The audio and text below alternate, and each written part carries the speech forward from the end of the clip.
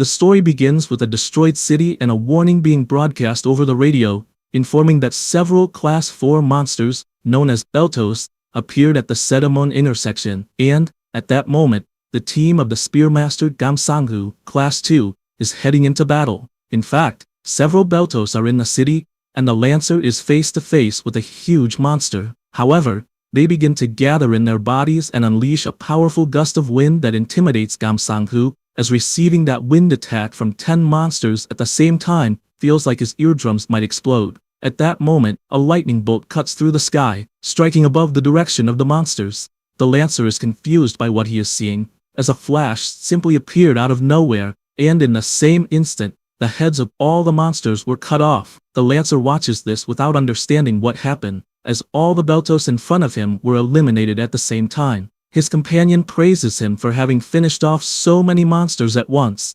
However, he says he didn't do anything, especially because he's not a specialist in large area attacks. She becomes confused and asks who it was. He says he doesn't know and wonders if there is possibly another unit besides theirs. She replies there isn't, as she hasn't heard of any others. Gamsanghu becomes thoughtful since, as far as he knows, there's no one in the country with that level of skill. At that moment, the girl notices something and comments that whoever killed the monsters left the magic stones behind and she doesn't understand, as they're extremely valuable. However, all the captain can think about is the flawless cut on the Beltos heads, as it's definitely the work of an awakened of rank A or even rank S, and he doesn't understand what the goal was since they killed the monsters and vanished without leaving a trace. He stops thinking for a moment and asks to collect the magic stones and contact headquarters to call the corpse elimination team. Then he notices something beside him and sees that it is a restaurant. He comments that whoever the awakened was that killed the monsters, if they had missed the cut, the monster meat probably would have fallen into that restaurant, and for that reason, he thinks the owner was quite lucky. Then he stretches and says they will leave since he's in the mood for a drink. Meanwhile, near the location, the MC appears descending the stairs and, after reaching the street, heads toward the restaurant. After entering, he turns on the stove and puts a pot to heat up. Then, he goes to the meat and places it on the table. He observes for a moment and wonders if he might have cut too much Belto meat. Then he imagines that the corpses of those monsters must have already been collected, and for that reason, thinks it's interesting to make some jerky. At that moment, someone knocks on the door calling for him. He receives the visitor, who says he is from the Awakened Association, and wants to know if the person there is Chul Ho Kang. The MC replies that he is, and the man gets straight to the point, saying he wants to talk about the several Beltos that attacked the area earlier, and, although he thinks it's good the monsters were quickly contained, he believes everyone in the region was a bit scared and, for that reason, says he is there to check if any damage was suffered. The MC says he understands, although he doesn't think it was a big deal, since the world has been like that for a while. He comments that it's true, even though the world has stabilized in recent times, and thinks it's very good that there are no residences nearby, so the damage is minimal. At that moment, he smells something different and says something smells really good. Chul Ho replies that it's normal since the place is a restaurant. The man becomes embarrassed hearing that, and confesses he'd like to eat a bit, since the place is open and he's been running around all morning. The MC likes what he hears and tells him to come in. The association employee is surprised to see the interior of the restaurant, finding it similar to the dramas shown before the gates appeared. The man asks for a menu, and Chul Ho says they don't have a menu since he cooks based on the ingredients they manage to get each day. The MC begins to prepare, and says that the menu for the day is Belto steak. The man is surprised to hear that name, and comments that he must be talking about the monsters from earlier that day, and explains that thanks to Master Gamsanghu, the monsters were defeated and the meat probably went to the market.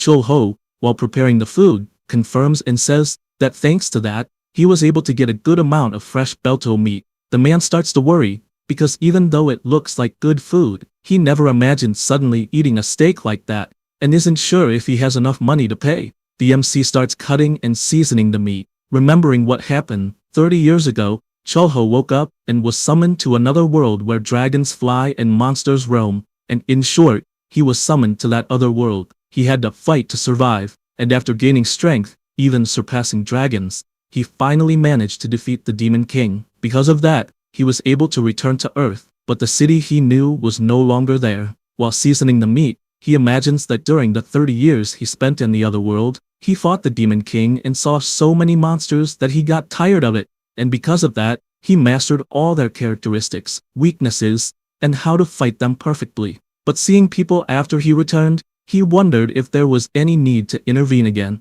He keeps preparing the dish while imagining that the people of Earth, with their own ways and rules, were protecting the world. Finishing his thoughts, he pours the sauce on the meat and smiles as it's finally done. The Belto steak was ready. That day, the main dish was Belto breast, and the sauce was cow whole milk. The man's eyes light up because at first, he just wanted to fill his stomach, but he never imagined the dish would look so amazing. He decides to take a bite, and after chewing, he comments that the dish is incredibly juicy, thinking that the Beltos were a real pain that morning, but now, he's feeling relaxed. He decides it's not the time to overthink and goes back to eating, enjoying every bite. Amazed by the steak, he no longer cares much about the price, as he wants to indulge a little that night. So after eating, he asks for another Belto steak. After eating again, he stands up and asks for the bill. The MC explains that he doesn't charge his first customers. He refuses that since it was way too delicious and confesses that he found the food comforting and felt all his fatigue go away,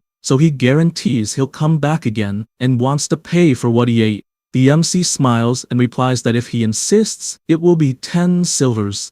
Immediately Choi pays and thanks once again for the meal, but before leaving, he asks the MC to stay safe, since the way the world is now, those who are not awakened go through hardships, and for that reason, he asks him to evacuate next time monsters show up near the restaurant. He then hands over a card, and says that even though cafes, bars, and markets have started to re-establish themselves, it's still dangerous. Cho-ho looks at the card and comments that it truly is a difficult era for the non-awakened, and after Choi leaves, he thinks to himself that the public servant isn't a bad guy, and hopes he lives a long life. He then cuts a piece of the steak and after eating, feels relieved that it's actually really tasty. He thinks it was another peaceful day and plans to drink something to wind down. He also considers making some snacks with the Belto eggs he bought that day, or cooking them. Suddenly, someone shows up at the restaurant, knocking on the door, and a red-haired guy announces that he finally found the MC, who looks confused,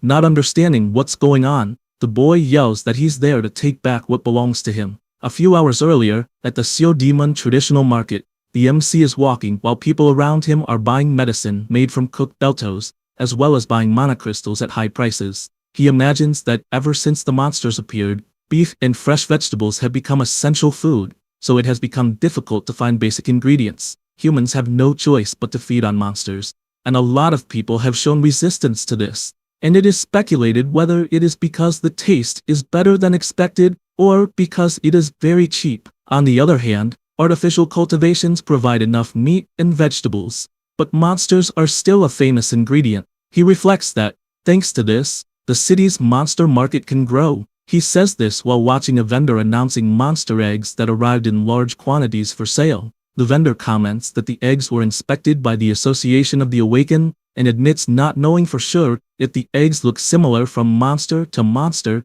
since he can't tell the difference. At this moment, Cho-ho uses his ocular detector. I imagine that the Canis artifacts, the silver dragon that rules the northern mountain range of that world's empire, grant the ability to see the target's essence. The system notifies that the item's name is Class 4, Raptor Egg, and the second is a Belto Egg, also Class 4. Reading this information, he imagines he stole this ability when he captured the Demon King, and so far, it is one of the artifacts he uses the most. He checks the information on all the eggs, and realizes they are from Belto, Atite, Triceraptor, among others, and finds it interesting to be able to know the power and tendency of the target, and tell if someone is lying or not, although he doesn't like to use it much on people since knowing the truth would only bring regrets. Thinking about this, he tells the vendor he will buy all the eggs. However, he finds it strange since, for some reason, there is no information on his system about one of the eggs.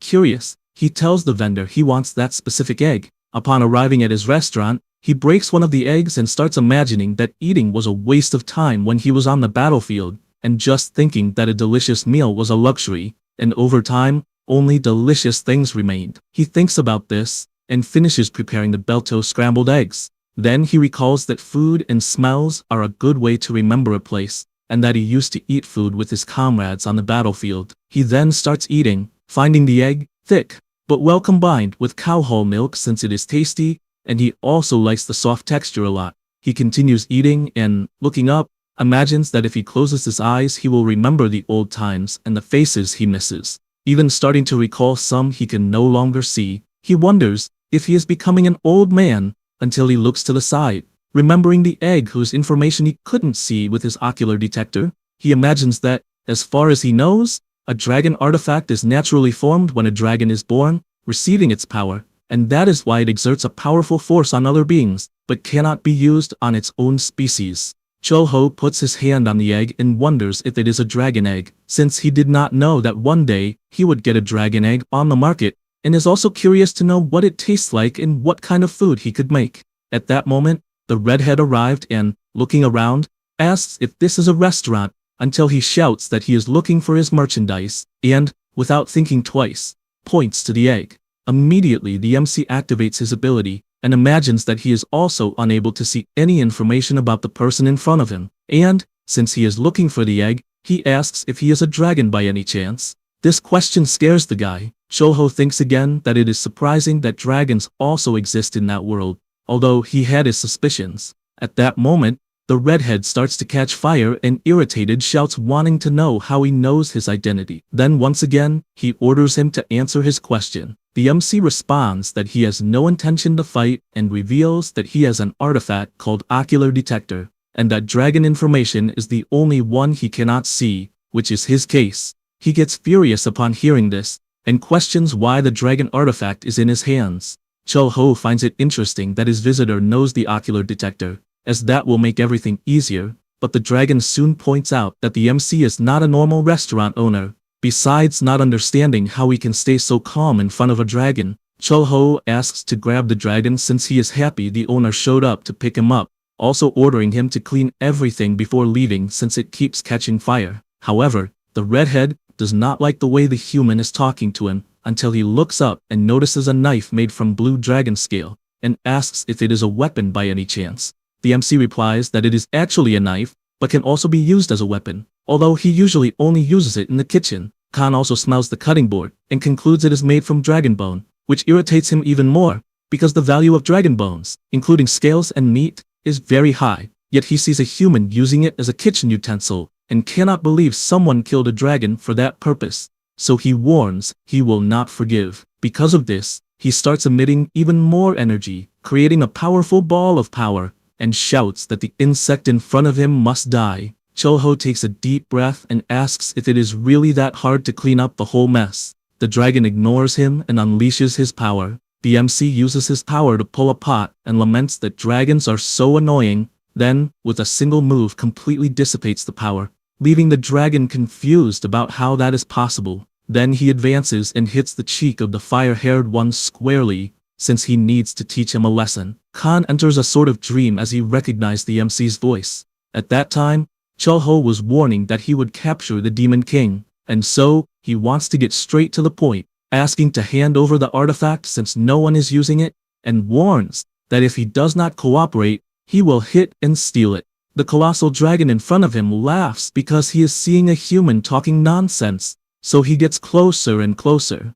However, the baby dragon stretches his paw and thinks he cannot do that since he saw it 30 years ago, so he recognizes him and knows his father will get a beating. At that moment, the MC notices there is a child there, and warns that he should not be watching. Only then does Khan awaken again and return to reality. The MC asks if he is awake since they need to talk because he wants to discuss the cleaning of that restaurant, and after it is done, he will let him take his things to leave. But before that, he warns that he really does not like dragons for personal reasons, and, therefore, if he does not obey, he will have to resort to violence. Hearing this makes the dragon completely terrified, so he immediately goes to clean up the mess he himself caused. Cho-ho takes advantage of the moment to ask if he might not be a native since he knows the ocular detector. He replies that he was born on the continent Espan, and not long ago landed in that world due to a crack in a dimensional opening. The MC finds it interesting that this continent is connected to their world,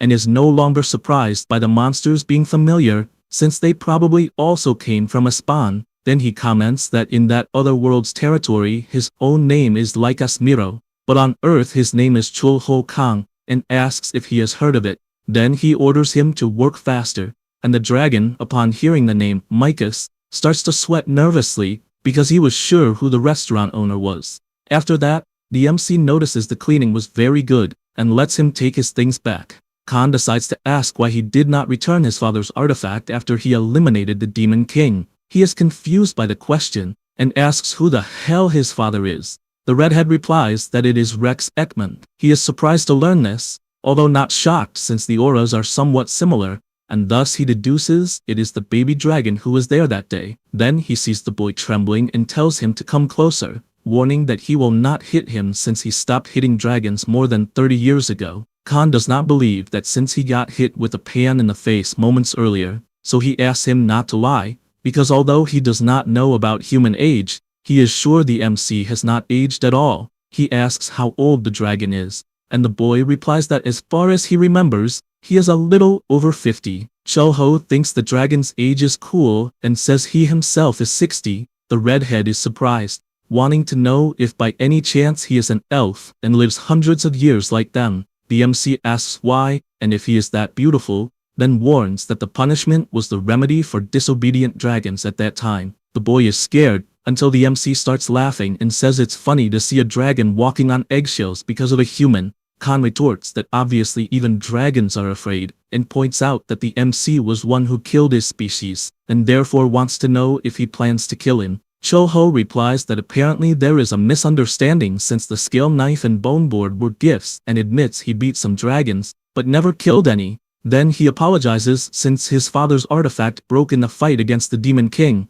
so he couldn't return it even if he wanted to. Khan is surprised hearing all this, and the MC apologizes once more because he really needed the artifact, then invites him to drink. But apparently there are many questions. The dragon, after a few sips, says he can't drink with a mere human, but soon falls on the table drooling from being so drunk. He says that the MC is probably the first human to drink with a dragon, and should feel proud. He finds it interesting since he earned another title of first human, then asks if by chance Khan laid the egg and praises him since it's amazing for a young dragon. The boy gets furious saying he's male and obviously males don't lay eggs, and says the egg is his younger brother's, telling that a dimensional rift opened recently in their lair, and their parents were away. Chulho asks how long he's been in that world, and the dragon replies about half a year. He thinks it's a coincidence, since it's similar to when he himself returned to Earth. The boy reveals he heard the MC disappeared after killing the Demon King, and asks if he didn't return immediately. He answers that he had some things to settle, and that's why it took some time. The redhead, quite drunk, says he found it interesting but questions why he's hiding in a useless restaurant after saving the world, disappearing and reappearing in another dimension. He also points out that a monster like the MC could easily take that world. Chulho asks if he really thinks so, and the boy angrily slams the table, saying humans are like that, always after power, war, and greed, and questions if when the MC destroyed the Demon King and saved the world, humans didn't start fighting each other. He thinks about it and says it makes sense but has no interest in those things since he's tired.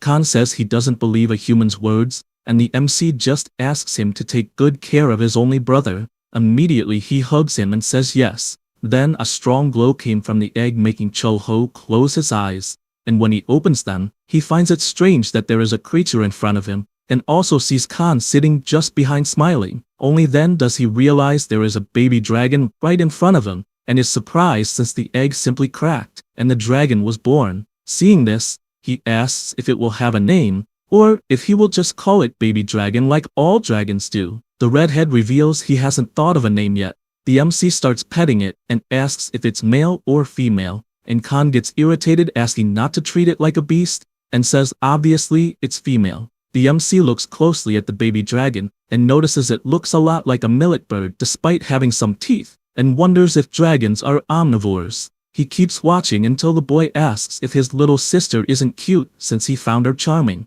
Chulho pets her once again, then asks where he will take the baby. He thinks about it as well as the MC, who smiles and says that if there's somewhere to go, it's to eat first and only then leave. After that, many gusts of wind blew in the place. The bastard demons appeared with the storm, when the wind blew carrying a strong smell of blood, and so on rainy days, he remembered the battlefield. Besides the last drink they shared, still on the ground, he felt alive. That day, the MC prepared the fast-growing hamburger steak. The main dish was beta chicken breast, meat from the triceratops footpad. It is soft like a sponge, good for elderly and children. After the MC offered these foods, he wondered if he could leave already. Khan felt a little embarrassed and answered yes, asking how much the meal cost. Cho-ho replied it cost $10, but asked to leave without paying, although he found the boy's reaction strange. He found all this strange and asked if he had somewhere to stay,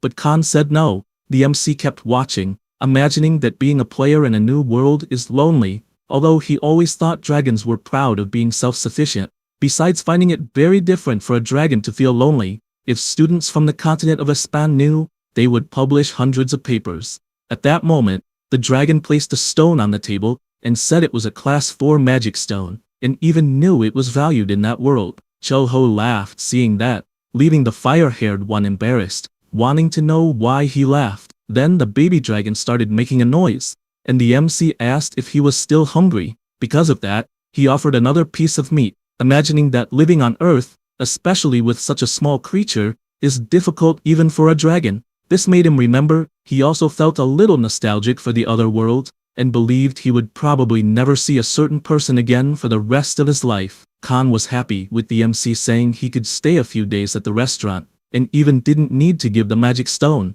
He knew having someone to share secrets with could add some happiness to life. The dragon did not accept everything so easily, as he did not want to take advantage, since he had even been fed. The MC stretched out his finger asking to wait a moment, and made a cut in the air, leaving the boy startled. At that moment, a goblin appeared from the portal that formed, greeting the king of the world. Khan was surprised to see it was a goblin, and the MC said it was an immortal goblin named Kasim, who manages the items in his subspace. He then went straight to the point, asking how many magic stones they had in the subspace. The goblin pointed out as many magic stones as grains of sand on the beach, but regarding the highest class stones, there were 5 top-class magic stones, and 120 high-class ones. The MC handed over the magic stone that belonged to the dragon, and Kasim said another grain of sand had been added, leaving Khan unable to believe it. The goblin continued to follow his master's orders, while the fire-haired one was still amazed at the absurd amount of magic stones Cho-ho had.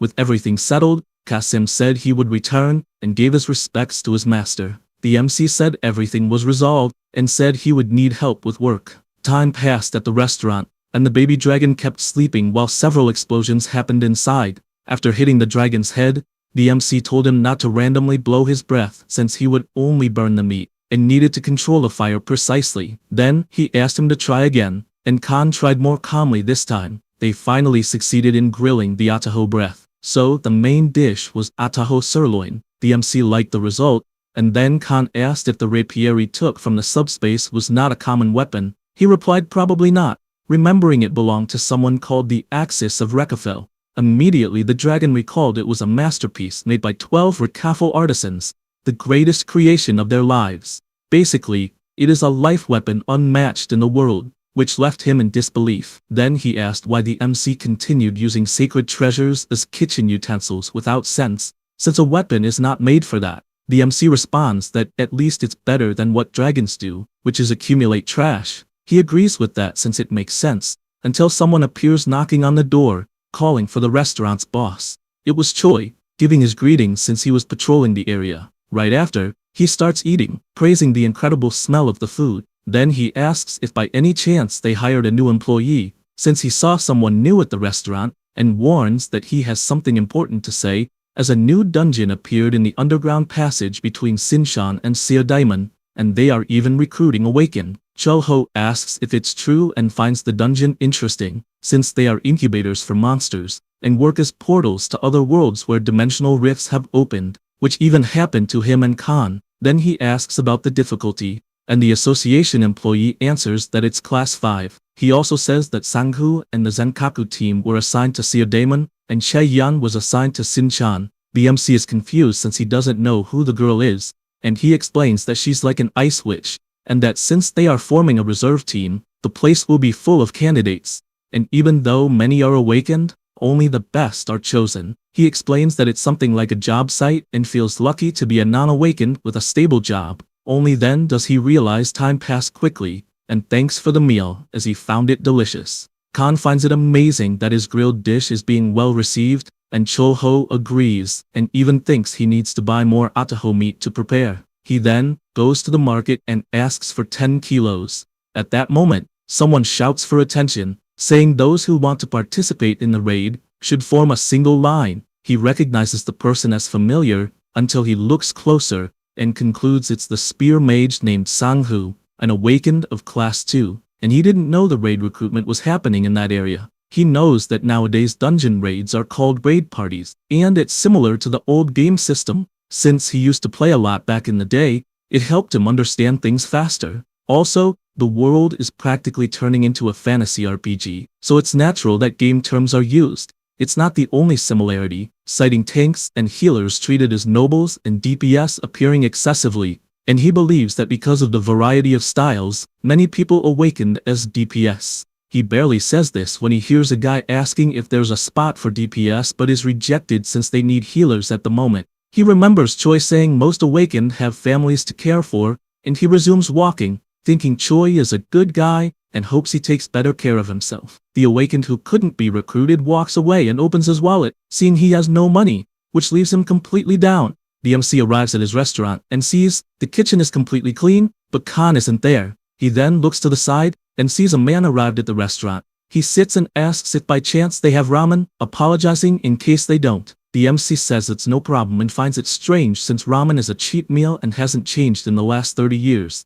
But the price went up and the taste changed a bit since they use something besides wheat. The man asks how much a portion costs, and the MC replies $2. The customer is surprised it's so cheap and asks if he can order 5 portions. The MC thinks it's a lot since he doesn't know if he'll eat it all, but the man says he definitely will. Chol-ho starts to find it strange and decides to use his ocular detector on the guy. His alignment is good, and his class is Food God. The class proficiency is the lowest, but the acquisition skill is high. He reflects that this class is familiar to him since an ex-colleague had it, and, as far as he knows, the more he eats, the stronger he gets. Besides the quality of the food affecting the result, basically, eating high-level monster meat brings significant gains. However, it is quite weak at first since he is always hungry until reaching a certain level. He knows that when he masters the class, things get better, and concludes that the man is still at the beginning. He grabs the ramen package and announces that it is ready. The dish is extra-large ramen with grilled ataho meat topping. The man, confused, picks up the piece of meat with chopsticks and asks what it is. Chul-ho tells him not to worry, since it is on the house. He says this thinking that good people always have hard lives, and knows very well that in times of chaos, the good are the first to fall, and believes that if the guy's alignment were not good, Botu would probably have ignored him even with that ability, and he believes that because he has a high acquisition, that food will have a good effect. Seeing the man still not understanding why he received that extra food, the MC explains that in that restaurant they take good care of first-time customers so they come back. He doesn't hesitate and starts chewing like crazy, immediately thanking for the meal, and is amazed by the taste, praising both the meat and the smell, even without knowing what it is. Then he starts devouring the ramen, to the point of drinking even the broth from the pot, leaving it completely clean. After the meal, he thanks since he hasn't had a good meal in a long time, and the MC asks him not to say that since he is happy, he liked it. The man starts to reach for his wallet in his pocket, but drops several things on the floor, like some money and something the MC notices, which is a tie. He hands over the money, and apologizes for being dirty, and thanks once again for the delicious meal. Before leaving, he says he will return soon. Khan appears since he hadn't noticed his boss had returned, and all the MC thinks about is the man's dirty clothes. But the tie was new, and he wonders if maybe he was trying to impress someone, until he remembers that the man was leading a hard life in those chaotic times. And not long after, he heard again, since that same man was standing in front of the portal, and that was when the gates exploded. The movement becomes increasingly intense in front of the portal, and the guards keep asking everyone not to invade the barricade. Manhwa asks if there is anything he can do since he is an awakened. The guard asks what his classification is, and he just replies that it is something related to food, and that he has no special abilities despite having good strength. The swordsman makes it clear that the dungeon is no place for a mediocre awaken, especially since his own team returned injured, showing how intense the gate is. He looks ahead at a healer and realizes it is his daughter Majin. He runs and shouts for her, and when she approaches, he asks what she is doing in that dangerous place, since she should be at school. She replies that there are many injured people there, so the school sent some awakened students to help, and she retorts by asking what he is doing there, telling him to leave as quickly as possible. He says he is just worried, but she gets angry, saying he doesn't have to worry because, as he said himself, his only skill is being good at eating. She also accuses him of eating at work all day and not even coming home, so she wonders what good it will do to throw himself in front of danger just eating. Then, she pushes him, saying she needs money to get a school scholarship, and accuses him of making her look pathetic by invading that place. As she does this, she notices his tie falls to the ground and accuses him of not even having a proper weapon. At that moment, someone comes out of the portal. It was Sang-hoo, heading toward his partner, and she shouts that the attack on the dungeon is over, and asks the healers to gather to treat the wounded. Immediately, Mi-jin runs off, leaving her father behind. Now, some things about that world: the types of abilities possessed by an awakened have 5 stages until reaching the upper level, expanding someone's proficiency. In that world, especially in Korea, for the training of awakened people, a place called Cipher School replaced regular schools. Once an awakened person masters the knowledge of the first lesson through training, he can choose another depending on his development. If someone masters 2 lessons, he is placed in class 1 or higher by the Awakened Association. So if someone awakens with a useless skill or has a low level of development talent, it is natural for them to find peace doing something that suits them better. The MC, in his final battle, mastered his 6th lesson. He imagines that after that, he saw nothing else that could get him a higher class. So he believes that is the limit. At that moment, Khan appears shouting that something big happened and says Kyo spoke while eating caramel. The MC is confused by that name and asks if it means orange in Korean. He replies that it was the name he gave his little sister, but says it's not important. Indeed, Kyo was very happy calling her brother father. The MC finds it interesting since he actually heard the baby dragon speaking, but is bothered by the name, since it doesn't seem very Korean. He comments that it was the baby dragon itself who gave the name to itself and, after all, was born in that world. Once again, Kyo calls her brother father, and he is pleased by that. Cho-ho comments that, from what he knows, dragons are born already mastering class 1, and asks what kind of class the baby dragon reached. He replies that he is also curious since they will have to wait until it grows a little more. At that moment, someone enters the restaurant, and it was Manhwa asking for 5 more bowls of ramen. He approaches the counter and says he was trying to join the Furious Gate group and ended up finding his daughter. He said that if he helped treat the wounded, he would get a school scholarship, but he doesn't like it at all since the place is dangerous. And he confessed he was sad because he couldn't help her at all, and was even asked to leave since he is just one of those near level 7, something a little above a mere civilian. He explains that, on the other hand, his daughter awakened with the ability of a healer, and, for that reason, since she was young, she was recognized as a 3rd-class awakener, besides being an exemplary student, and he believes she will be well treated by the Awakener Association. Manhwa says he went to a store since there would be an important class for his daughter and found a tie, although it was quite expensive, but it was necessary to attend the school elegantly. He concludes that it's probably better not to go to the observation class, since what's the point of being a good father if he can't even support his daughter to graduate properly? Speaking of which, it brings him down to the point of calling himself shit, since even in that situation, he is still feeling hungry, and, on top of that, calls himself useless because his ability is related to food, and he's always eating, and for that reason, he can't find a suitable place. At that moment, MC goes to Khan and asks if he's okay. Chubby Firehair asks if he's crazy since he's talking like a predator waiting for his prey to get fat. He says it's just a joke but notices something strange. Khan says it's just the baby dragon shedding skin and finds it strange the way MC is staring and gets furious, as he wanted to keep it as a memento but is being ignored. After that, the extra large shortcut ramen is ready, and Manhwa warns that it will be the last time, but Cho-ho tells him not to worry, saying they have plenty of meat left and should just enjoy it. The man starts eating, and MC just watches, until finally he finishes the pot, leaves the money on the table, and thanks for the meal, also apologizing for having to listen to that outburst. He tells him not to worry or thank him. Then he thinks a little and calls Johan's attention, saying life really is full of difficulties. But it's always nice when at least one thing is easy. Then he says that for those who live working hard every day, good things still happen from time to time, and asks him to do his best to survive the next day, and that he'll be waiting at the restaurant.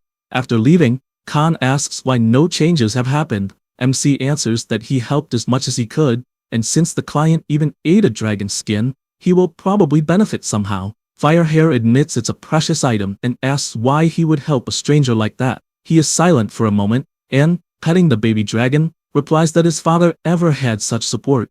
Khan is surprised to learn that he also had a father, which, because of this comment, earns him a punch in the head. At night, Manhwa arrives home and notices his daughter is already asleep. He approaches and realizes she took the tie from the floor. Only then does he notice she is crying, apologizing to her father in her dream. He pats her head, saying it's okay since he also feels bad, imagining people's apologies for not being able to live like everyone else. Besides being a father who embarrasses her in front of friends, and also for not being able to give a comfortable life, but he assures he will always love her. The next day, Manhwa appears running for the last spot at the portal, and the recruiter asks him to please show the Awakener registration card. After checking, the man questions if he's the same person from last time and asks his name. Manhwa introduces himself, and the recruiter immediately recognizes him, and warns it will be a problem if something goes wrong, and asks him to do his best next time. He says he will pay attention to that. Then the recruiter shouts that recruitment is complete, and tells everyone to leave. Meanwhile, MC is walking until he reaches the street and notices something as he sees a bus passing that catches his attention, and there is a big portal closing at the location. Sang-hoo, seeing that, thinks the situation sucks since the portal just closed. At that moment, Mi-jin appears running and keeps shouting for her father while looking at the portal. After the group enters the portal, the leader orders them not to disperse while defeating the monsters. He barely says that, and the dinosaur appears attacking Manhwa, who, startled, lands a full punch, and is surprised since he strangely feels strong, besides not feeling hungry, and doesn't know why. Suddenly, a girl asks what is happening, and points to a fissure inside the dungeon. Everyone feels a strong tremor, and a colossal dinosaur appears before them, leaving Manhwa surprised since that is a hidden boss. The girl tells everyone to run and they start fleeing while Manhwa tries to process what is happening, and if the monster in front of him is the Tigrex. He prepares to run, but something catches his attention. Since on the monster he defeated there are mana crystals, he quickly realizes they are class 8, and if sold, he could earn weeks of work in compensation. However, another awaken shouts to leave immediately, but he refuses to leave the crystals behind. At the same time, the boss lunges to bite him, but he counters, flying away while in the air. He reflects that it's really pathetic, as his daughter imagines, since even in the end, he was a fool. He remembers when he met his daughter, and also her crying while sleeping, besides moments when she was happy, or even when she was a baby crying all the time. His next memory is of her as a baby, and because of that, he wakes up to life and begins to get up, as he does not want to die like that, since he would leave his daughter completely alone in that world. He looks at the dinosaur, which stomps firmly on the ground and charges to attack.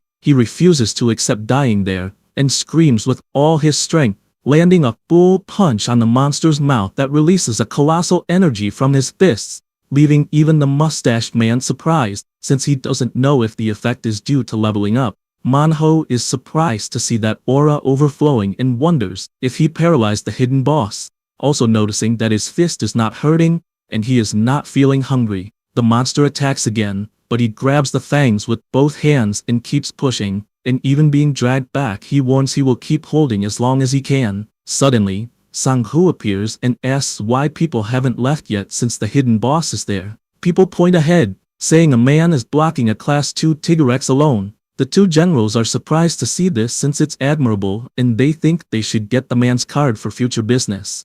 At that moment, Manhwa's tendency was good, and his class is Shikshin. His class achievement is medium and skill acquired high. The MC sees this information hidden in the air, thinking the mirror skill works by catching the opponent's attack and reflecting it back, and it's easy to see the damage, but he is very close to a tank. Therefore, he thinks that in terms of awakened Koreans classes, it's a satisfying skill that could at least be class 3. He sees Sang-hoo carrying Manhwa outside, and thinks it went very well, wondering if he should leave too. At the restaurant, the baby dragon was sleepy, and on the radio it was reported that in the dungeon team's third attack, they announced the hidden boss was defeated, and said the main role in that team was an awakened Class 7 called Manhwa. Because of that, he became the greatest contributor to the dungeon's conquest, and the team was about to suffer irreparable damage due to the hidden boss's appearance. The MC is happy hearing this, holding the baby dragon in his arms. He notices she gained weight in the meantime. Kyul keeps calling him daddy, but he warns that he's not her father. Then the radio brings new news. Like a thief terrorizing the city who is known for liking shiny things and food, so they ask all citizens to be careful. The MC thinks about this, since they announced a thief obsessed with shiny things and food. At that moment, the baby dragon appears holding a cup full of water, and he asks if it's for drinking, and he is going to do that. But Khan appears asking not to drink since the water contains many germs. MC questions why he appeared so early with such a heavy aura. He just comments that the baby dragon learned about Passus from a picture in a book, and that's where he extracted it. Chul-ho asks for more details. Sometime later, Choi was already at the restaurant tasting kimchi and even found it delicious.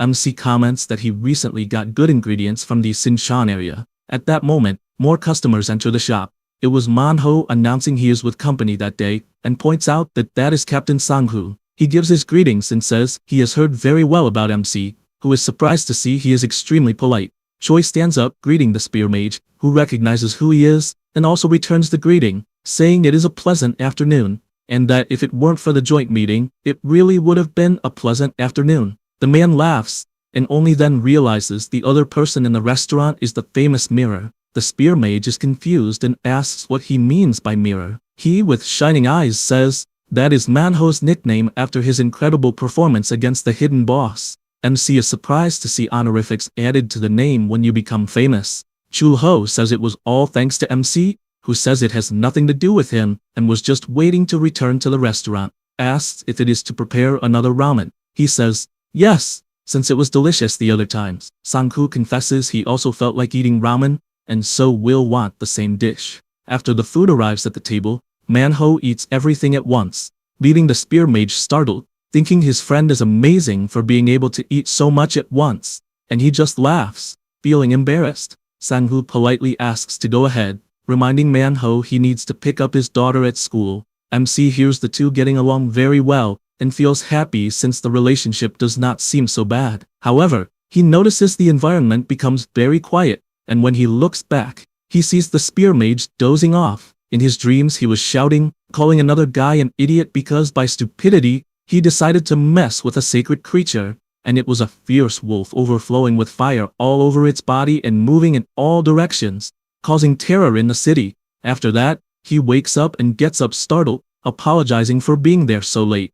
MC tells him not to worry since there are no customers anyway, and asks if he would like a simple meal. He says not to worry since he is not hungry, until the radio announces once again about the thief invading shops. Chul-ho asks if he wants alcohol, and says that in that restaurant they only serve soju and beer. The man accepts and asks for any side dish he thinks best. MC thinks about it, not knowing what he can do with the ingredients he bought at the market, and asks if he would like sashimi. The spear mage thinks about this option, and Chul-ho says it is very fresh. He puts the fish on top of the shed, and imagines that species has been seen for 30 years but are hard to find. He imagines the name of that is German fish, and a fully grown adult easily reaches 3 meters, so that one is a baby. He begins cutting with his extremely sharp knife, and while slicing he thinks that in the past he did not prefer sashimi, because it had a poor cost benefit. After a while, the German fish sashimis are finally ready, and Sang-hoo is delighted, confessing it has been a long time since he last ate sashimi. He brings the food to his mouth, and is surprised by how smooth it is, besides being refreshing with a taste like noodles.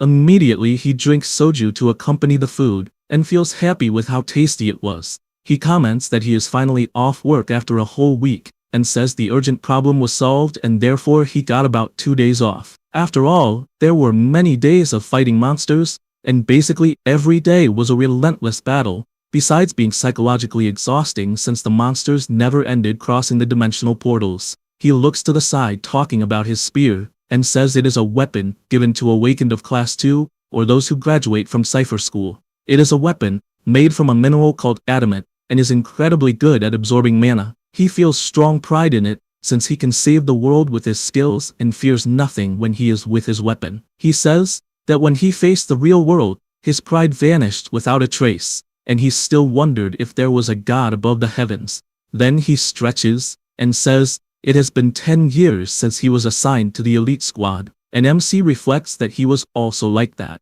He thought that the day a person realizes they are not a big deal, this applies not only to the awakened, but to anyone in any field. The MC serves the drink again, and asks if by any chance Sang-hoo is not the guardian of the city, or at least one of the 5 guardians of all Korea, which is pretty amazing. The spear mage confesses that the future of many people depends on himself, so sometimes he thinks the burden is too heavy to carry. The MC asks if there is any particular memory he remembers, and he says yes, and tells a specific one about Gumiho. On that rainy day, he was running with his partner, wanting to know who was the idiot that disturbed the Gumiho's sleep. She answers it was a knight, and he gets annoyed since he does not understand why someone of class 2 would do such a thing. They arrive at the place where the huge firewolf was, and its size was colossal. He explains that creatures with exceptional intelligence are usually called sacred creatures, and even called monsters beyond classes. The exact reason is unknown,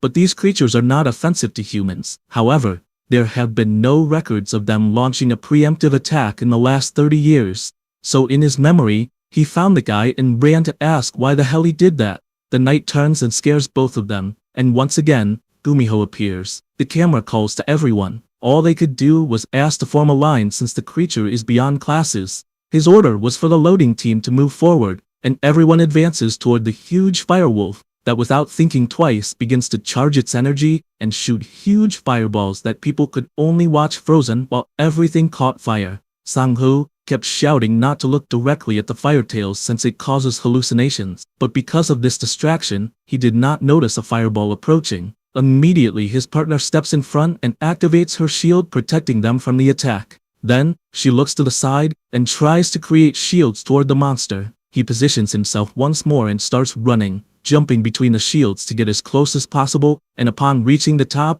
he aims his spear at the monster's mouth, and looking fixedly into the wolf's eye, he notices the creature had tears coming from its eye, and this surprised him, but it was too late to think about anything since the attack hit the creature squarely, defeating it. Back to the present, he explains the monster's attack lasted all night, and when they finally managed to defeat it, they heard some screams amidst everything. It was the Gumiho's cub, and he couldn't believe seeing that. He explains that an eagle released by the knight went hunting and hunted the fox's cub, and when the mother left the nest for a moment, that's when everything happened. He keeps drinking his drink and says it was probably a mistake, since the knight was a prodigy of cipher school, and stresses that they cannot make such mistakes under any circumstances. The MC asks if there really was a cub, and he says yes, and that unfortunately, they eliminated it. He also says that despite the process, everything ended that way, and there was nothing they could do. The MC said it was a good choice and he laughs, agreeing. Then he stands up and apologizes for talking too much, although he thinks it's because he is drunk, and therefore asks for the bill, also requesting to pack the sashimi to go since he liked it.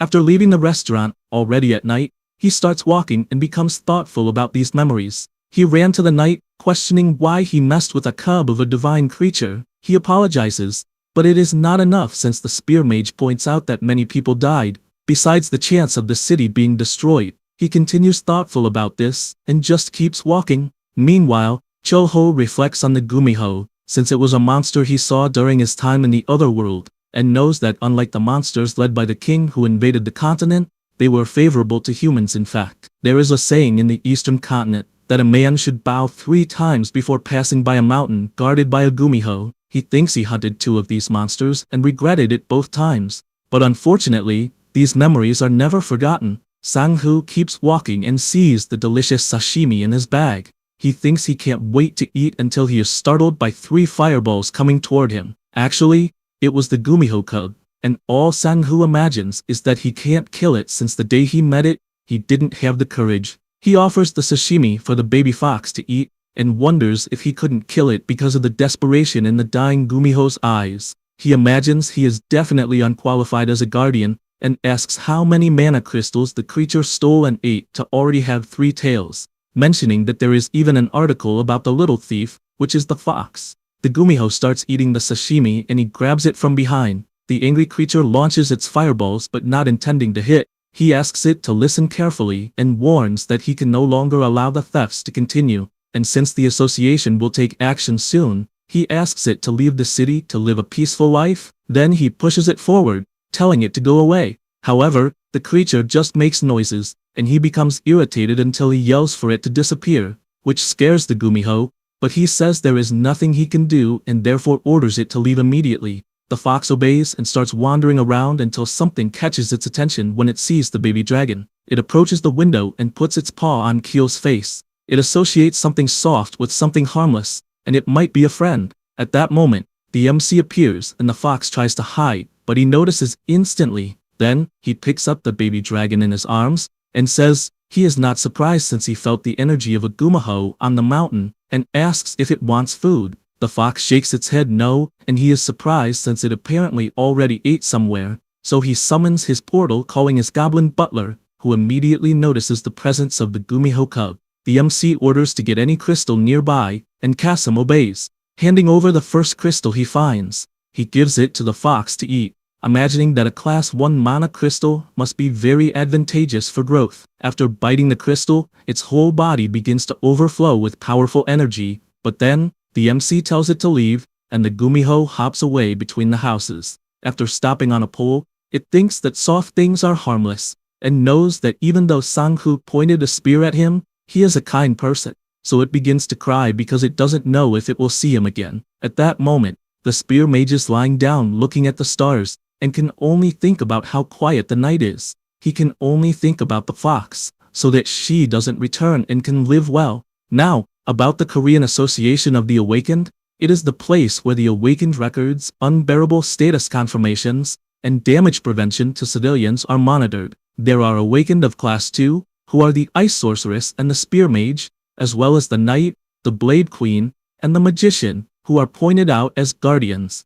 There are also 3 Class 1 Expedition Awakened on special missions, and all of this is monitored by the association. The mastermind behind all this is President Jinsa, who is having his coffee, and tells Chaeyeon that the coffee is hot. She replies that the reason is because it is summer, and asks if she should make something cold. He tells her not to worry since summer was made to be hot, and asks if the mandrakes disappeared. She answers yes. Mandrakes are plant-type monsters that grow buried in the soil and, when they feel threatened, release a poison that requires a special antidote within a radius of 1 kilometer, and for that reason are classified as monsters. Also, even if there is an antidote, if someone tries to dig them up to remove them, the monster will scream loud enough to cause instant death in low-class awakens or ordinary people. Chaeyeon says that 13 mandrakes completely disappeared, and that there are no traces or anyone entering, so it is a strange incident. He laughs hearing this, and questions, since when tuberous vegetables have feet to run away.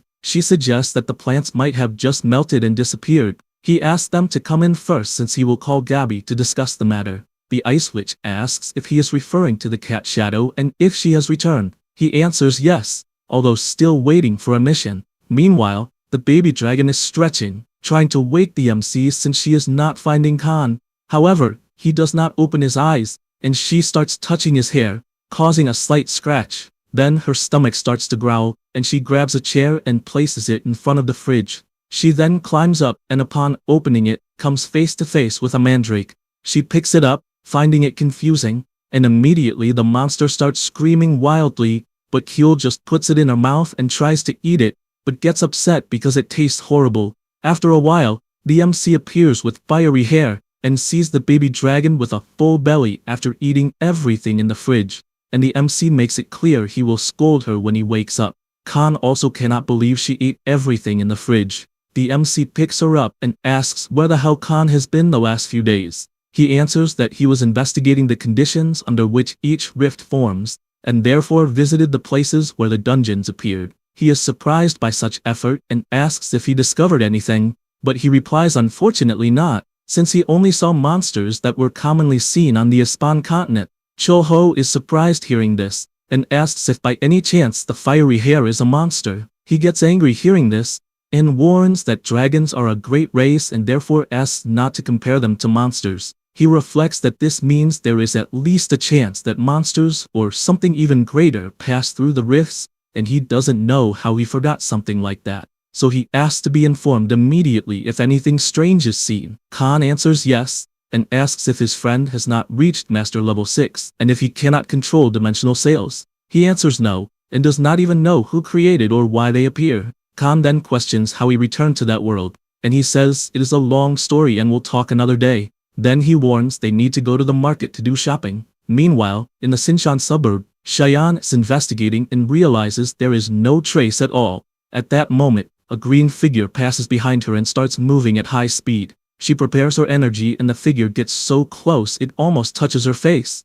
Only then, she realizes it is the awakened Gabby. The girl says she is surprised to finally see the Ice Witch of Sinshan. She says she looked around and had no idea who she was. Cheyenne, a bit embarrassed since in front of her is an awakened of level 1, which is the highest possible, greets her by the nickname Cat Shadow, but she asks not to be called that, saying she can just call her sister, and asks if she's a new recruit since she's really cute, and asks her not to be nervous, also wanting to know how old she is and what she's doing there. Cheyenne says it's her 10th year, and the sorceress finds that incredible since someone who crossed the barrier without causing any disturbance is in front of her, and questions if she's really a level 1 awakened, also not understanding how she didn't make the top 30 years ago and how she looks so young. Gabby reaches out her hand saying she saw the previous guardian a few times, and asks if she's new. Cheyenne introduces herself and says, yes. The girl then asks what's going on, and she replies that there was an accident, that 13 mandrakes disappeared.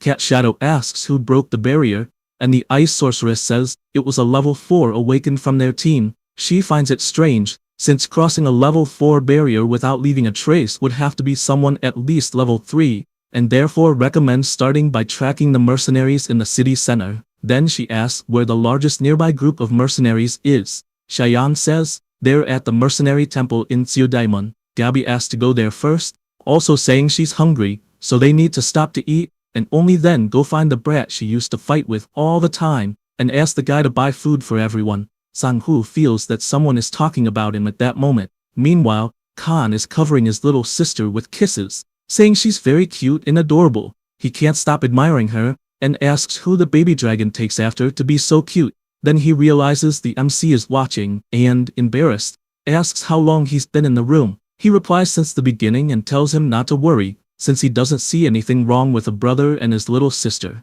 Then, he tells him to fill a bowl with water, and Firehair asks what he's holding in his hands. He says it's something called watermelon, and asks if he's never seen it on the Espen continent. Khan says it's the first time he's seen one, and asks if the red part is meat. He says no, and that at first he thought it was a fruit, but apparently it's classified as a vegetable. Then Khan picks up a chicken and asks what it's doing there. The MC says it's a chicken, but he says he already knows what a chicken is. This surprises the MC enough to ask if they existed on the Espan continent. Then he shows a mandrake, and Firehair, knowing what it is, asks where the hell he got one. He says he was out walking and picked it up from the ground, and starts to imagine that mandrakes absorb heat energy and help the body cool down. He also knows they have a coarse texture and sweet flavor, and that's why they go well with both hot and cold dishes. Then, while handling the chicken, Khan asks why he keeps stuffing the inside, and he replies that it's necessary, only then putting it in the pot since they need to wait for it to be ready. At that moment, someone enters the restaurant saying they didn't know there was one in that place. It was Cheon, accompanied by Sang-hoo and Gabby. The ice sorceress greets him, and the MC welcomes them. Immediately the spear mage apologizes, and says there's a guest present, and asks Khan if he's the one working there. Cholho says it's always good to have customers in the restaurant, and says Firehair is one of the cooks. Then says they've made a samgyetang and wants to know if they'd like to try it. Gabby quickly asks to be excluded since she's vegetarian. The MC thinks about it, and finally serves the samgyetang and cubes of mandrake kimchi. The awakened are surprised by the appearance, and Cheyenne doesn't waste time, and takes a bite of the chicken piece, finding it absurdly delicious. With sparkling eyes, she says the kimchi is absurdly refreshing. Gabby just keeps watching from afar, and the MC asks if she's really a vegetarian. She replies yes, and asks if there's any dish in that style. He says he doesn't know much, and asks if by any chance she'd like to eat a watermelon since the restaurant has some. She gets excited because she loves eating watermelon and asks for a bit. The MC starts preparing since there are many ways to enjoy a watermelon, and it's tasty, sliced, frozen, or blended. He decides he'll try a different method, first scooping out only the flesh of the watermelon and cutting it into small pieces. He decides he'll also add other fruits like berries or kiwi. Then he thinks, I can put it inside the watermelon. He adds a fizzy lemon drink, and finally, his watermelon and fruit punch is ready, and Gabby is happy because it looks really good. Cheyenne uses her power to add some ice cubes to the watermelon, and the MC is surprised to see that she's an awakened. Sang-hoo says the girl is the ice sorceress who protects Sinchan. She says she doesn't like that title or any kind of nickname since she finds sorceress very strange. She also says that at school there's something called a battle royale that happens every year, and she got caught in the opponent's trap, ended up completely exposing her final move, and tried to play it cool, but that seems to have been a big mistake, and that's why she's sulking, saying she messed everything up. Chul-ho thinks all kinds of shooters keep showing up one after another, so when he looks to the side, he thinks Gabby is on another level, since just her presence makes it obvious she's at guardian level or above, and he also thinks she's beautiful. The girl smiles, thanking them for the meal, and that just makes him think she's even more beautiful with that smile. After everything's done, the dishes go to the sink, and the two start washing them, with Khan commenting that Gabby is very pretty.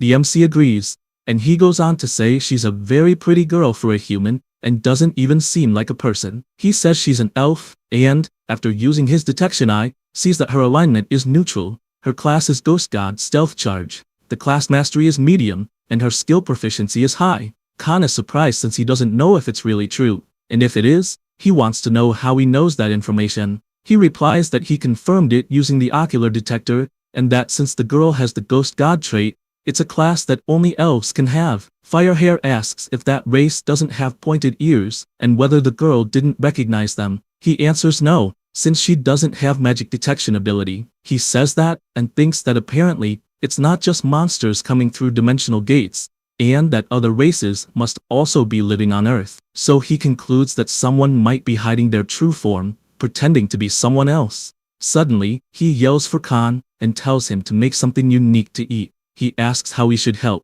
The MC replies that he just needs to grab the spoon since they're going to make watermelon juice. After the three awakened ones leave the restaurant, the ice sorceress laments that the lead was false. Sang-hoo, the employee, comments about the rat that disappeared and, while fleeing, wonders if they shouldn't consider the possibility that the mandrakes disappeared naturally. Gabby asks what the hell he's talking about, and he just says, it's a senseless case since there's no evidence, no witness, and no victims. Cheyenne starts thinking the same since even someone like Cat's Shadow, who's level 1, investigated and found nothing, so the answer must be in a different direction. Sang-ho points out that maybe someone even ate them. That catches Gabby's attention since she finds it very suspicious, because there's no evidence, and the whole place is quiet even though something is happening in the city, and that's why she says she'll report to the higher-ups what they discover. The spear mage just stays quiet without anything to add. Meanwhile, someone lights a cigarette, and keeps looking at the starry sky. He glances at the grass on the ground, and then draws his sword, saying they need to protect the survivors, and shouts to his whole team that the case is closed. The MC picks up the newspaper to read until the baby dragon appears calling for him. Chul-ho picks her up, and Keel starts saying that sleeveless clothes are attractive, and he agrees since the weather is really hot. Then her stomach starts growling and she looks to the side saying she's hungry. He starts thinking about what they should eat for breakfast, since he always worries about that, because life is short, and there are only 3 chances a day to eat something tasty. The baby dragon keeps staring at him, and the MC starts pulling her cheeks since her life is anything but short, and decides he will make white rice since it's good for health. He puts her on the ground to wake up her father, and immediately the baby dragon runs and jumps towards Khan, who is sleeping peacefully until he wakes up startled without understanding what's going on, and all the MC does is laugh at the situation. Moments later the dish is ready, and that day, it was Belto egg and vegetable bibimbap. Firehair is excited since it smells really good, and after mixing the pot well,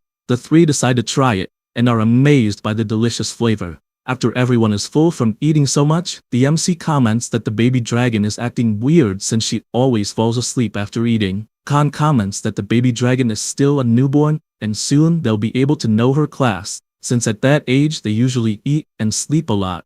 Chul-ho starts thinking about what class Kyo will master, and after Khan takes her to sleep, someone arrives at the shop and the MC greets them. The man sits down and says he would like to eat ramen, but the MC, smiling, says cold rice is the best and it's even ready. The man agrees since the rice will go well with the ramen. Then he picks up the newspaper, and something catches his attention when he sees who is in the news. Sometime later, still at the restaurant, the man compliments the delicious dish he's eating, and Chul-ho knows it's because he made it with mandrakes. At that moment, Choi enters the restaurant and greets both the MC and Sik-sin. He turns around surprised and asks if he's going to eat by any chance. Choi explains that he doesn't have much time to eat and just stopped by to say hi. The MC says the summer hardships have probably arrived, and he replies that he's really struggling to survive, but happily says he felt his energy increasing after eating a lot, and Chul-ho knows that's thanks to the mandrakes. At that moment, the association employee tells Sik-sin that the Lancer has been feeling agitated recently. He draws the MC's attention since he changed his expression, and explains that the Lancer is part of the temple mercenaries, and is retiring that day, which is why everyone is in a state of emergency. Chul-ho asks what he means by retiring, and he replies that unfortunately, that's it, and that everyone admires him deeply. The MC, still confused, asks if something happened, and he replies that there was an accident 10 years ago in the past, when monsters passed through the Seo Diamond Gate, and it was Sang-hoo's first mission, and at that time, 4 of the 5 Soul Guardians died in the process of stopping the Great Invasion. He reflects on Taizhong, who is classified as a level 3, awaken, but whose true power far surpasses what level 3 is capable of. He is an exceptional leader, and a commander on the battlefield, and many people owe their lives to him, so they respect him greatly. The association president also reads the article in the newspaper, and says he already knew this would happen. At that moment, someone knocks on the door, and he tells them to come in. It was Taizhong. After they sit at the table, the president asks if he's really going to retire, and he replies yes. Jinsa doesn't like it at all, and starts yelling if it wasn't too sudden since his friend was the one who created the mercenary regiment, and, still in the past when he appeared in the city 30 years ago, he was always by his side. Taizhong places his cup on the table, and says that no one does anything alone in that world, and that everyone worked hard. He also warns that he is already tired and therefore, I want to lighten the weight of responsibility from his shoulders. He barely says this, and leaves. Even though, they plan to talk again another time. The president becomes agitated, imagining that the spear mage must have become depressed. Outside, Taizhong is finding the day beautiful until he hears someone calling, saying he is a crazy jerk who apparently has never heard the word hope. When he turns around, he realizes it is Sang-hoo. Back at the restaurant, the MC is preparing a dish until he notices visitors. It was Sang-hoo, accompanied by Taizhong. The MC says that the dish of the day is homemade Korean meat. He watches and imagines that the retiree seems to be his age, and also notices that the title of Old General suits him perfectly. Taizhong says he is not in a hurry, so the dishes can take as long as needed. Chul-ho likes to hear that. The spear mage says he will not drink since he is a bit busy, and only showed the way to the restaurant before leaving. Taizhong apologizes, calling the boy immature, and when he takes his cigarette, he realizes he does not even know if he can smoke there and apologizes. The MC says it is not a problem since there are no other customers. The general notices the smell is good, and confesses that the smell of cooking rice is something he hasn't smelled in a long time, and feels nostalgic. Chul-ho becomes thoughtful about that since everyone has something they miss. He decides the dish will be soybean paste stew, and since every homeowner has their own recipe, he serves it for a long time with just soybean paste and vegetables, without the broth, as it makes it much tastier. Then he fries the eggs separately and a salted grilled fish, resulting in traditional Korean meat. Taizhong is amazed by the result, and after taking some with the spoon, he puts it in his mouth, and his eyes light up. Then he takes the rice and puts it in his mouth too, feeling it really is a homemade flavor. He says he is 30 years old, so his memory is hazy, and admits that time flies in the blink of an eye. He begins to say that when he left his city, he thought he would return soon, as everyone wanted to go to Seoul just for survival reasons, and because of that, he will never forget the great final invasion that happened 10 years ago. He continues explaining what it is about, and says that 30 years ago monsters started to appear, and many countries and cities around the world collapsed, and because of that, countless people lost their lives. He also says that at the time he had to take up his sword to defend his hometown, and because of that, his physical abilities improved drastically, and for that reason, he led awakenings, and the people from his city managed to head towards Seoul. He finishes saying that it was the beginning of the mercenary temple corps he created, and from then on, people gathered and were able to rebuild the city, and the world started to change again, and from that moment, the titles of guardians began to appear. Taejong says that although it is called Korea, it is basically the soul they live in, and when the world started to adapt, a change happened, a new incident 10 years ago, and the daily monsters were classified as boss levels, and that was the great final invasion. The spear mage was being attacked at the time, and even blocking the attack he realized he was no match alone against the monster, and if he continued, he would die, and all he wanted was to stay alive. At that moment, Taejong appeared, finishing the monster with just one blow. Then he called to the boy, asking him to wake up. All he could do was tremble, and in his mind he needed to flee at all costs. However, the general encouraged him, saying that facing hard times means staying alive, since if you cower, you will spend your whole life retreating. After one grabs the other's hand, Ha asks what the spear lancer's name was, and he answered Sang-hoo. He asks if he is the newly appointed guardian, and the lancer immediately answers yes. He prepares his sword, asking the novice guardian to pay attention, and after positioning himself in front of the giant monster, he strikes a single precise blow that cuts the boss completely in half. After that ending, he turns around smiling, saying they must carve their own path. Sang-hoo was amazed hearing that. Back to reality, he was holding his helmet, looking from the top of the mountain. Then he starts moving, making a patrol trying to find some monster. He looks from one side to the other since that should be the resting place, and still thinking, he believes that this is the silent zone, and needs to become the place of true peace. Suddenly, he starts crying and falls to his knees, trying to understand why there isn't a single monster in that region, and believes he won't be able to help with anything else. Meanwhile, Taejong keeps talking, and after putting out his cigarette, he says that day after day, he only had regret since he had to be perfect, because he needed to protect people to stay alive. He also says that making mistakes is not allowed because people can die because of others' mistakes. These words make Chul-ho stop to think, since at first he thought Taejong's thinking was immature for his age, but then he realizes he learned as a person, being aware that focusing on being perfect like that eventually makes the person break inside. Then he asks if he really will return to his hometown. He answers yes. MC looks at him thinking he understands all the pain he must have gone through since he himself lived all over the world, and most of the time, lived in a world like that. Suddenly, the ex-general asks for the bill, but MC replies it was free. He is surprised by that, but Chul-ho explains that the restaurant offers free service for those returning to their hometown. He finds the restaurant a bit strange for being like that, but thanks for the meal, asking please to keep taking care of the stubborn Sang-hoo. MC calls attention, saying the boy is already a good guardian, and he sighs in relief. Agreeing, he explains he actually thinks of the boy as if he were a son, and with his last smile says he had a very pleasant night, leaving soon after. He goes to the door and just reflects that old people don't die, they just disappear. Taejong takes his motorcycle and starts traveling until he finally stops and looks at the city's landscape. From the top of the hill, Sang-hoo was also watching, and with tears in his eyes, all he wished was for the old man to take care of himself and live well. Then he disappears. At that moment, the Gumiho appears and thinks humans are soft, although he found the MC amazing for giving soft stones that didn't hurt, and he is happy that a new kind person has appeared. After that, the MC is lost in thought, and all he can do is shout, asking if Lantero woke up, but his memory gets weaker and weaker. Now he was before the king of the world, and all the monster did was ask why he summoned him to that dimension. He asked this with his power aimed at the MC. He doesn't really understand what is happening, only hearing nonsense.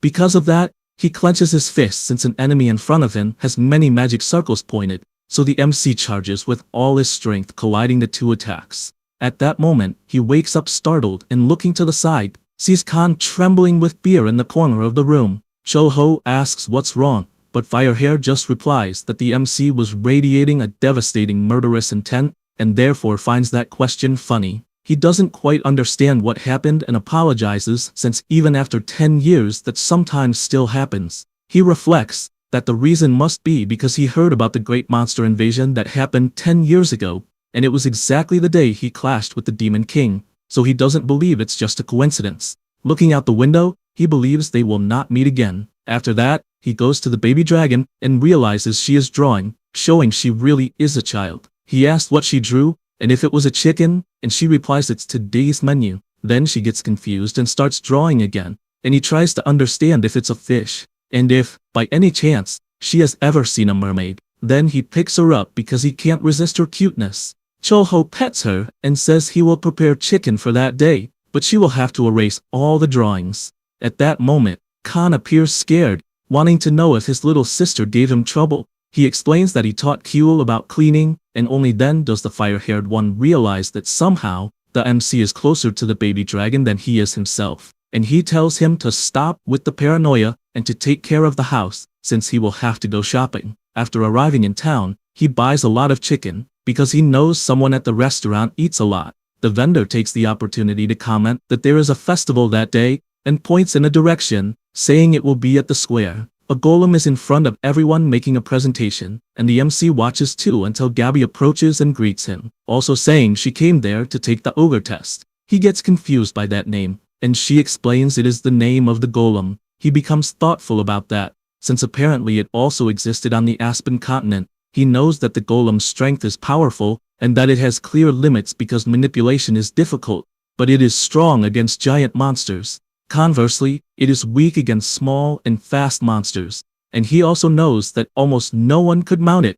Because of that, he asks if she will try to control the golem. She replies that actually the person responsible is a level 1 awakened. Chol-ho realizes that one of the 3 level 1 people is inside the golem, and the reason no one could mount it was simple, since you need to be able to support the energy emitted by the magic stone. At that moment, Hoon Kim comes out of the golem. He is a level 1 awaken. The MC reflects that it is a decent ability but costs a huge amount of money, so it's hard to make the money itself pay off. Since there is nothing else to see there, he says goodbye, and Gabby asks if the restaurant will be open that day. He answers yes, and that it is open all year unless something special happens. She says that's a relief, and also says she will visit him. The afternoon passes, and the MC returns to the restaurant until he notices a strange creature with the baby dragon. Because of that, he asks the fire-haired one if the spirit is his. Khan, happy, says that Kyul was declared spirit master, and that is her new class. Then he brags because his little sister became someone powerful. The baby dragon starts calling the spirit mother, but Khan asks her not to do that since he's not her mother and starts to worry, though he doesn't know what will happen next. Chol-ho laughs at the situation, and thinks it's been a long time since he saw a spirit in non-combat mode, because their power is high level and truly formidable. He knows that, initially, spirits are simple to summon from another dimension, and are classified as low, medium, and high level. Also, in the demon realm, where demons live, the spirit realm is on the Aspen continent, and includes the dimension where the Earth is, so he believes there are already 4 dimensions connected to the Earth. He begins to realize that his brain can no longer keep up with so much information, and his next question is if he has taught the spirit to clean. He answers clearly yes, and she demonstrates by throwing water on the drawings. The MC finds that interesting since the spirit of that class will be very useful. He then goes to the kitchen and, while preparing the dish, says the menu will be chicken. All kinds of chicken could be made and enjoyed on Earth, especially seasoned chicken and chicken with soy sauce since they are the basics. He starts frying until finally his dish, fried chicken, is ready. Immediately Kyul asks for food, and the MC gives her a piece since he wants to see her try it.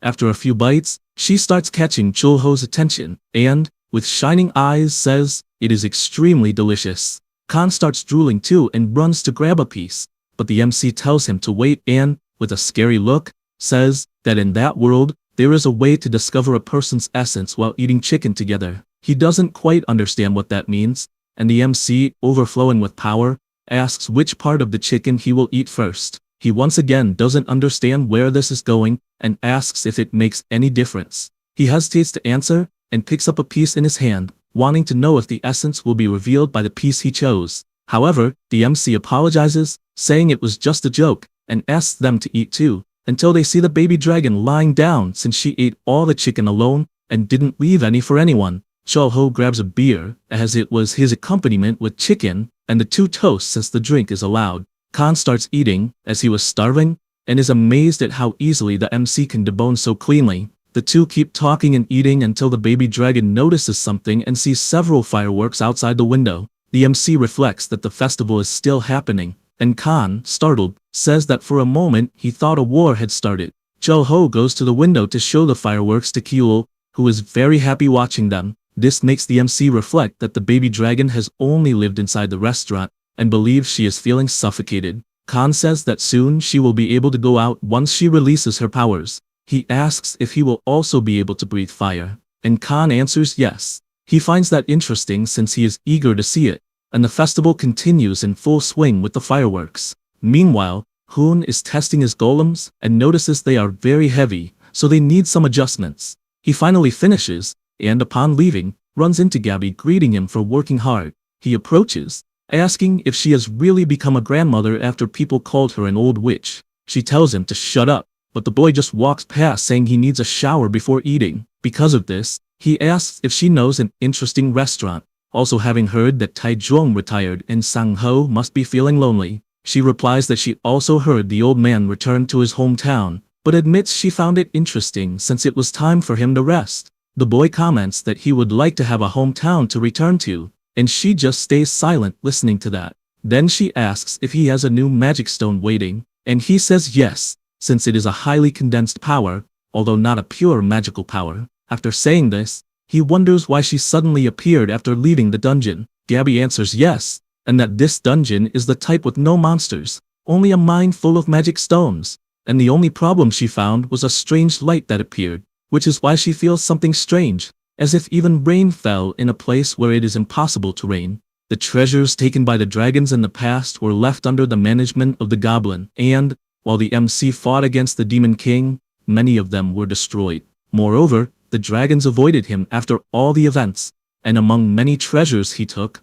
one of them was the magical mana detector, and he was glad it worked on Earth as well. He was inside the dungeon observing the awakened and trying to understand if that dungeon was a mana crystal mine, and, if used correctly, it could become a great discovery in a short time. Anyway, he finds it strange, since for the dungeon to have simply collapsed because of the Demon King, the mana detected is excessive. At that moment, he sees a crack and realizes it has started. It becomes more and more intense until it forms like a gate that opens, and several creatures appear from inside it. Immediately, the Lancer Mage orders everyone to enter Formation D, since the giant boars are attacking. He orders the rest of the team to block from outside, since a level 6 boar evolves very well for combat. The Awakened prepare themselves, and soon after, use their blocking techniques. At the same moment, Sang-ho jumps, but is confused since the monsters were defeated without more or less. He knows what it means, and starts shouting that the king is coming, and, as the dungeon boss will appear,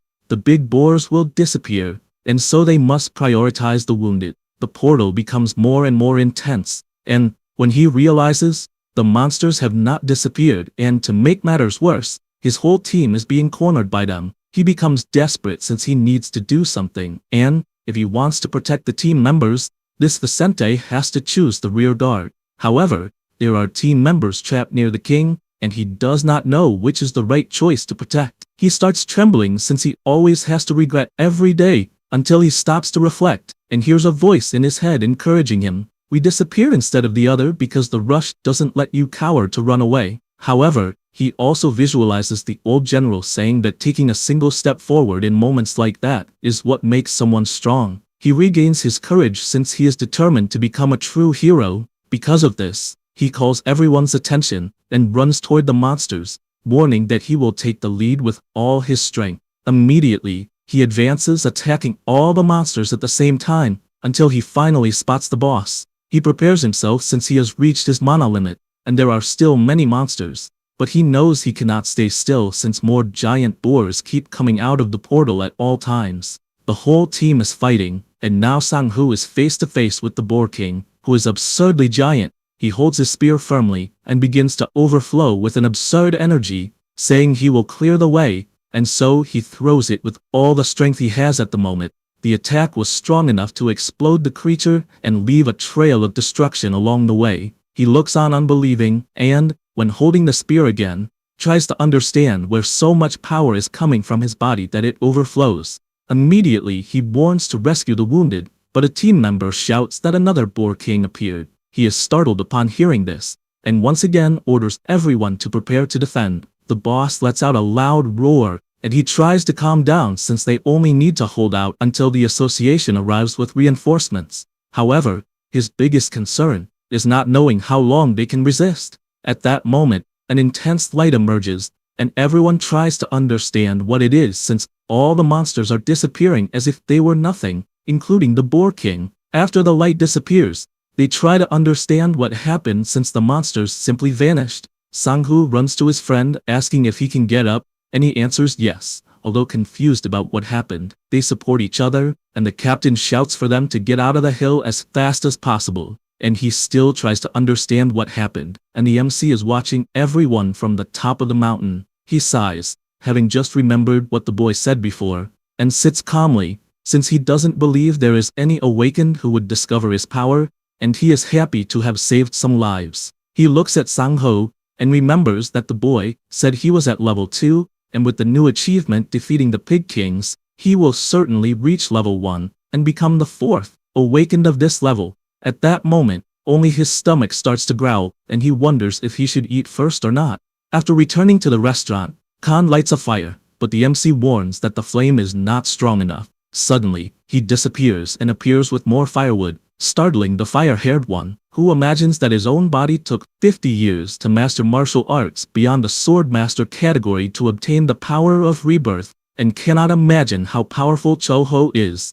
The MC notices his friend is deep in thought, and asks what he is thinking about. He feels embarrassed and replies it's nothing until the baby dragon wakes up, and, upon noticing the flames, uses her power to summon a water spirit that appears and starts making hand movements, and immediately extinguishes the fire, leaving both devastated. After that, the MC says he will fetch more firewood, and only then prepares the grilled pork belly king. Khan thanks him for the meal, but the MC adds a piece of wrap and asks him to try it. He eats it without hesitation, and shouts that it's tasty. Cho-ho takes the opportunity to ask if he is still investigating the dungeons, and he answers yes, since all the time outside the restaurant is spent investigating, and asks why. He says he was in the magical stone mine dungeon when a giant herd of pigs appeared, and they were combat type, meaning the pigs are evolving to adapt to the ecosystem. These monsters grew aggressively in just a few days, although not enough to compare with those from the other world. He concludes that when the portal to the other dimension opened, it was not an energy from the Spanish continent.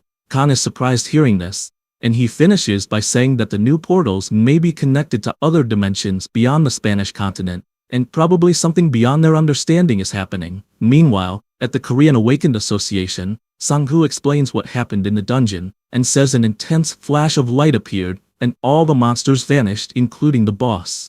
The president comments that Gabby said the same thing and, not knowing what it is, just congratulates him since he advanced to a class master and is also close to becoming the 4th, level 1 awakened, and so wants to know how he feels. Sang-hoo thinks this news is great and asks if the salary will increase too, although he doesn't see much point since he never has time to spend it. Jinsa asks if he would like some days off. He replies no, since he will have busy days anyway, and asks only to make sure the team will get a good bonus. The president says it won't be a problem, and asks what the next class he will choose is. He answers that he chose Steel Heart.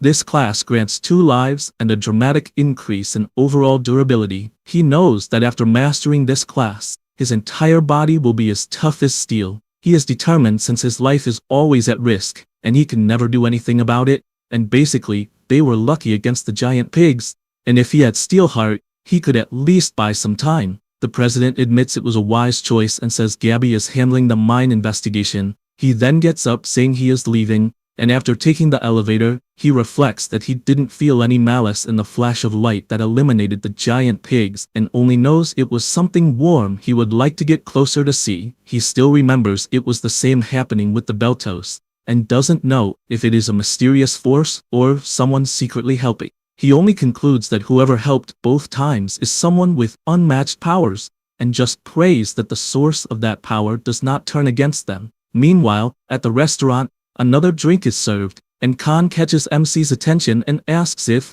by any chance, the Demon King was strong. MC answers that he definitely was an incredible being, although he himself is even stronger. Then the fire-haired one asks if he hates the Demon King, and MC replies that yes, there was a time he hated him, and then he was summoned to Earth, and the loved ones helped him adjust. Those same people were killed by the Demon King's army, and since he had a lot of power, he swore he would stop them.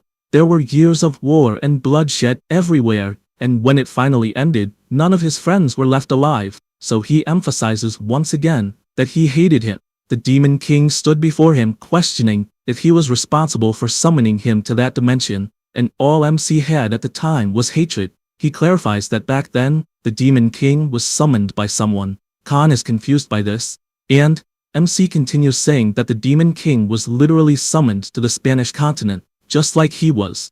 Khan doesn't know how it's possible to summon the Demon King himself, and asks how he returned to Earth. MC is silent for a moment, and says that for 10 years, he searched various worlds, and over time started to feel desperate, until a huge rift appeared in front of him, and he saw countless buildings. He concludes that he arrived home through that rift, and asks if Khan believes the story. Without thinking twice, the fire-haired one replies that yes, he definitely believes everything, and also thinks MC went through a lot. MC smiles since he really did, and they toast to their hatred for the Demon King. While they drink, Chul-ho can only think that for a time he hated the Demon King, but at the same time feels sorry for him, since he was also cast into a strange world, and was unbearably lonely. In his memories, he had his eye closed and tried to wake his friend at any cost, but unfortunately the result of the war is countless deaths. He only shouted because it never ended, and ended up relying on other things to survive, like drinking,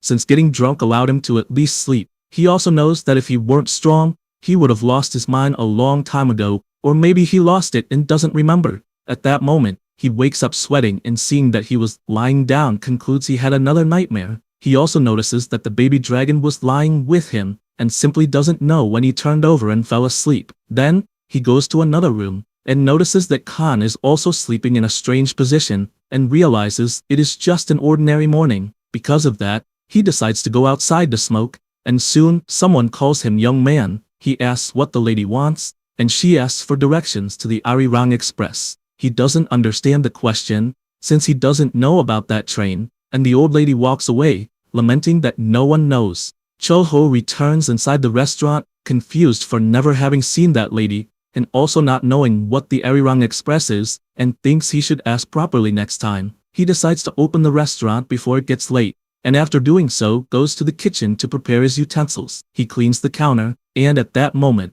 someone arrives at the restaurant greeting good morning. It was Choi asking for the menu of the day. MC says he is still preparing and suggests a simple fried rice as an appetizer. He notices some water on the window and comments that apparently the new season is starting and thinks the day has been very crazy. Chul-ho, who is preparing the food, pretends not to have heard since that water was actually because he didn't adjust the inside properly, and soon after says the fried rice is ready. Choi is surprised by the dish, and comments that lately, Grandma Arirang has been wandering the streets. He gets confused not knowing who this person is, and explains that she is an elderly lady who collects cardboard nearby, and that she is not mentally well, so she asks if he saw her. He answers yes, since the lady passed in front of the restaurant early in the morning wearing a scarf even in summer, and says that the old woman asked about an Arirang espresso, but confesses he has no idea what that means. He says that, in fact, no one knows, and believes many people lost loved ones, and many simply cannot move on, and end up going crazy. He gets up since it is time to leave, and MC asks him to be careful on the way. He imagines time is passing, but a person's life events never change. After all, that world is carrying a scar from the past, so the customers who arrive, like the old woman, must all be living while carrying their wounds.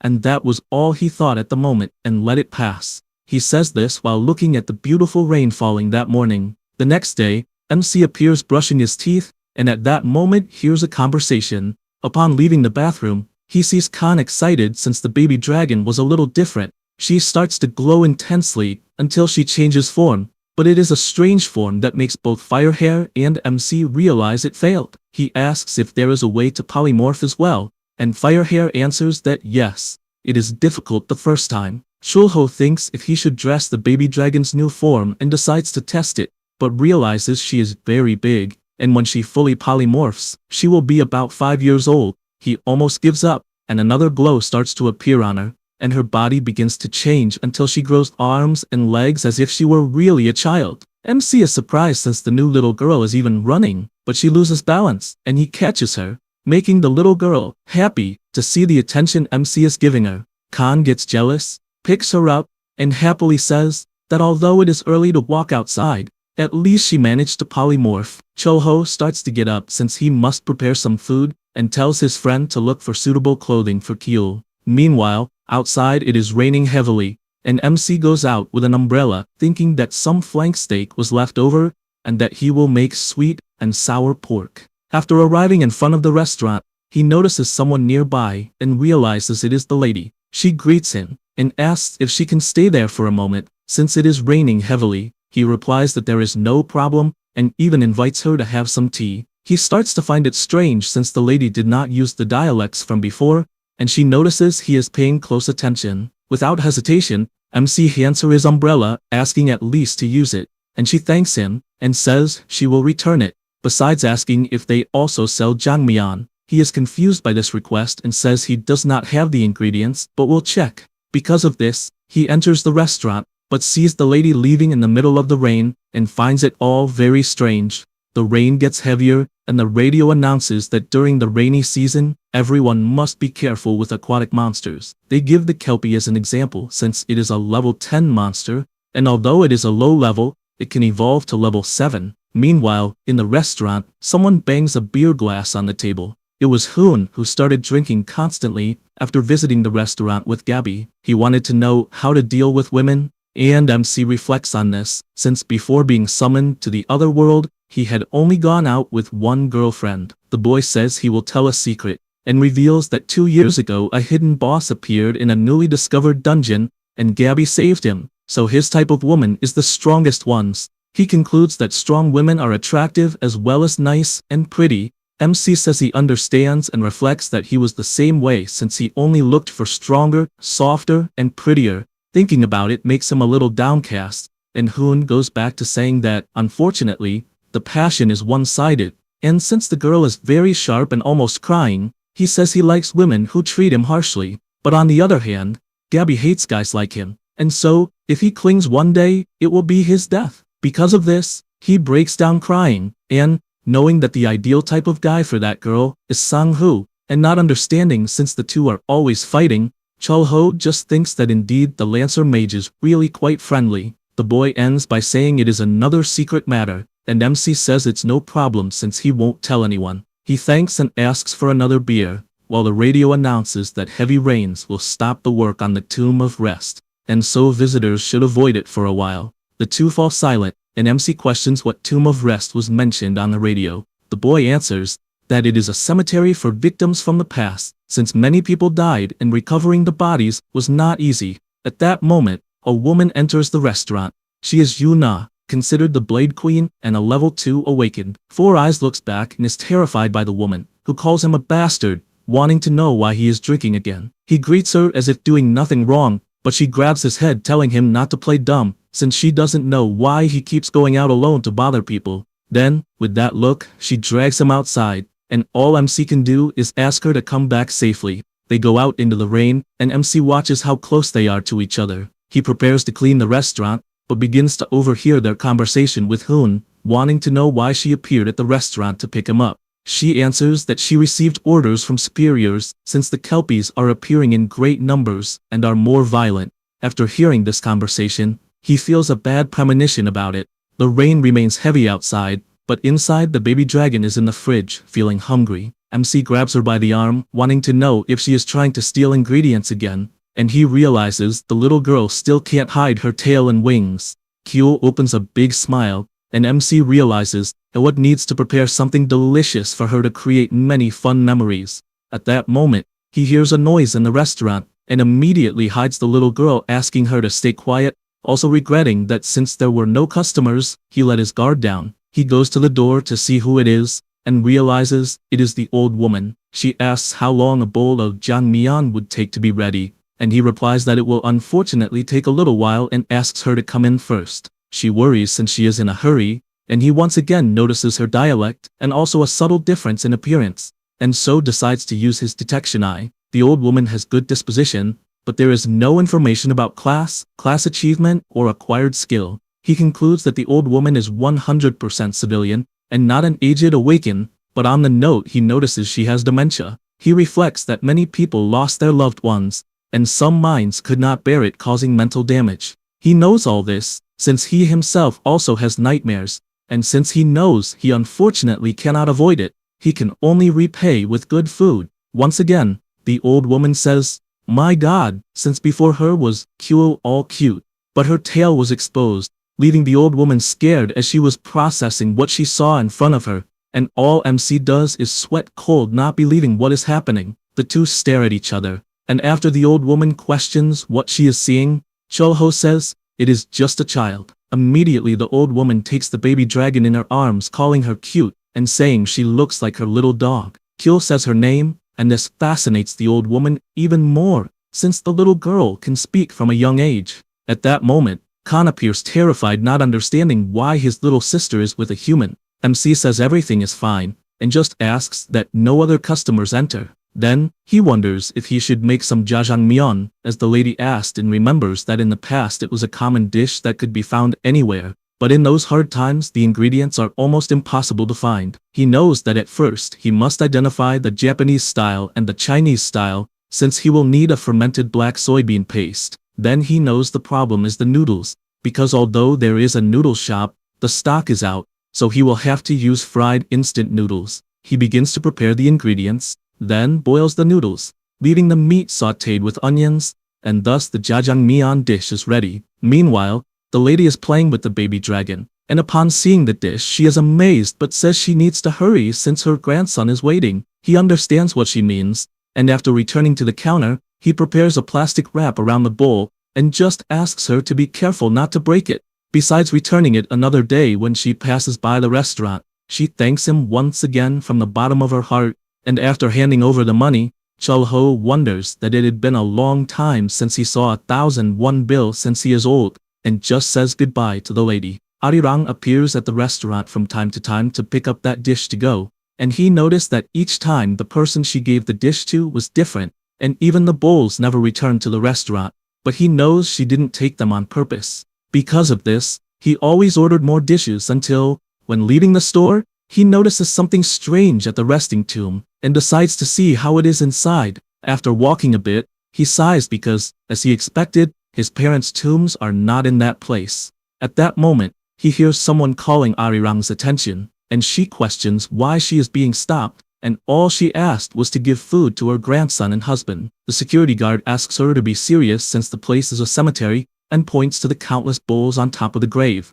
and he asks her not to bring food to the place as it would attract insects, besides asking her not to sleep there, as she might catch a cold. He warns once more to remove the bowls, or he will do it himself. The MC listens from afar, and can't believe she lives in that place in a tent. Also, there is a photo of her husband and her grandson, and the old lady sighs and goes toward the picture, and, after taking it, opens a huge smile. The MC thinks that a person does not smile only when happy, but also when it is very hard not to cry. He knows people end up smiling since he himself smiled often in his past, and it became a habit.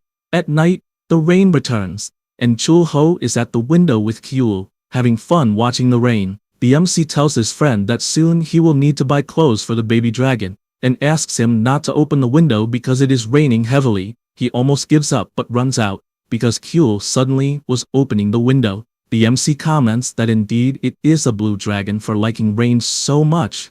At that moment, the radio announces for everyone to be careful with the kelpies due to heavy rains. They keep announcing this alert all the time. He hears it and says he is leaving. So, even though it is raining, he goes to the balcony since he has a bad feeling and flies away at full speed. While flying over the city, he can only think about his strange feeling. Meanwhile, the old lady finds herself in front of the train station and wonders where she is, and sees that the boarding for Gondojak is right ahead. She sees the train approaching until it stops beside her. The door opens, and she is confused to see a man with a hat calling her to go. She smiles, thinking the man is handsome, but says he cannot hide the village smell. At that moment, a little boy appears, and she is happy to see her grandson once again. But when she looks back at her husband, she is startled because she simply can no longer remember his face as her memories began to fade, and the world became blurry like a blurred photograph. She feels sad for not being able to remember and sees herself in a black and white world. At that moment, a monster approaches and enters the cabin where she was sleeping. The Kelpie approaches and opens its huge mouth to devour her,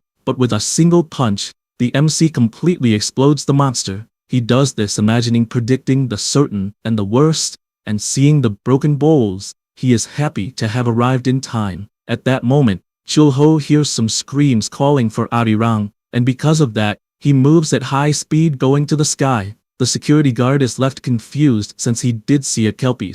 The spear mage approaches, and, after taking a mana stone in his hand, confirms that there are indeed traces of monsters in that cemetery, and, seeing the size of the puddle formed on the ground, he believes the monster was giant. He tries to understand if it is the unknown force helping once again, and without thinking twice, he orders to move the lady to the association since more monsters could be around. She mounts on the guard's back thinking all the time about her deceased husband. In her mind she could visualize the portrait, but could not see the face of her husband or her grandson in any way. At night, the MC is preparing some dishes until Arirang appears in the restaurant. She says she has new dishes since the old ones broke and also apologizes for all the trouble she caused. He tells her not to worry, and soon notices that she is wearing new clothes, and so asks if by any chance she is going somewhere. She answers yes, and he becomes thoughtful about it, asking her to have a meal before the commitment. Chul-ho begins washing the dishes, and asks if jjajangmyeon would be an appropriate meal. She responds that it's great. He imagines he has enough ingredients for the noodles since he will use instant noodles as last time, and after having an idea asks if she is in a hurry. The lady says no, and so he asks her please to wait a bit. Immediately he starts kneading the dough, and imagines that to make hand-pulled noodles a long aging period is necessary. However, he cannot go that far. He knows it will be like kalguksu noodles, and will have a better texture than fried noodles. After finishing, he brings the bowl to her, who is impressed to see the beautiful dish in front of her. For a moment, she is speechless, and begins to tell that she was once a farmer and lived a busy life. Her husband was a good person, and always used the city dialect, so she learned it in such a way that it became her regional speech. Besides that, once a week, she would go with her husband and grandson for a walk to eat jjajangmyeon in the city. She is happy with these memories, and says that whenever she saw her grandson eating, they were happy just watching, and she laments that she can no longer remember the faces of both her husband and grandson, as they seem blurred in her memory, and even though she doesn't want to forget, she keeps forgetting, and confesses to being scared. Suddenly, Kyul appears shouting at high speed, runs to the lady calling her grandma. She asks for permission, requesting some jjajangmyeon for the child as well, and he is happy hearing this, saying he will prepare it immediately and soon after brings another dish. The baby dragon asks her grandmother to eat. She takes the chopsticks but stands still looking at the dish. Kyul asks why she is not eating, and with her mouth full of food says it's delicious. The lady is surprised seeing this, and confesses that indeed the dish is wonderful. After both eat, she goes to the MC and asks for the bill. He asks if she is leaving already, and she confirms since it is time for her train to pass. He says he understands and tells her the dish is on the house. She doesn't understand what that means, and he explains that the restaurant always offers free meals for those who are leaving on a trip.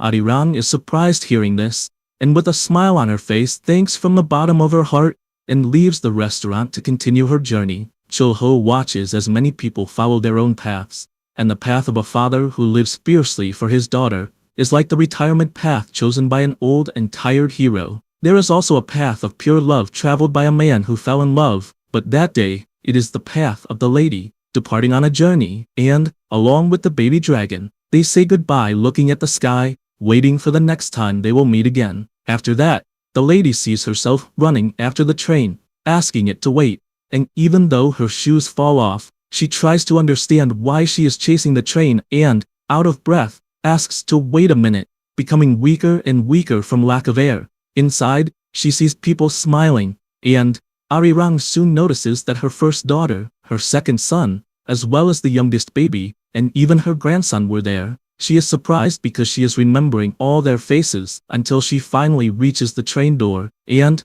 looking at her husband, recognizes him perfectly. He asks if she happened to have gone through difficult moments, and she, surprised, opens a huge smile, asking to go already since she couldn't wait. In reality, the lady was lying on the ground, and the cemetery guard was running toward her. After approaching and trying to wake her up, he begins to cry with emotion, since even in her lifeless body, he could notice the huge smile on her face and believes she finally left on the train she always talked about. He looks to the side and realizes that a plate of food was on her husband's grave, along with a money note, and wonders if someone had passed by there. The MC was flying in the area since he knows he can't hold someone who decided to leave, and confesses that if he wanted to extend her life, his current power could easily do so, but he knows that sometimes living can be cruel. At the same time, in the Seoul office, Sang-hoo was making some drawings on a paper, trying to understand some happenings in the city, like the case of the Mandrake and Belto.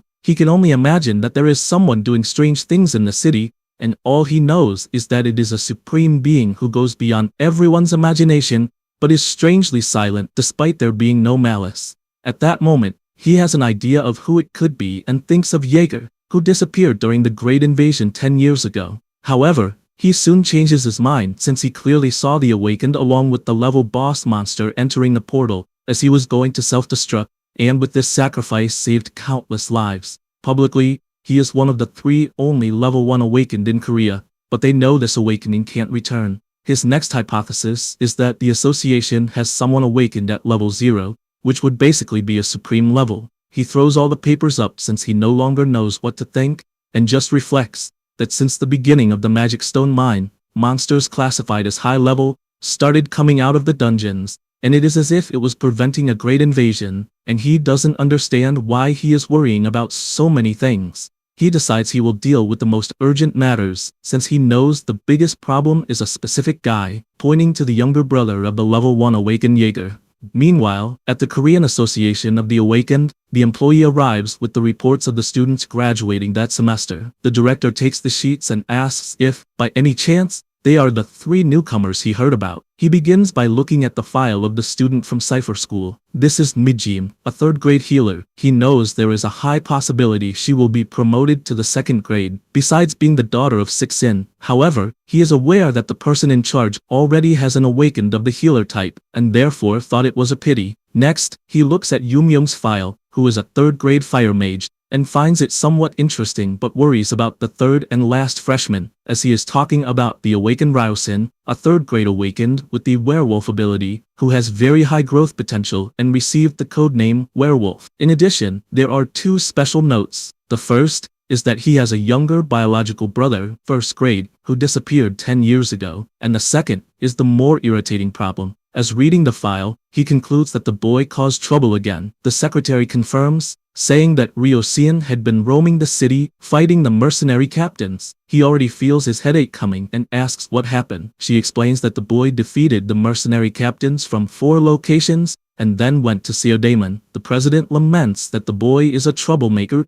and asks if young people these days cannot grow up. Meanwhile, the MC is walking around the city. He imagines getting some spicy pork stir-fry, but the little market is closed, so he will have to get another meat, though he doesn't know which monster would be good. He notices there is a lot of Beltos meat and doesn't understand why, wondering if there had been a large appearance of giant pigs in the crystal mine where he had been earlier. He keeps walking until he sees some clothes, and the vendor calls him to look. He asks if they have anything for a 5-year-old child. She asks if he is a princess or a prince, and he replies that he is more like a princess. At that moment, something catches his attention, as someone is shouting like crazy. It is Ryo-seon making a scene because he wants to fight Hyuk. Chul-ho observes from afar, reflecting on the name Hyuk, and remembers that he is the new captain of the temple mercenary group who arrived after Taejong left, but he has no idea who the blonde guy is. Ryo-seon points forward, introducing himself, and says he is the man who refused the association's offer. The MC is surprised to see a child presenting himself so grandly. The blonde kid keeps shouting, warning that if he is defeated, he will join the mercenary group,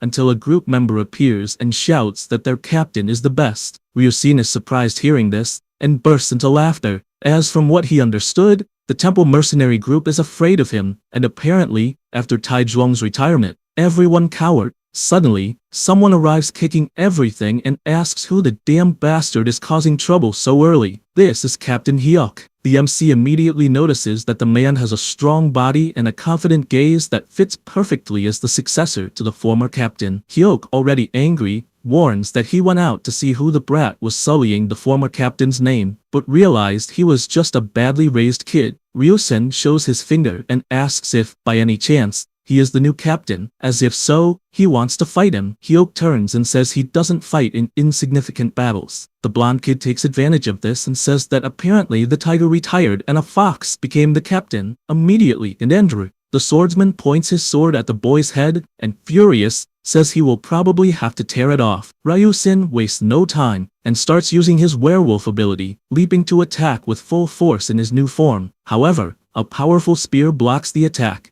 and Sang-hoo appears, asking if the city will ever have a peaceful day. The captain asks if by any chance he is the master of the spear, and he, furious, orders to stop the nonsense immediately. Cho-ho watches, and imagines that this must be the passion of youth, something like a sprout growing after the rain, since the next generation is in motion. After all this confusion and the werewolf having taken a lot of hits, they go to the restaurant. MC welcomes everyone and asks if they have stopped fighting. Sang-hoo replies that yes, using a weapon is a foul, and using skills is also a foul, since, as expected, men should fight using their fists. He asks who won, and the spearman says that the fights are more about experience than strength, and then asks for a delicious dish. MC explains that the dish of the day is spicy fried pork, and asks if it's okay. He replies that yes, since he likes it a lot. While preparing the dish, Cho-ho imagines that when cooking the pork, one must first put the belly in a pan with plenty of oil, and he stirs a lot, knowing that in some cases vegetables should be used with the meat, even though it is the type he hates the most. And since there are 3 big men in the restaurant, he must prepare 5 huge portions, mixing chili powder, gochujang,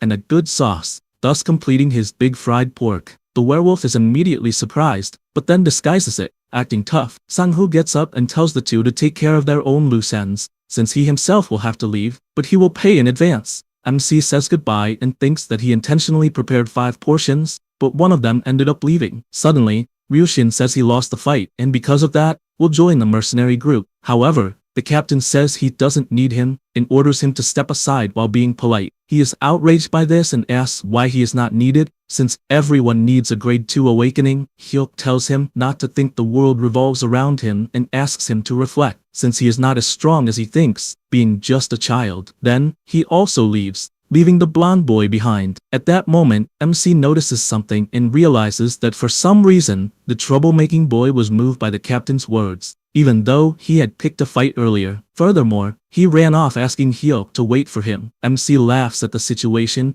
and imagines that the mercenary group of that generation will become very strong, but he knows that the problem with getting stronger every time is that the enemy can also become more powerful. He puts his hand on a newspaper and reflects that the frequency of dungeon appearances has increased significantly, and therefore he needs to take a look. But he soon stops to think that he made 5 portions, and, in the end, no one touched them. The next morning, Kyul wakes up, and when she turns over, sees her brother sleeping. She remembers him saying that she should wake up early and take a bath afterwards. Because of this, she summons her spirit, which uses its water ability on her body, leaving her completely clean with this improvised bath. She celebrates, since she was a good girl, and goes to Chulho. She starts calling for him and laughs, seeing the beautiful clothes on the wall. Then she leaves the restaurant and goes down the stairs, but is startled when, completely out of nowhere, a red portal appears in front of her, and she has no idea what it is.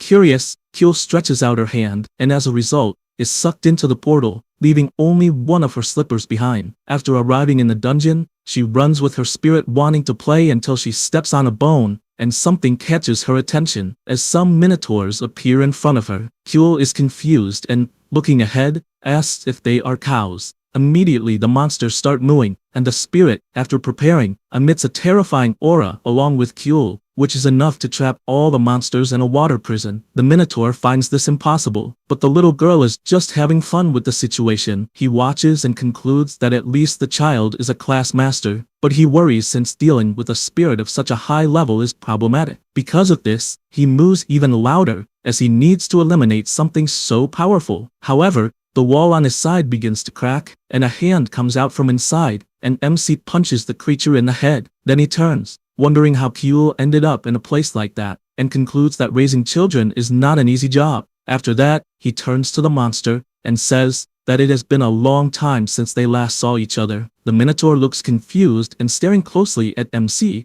asks if he is like Ismiro. He is surprised, since apparently the Minotaur's memory is better than the dragon's, and asks if he was one of the guys who accompanied the Demon King's army to the Spanish continent. The monster tries to disguise it and replies no, that he is wrong. But Chol-ho is not joking, and breaks a part of his horn to show that he does not want anyone lying. Immediately the bull changes his answer. MC asks if he escaped through the dimensional rift when the Demon King did the same, and if he went directly to the Demon Kingdom. Trembling all over, he says yes, and then explains that he returned to the Demon Kingdom's labyrinth 10 years in the past, and never left again. And that is the whole truth. Chol-ho, curious, asks if he really has no news of the Demon Kingdom, or if the Demon King appeared somewhere recently. He says he doesn't know much, only that the Demon King returned 10 years ago and had been sleeping to recover his power. MC decides to use his ocular ability and realizes that the monster is indeed telling the truth. The Minotaur, curious, asks if he is there to invade the Demon Kingdom. He replies, no, since to be precise, that labyrinth appeared in another dimension and, in fact, that is not the Demon Kingdom, but a place called Earth. He remembers that in the battle of the past, the Demon King did not die, and that to stop a being with an immortal body, one must reach the master level in 6 classes. He joined forces with the Ancient Dragon and the Ice Dragon, and even then, the limit of his powers only forced the Demon King into a state of semi-permanent death. But he does not know if it was fate that caused the Demon King to cross the dimensional rift and escape. He also reflects that the Minotaur is not at the level of the 4 great lords of the Demon Kingdom, but he is a strong boss,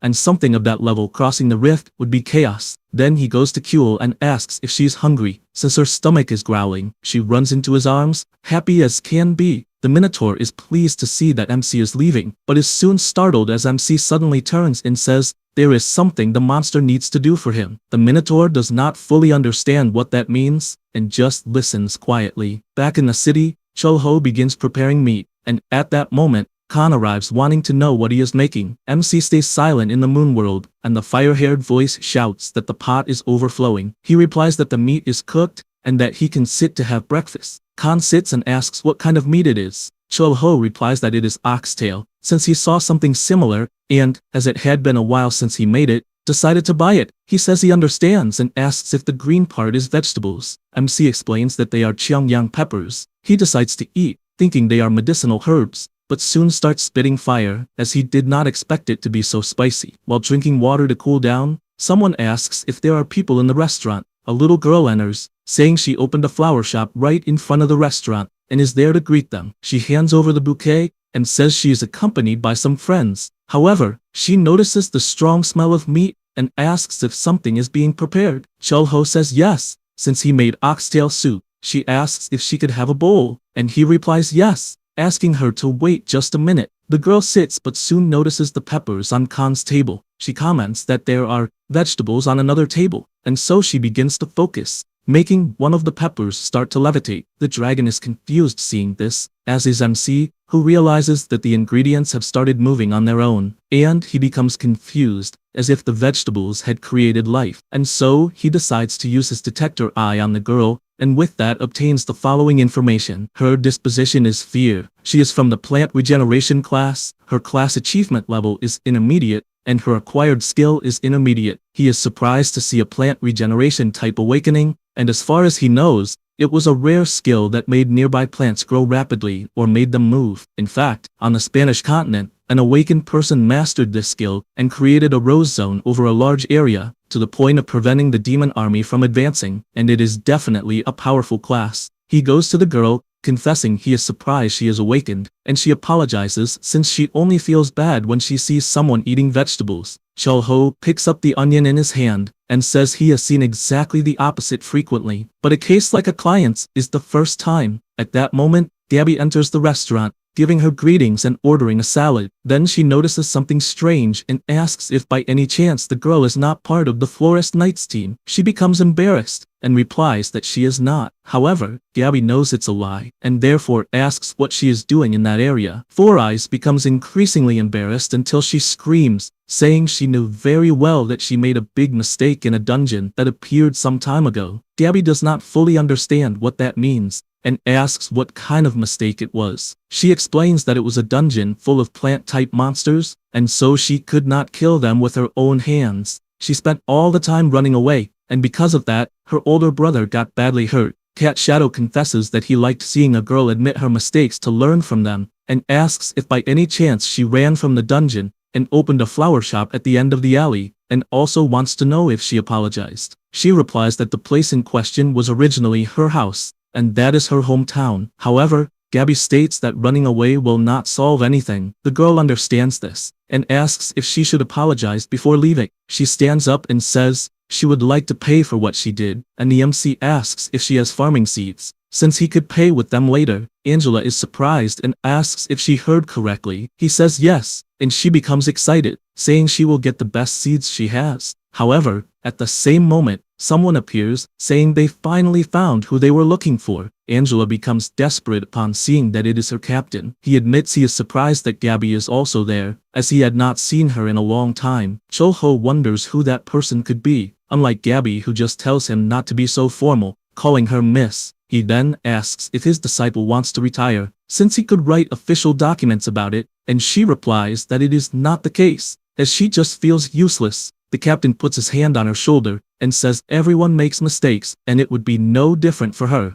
But without much patience, he grabs her by the arm and starts leaving the restaurant, as they have no time to waste. Before leaving, he asks who owns the restaurant, and the MC introduces himself. The captain reveals that Sang-koo speaks very highly of that restaurant, and next time, he will come there as a customer. Cho-ho feels relieved that the horse seller thinks well of that place. Gabby becomes tired of all the confusion, until she looks ahead and asks why the red-haired boy is acting strangely. He is startled to hear this and continues trying to hide from her, as he found her wonderful. She does not fully understand what is happening and stands up, as she also needs to leave, but will pay for the meal first. Cho-ho says goodbye and turns around, wanting to know what is wrong. Khan cannot contain his emotion, as he has completely fallen for Gabby. The MC cannot believe this absurdity, and asks since when this happened. He replies that he just fell in love. After that, the MC returns to the portal and meets the Minotaur and his servants. He imagines that the surroundings are quite open, and even wondered if the labyrinth's ecosystem could have changed. In addition, he notices a weathering system, which is a magical tool containing about 2 0-grade mana crystals. He also thought about how far all this would go, since the place is specialized for a specifically designated area. So,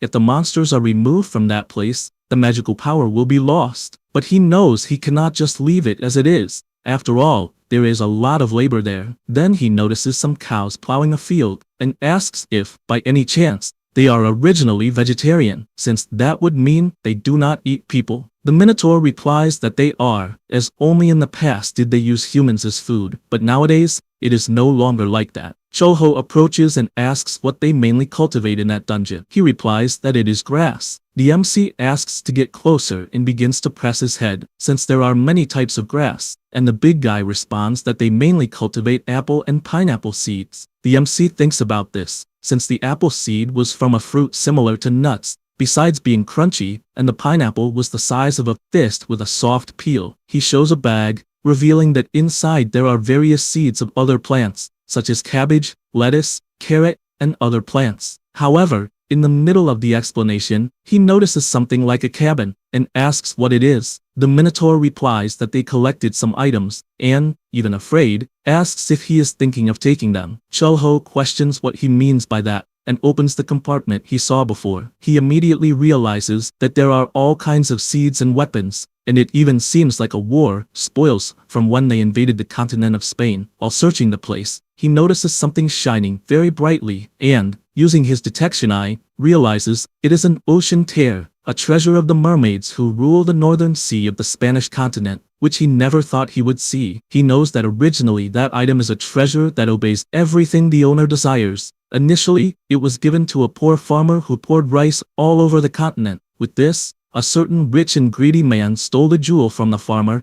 and immediately escaped to the Great Sea, and at the time salt was very expensive, so his request was that it be poured without limit. The jewel obeyed the request and began pouring continuously until the ship was full and sank. The MC reflects that it is a popular story, and it was even how the northern seawater became salty. He turns, certain that that will definitely help a lot in the restaurant, and Helko asks if he is leaving. The MC replies that yes, and suggests to his new friend to eat a lot to increase resistance, as they will meet more often. The Minotaur says he understands, and after Chulho leaves, the big monster can only imagine that he was lucky his horns grew quickly, even though the fear engraved by the war has not been undone. In addition, he realizes that the one with power known as the Demon King does not exist in that world, and to recover the damage the Demon King suffered, he must sleep for 100 years. He also reflects on the little girl he met earlier, as she seemed to be a 5-year-old human, but had horns, a tail, and monstrous abilities, and he only knows dragons with these characteristics. Thinking about all this leads him to believe that Chulho is making the dragons his servants, and he wonders if he has conquered the whole world, and, by any chance, is creating great dragons to conquer the Demon Kingdom. Thinking about this makes him more terrified, since his only hope, the Demon King, has been sleeping for only 10 years. Therefore, he decides that they will do their best to survive by siding with the good monsters, and so he shouts for everyone to start working, since they need to be useful. Meanwhile, on Earth, Gabi arrives at the front of a dimensional rift, and soon an awakener explains that this is the largest portal found so far. She warns that they will enter immediately, and, for that reason, should request support from Zenkak. Then, she begins to enter, imagining that the size of the portal mainly represents the size of the dungeon, so the monsters in that place must be extremely powerful. However, she is surprised, since there is nothing inside. Gabi looks up, as the sky seems to want to drop something, even though nothing happens, and it is as if a predator had swallowed its prey, so it is a 0-grade dungeon. Because of this, she withdraws,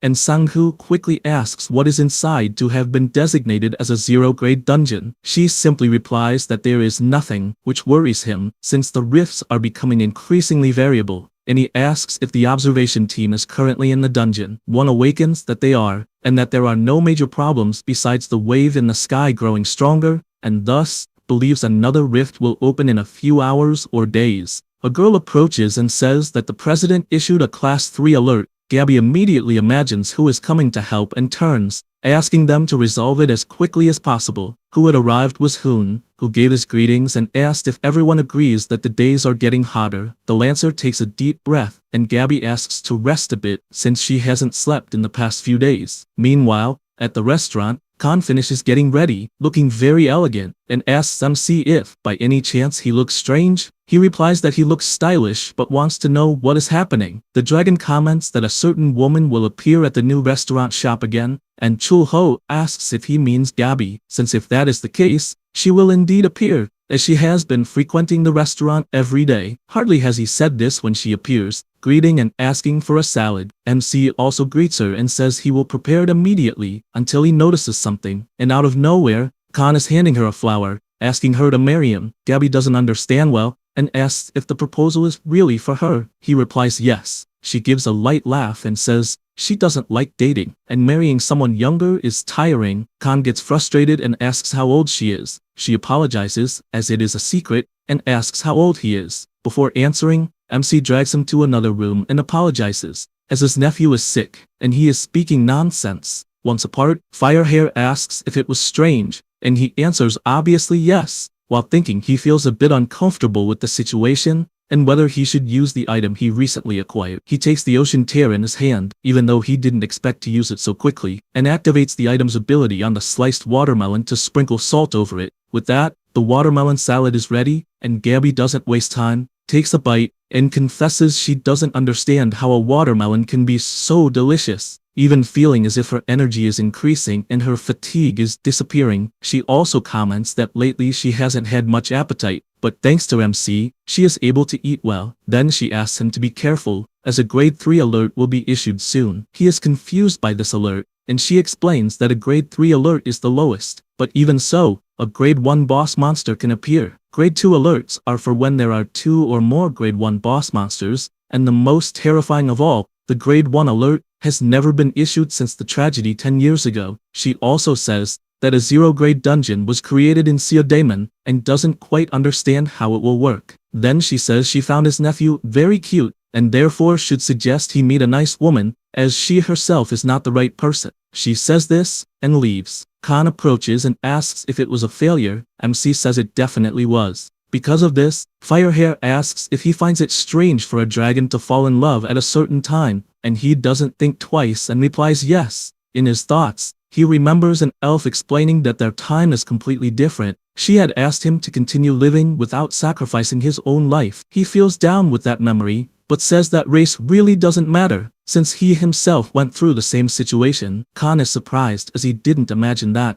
and asks for more details, since he just admitted that he also fell in love. MC tells him to forget it, and says he will go for a walk. However, before finishing saying it, he senses a sinister aura, just like Khan, who asks where that sinister smell of blood came from. Cho-ho thinks that the stench of blood is familiar, since it was the same smell he sensed during the battle with the Demon King 10 years ago. While thinking about this, a woman appears asking if she is in the human realm. Gabby and her team could not believe what they were seeing, as the demoness in front of them was only ordering her monsters to eat all the bastards present. The awaken stare, and immediately Sang-hoo shouts for the defense to use Formation D. They don't waste time and summon the Iron Defense, successfully blocking the drops of blood. However, the monster lets out a loud roar, and with its hand, breaks the barrier with extreme ease, leading them to believe it is a vampire. The captain intervenes and slashes the monster mercilessly, but it doesn't have much effect. He looks to the side, and says he expected nothing less from a level 0 dungeon. The boss calls everyone insignificant, and begins to summon blood in all directions, forcing the Lancer to shout for everyone to join the battle, as the Time Mercenaries will also help. The vampire concentrates energy in her hand, and shoots blood in all directions. Sang-hoo notices that a red mist is forming that will block vision, and, for that reason, tells everyone to be careful. Hoon, with his robot, gathers energy and fires with full force, almost hitting the Lancer directly. He asks if he is okay, and Sang-hoo warns that for a second, he thought he was going to die by a fellow ally, and asks if he can ensure visibility for everyone. He replies that clearing all the mist is impossible, and, gathering more energy, fires in all directions, since he is somehow able to see a little. However, the blood simply regenerates, and he gets frustrated, as normal attacks have no effect, and to make matters worse, he notices the blood monster is fleeing toward the portal. The Lancer tries to stop it, and gathering all energy in his spear, strikes full force at the monster, splitting it in half. He then orders the defense team to close the exit, as the monster is trying to escape through the gate. The large six-pointed star formation is completed, and they prepare once again to face the boss. Also noticing that a huge number of demons have appeared, the vampire realizes the situation is bad, and laments, since she barely managed to recover her power after the war 10 years ago and is far from sufficient. Not understanding why the human's level is so high, she is aware that her position worsens every second, reaching the point of having to beg for her life. As she tries to leave the formation, Gabby appears behind her and warns that her fury time has run out. However, before doing anything, she looks down and sees the demons breaking the formation completely and attacks with everything, needing to end it before the monsters are freed. However, her attack is useless, as the vampire simply transforms her body into blood to nullify the stab. She then turns into her liquid form and takes the opportunity to pass through the barrier. She celebrates, finally managing to escape through the portal, but MC is already outside waiting for it to happen, and, with just one slap, puts her to sleep. After doing this, he opens his dimension, and Kasum appears asking what he wants, and, before getting an answer, is surprised at what he sees, as in Cho-ho's hands is one of the 4 demon lords, Sofrin Lise. MC hands her over and orders her to be taken far away, being satisfied that the Hunter Association possesses such strong people, and that they fought as a team, achieving a battle record of 0 casualties. Moreover, he realizes that, unlike the Spanish continent, the land gathered only the elite, and that they are indeed trustworthy people. Thinking about this makes him happy, but he knows he also needs a war spoils, and, for that reason, orders the goblin to fetch a level 1 magic stone. Kashim obeys,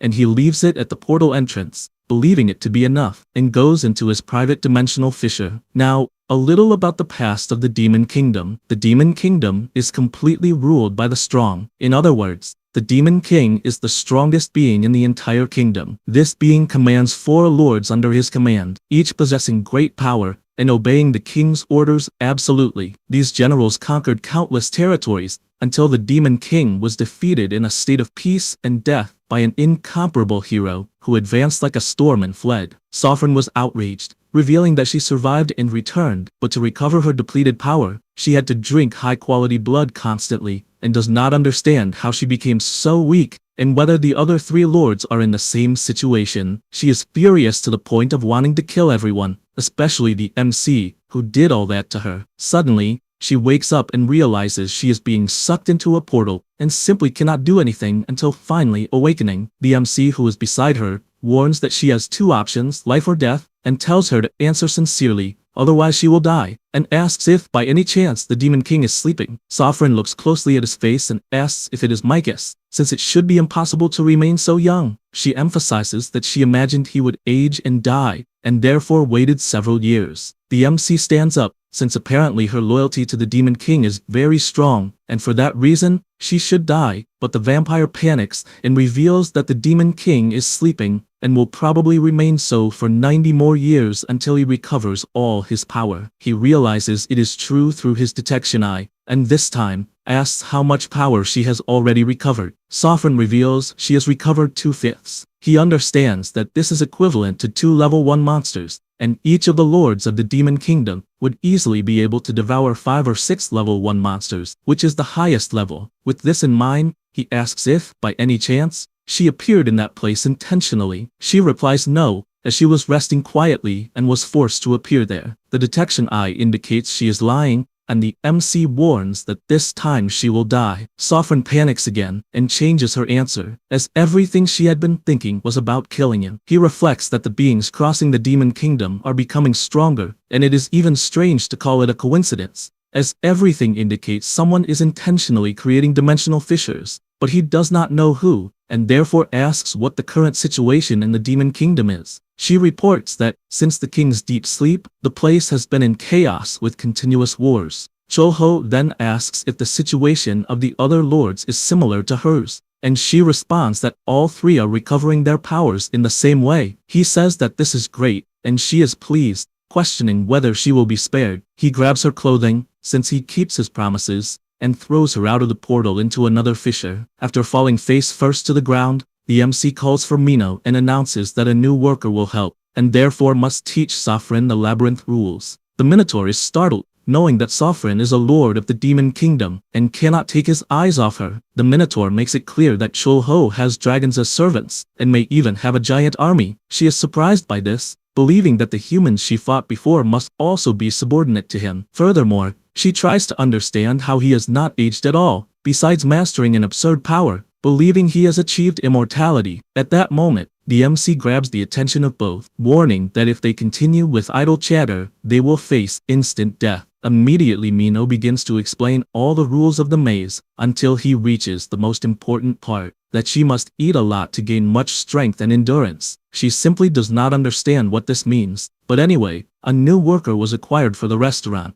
The MC opens a portal and, upon arriving at the Minotaur's labyrinth, asks why everyone is feeling weak, especially drawing the attention of Sovereign. She is startled to see who it is, and immediately shouts that she gave her best, having worked hard, tried to eat a lot, and even did not attempt to escape. He does not understand what the heck she is talking about, and the Demon Lord asks if it is not the rule to eat a lot to gain stamina, and if that is why she sucked blood non-stop. Yet all she gained was weight and does not know what to do. Cho-ho cannot believe what he is hearing since she is an exception, and he tells her to put on some clothes. She stands up asking if he is serious, and explains that she tried to use the blood of hell cows as fertilizer, because it makes the vegetables grow well, as she can purify the blood she drinks and make it clean. MC is surprised since he had forgotten her ability to refine the blood she drinks, turning it into a very pure liquid with healing properties. He thinks that the day will definitely come when he can make use of this ability and, seeing the plants in good condition, decides to use them as ingredients for the restaurant. Having said that, he goes to his establishment and immediately asks Khan to prepare the vegetables he is carrying, but upon seeing him depressed, asks if he is getting weak again. He explains that he barely finished the carrot and is already receiving other orders.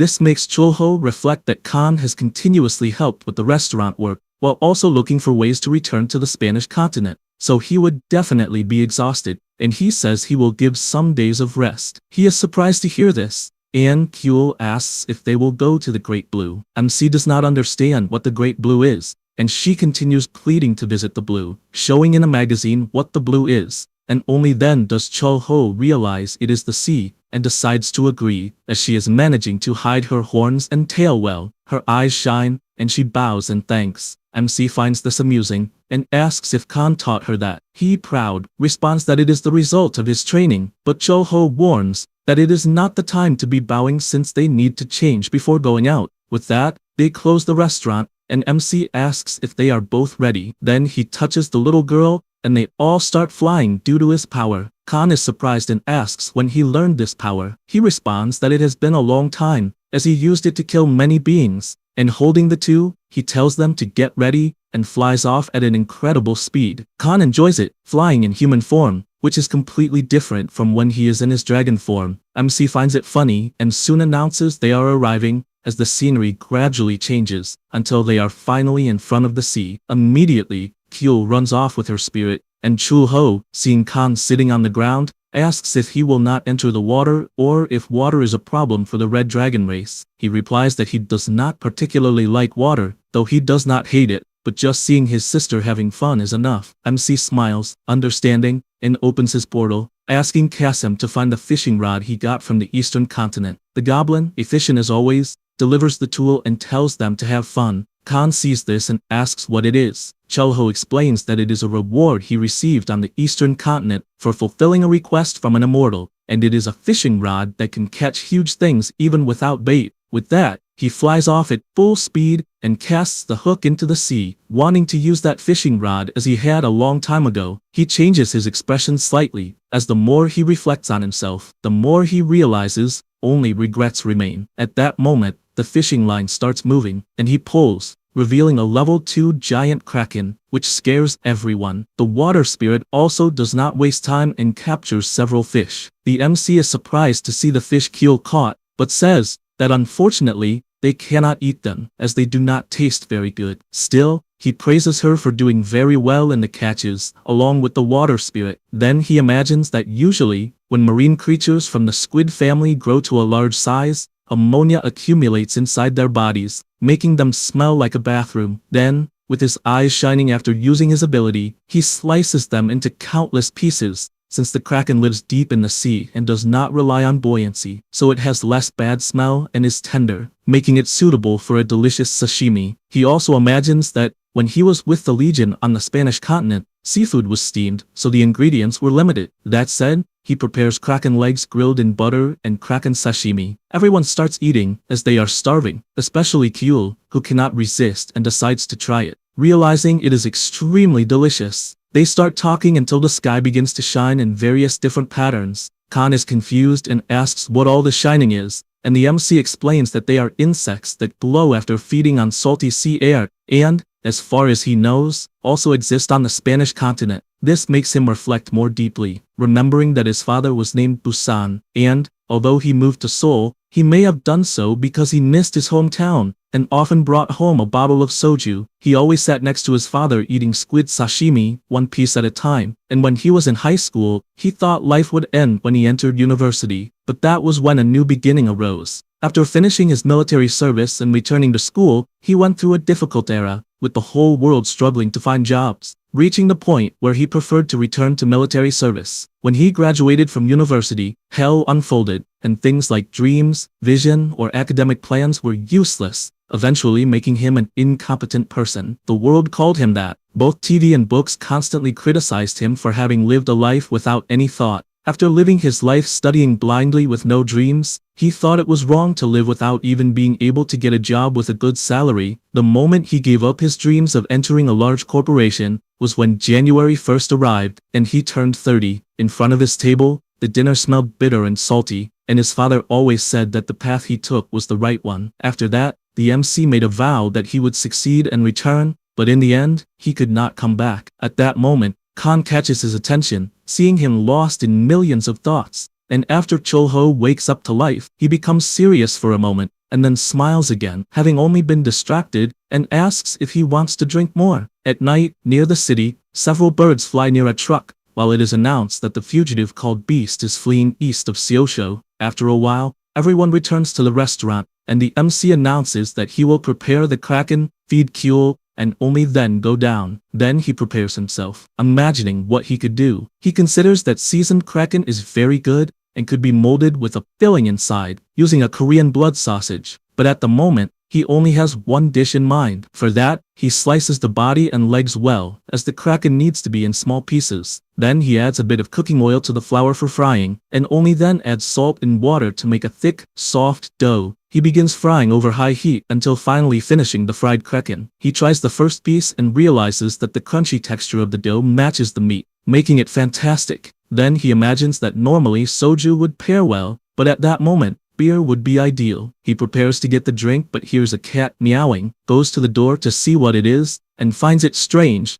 as the size of the cat is the same as a tiger cub. MC uses his detection eye and realizes that it is, in fact, a common cat, without much information, and therefore believes it must have eaten some magic stone from somewhere. Because of this, he reflects that a beast that eats a magic stone dies quickly because it cannot handle the magical power, and, unless it is a unique class, it is powerful enough to kill even an awaken. That is why they can use the stone in daily life, especially processed with engineering to regulate the amount of magical power. And, in summary, it is a lethal object for any living creature. Not knowing what to do, he offers a bit of Kraken meat, and while the cat eats everything, Chul-ho can only imagine that for someone so big, Myung-chi is quite gentle. Then he goes to read the newspaper and notices that they are talking about the Guardian Gangbuk, one of the 5 ex-guardians who survived the great monster invasion. He feels as if he has seen that guy somewhere, like in another world, but does not think that is the case. Only then something catches his attention, when he reads that there was an attack by giant cats. Immediately, he looks to the side but notices that the cat ate all the food and left. The next morning, Khan helps by lighting the stoves while giving a toy to his sister. MC arrives at that moment and asks what the hell he is doing, and he responds that the stove broke, so he is boiling the broth on his own. Chul-ho cannot hold back and laughs, saying that it probably just needs to replace the magic stone for it to work again. Khan bursts into tears, having not imagined it would be so simple. But at that moment, something catches MC's attention, as the giant cat has returned again, this time with a rat in its mouth. Kyul starts calling the cat a tiger, but Chul-ho says it is not a tiger but a cat. Then the little girl calls the cat Hodori and mounts it, making Khan worried, as it is not an animal to ride. Kyul continues petting it, and this makes MC reflect that the cat is quite gentle, and therefore it must not be the same as the ones in the newspaper attacks. Suddenly, the cat enters the restaurant frightened because someone stood in front of the restaurant with a falcon. MC greets the young man, as it has been a long time since they last saw each other. Wheelman enters asking for a meal, but is soon greeted by Hyuk and the blonde boy, who continues saying they should have eliminated all the cats in the area. Then everyone sits down, and the new captain says he wants something refreshing to eat. MC almost says they have Kraken, but changes his mind, saying he has squid, and prepares, wondering what he could make that would be refreshing. After finishing, he says he prepared raw squid soup, but in reality, the ingredients were Kraken with mandrake. Hyuk likes what he sees but asks if, by chance, there is also white rice.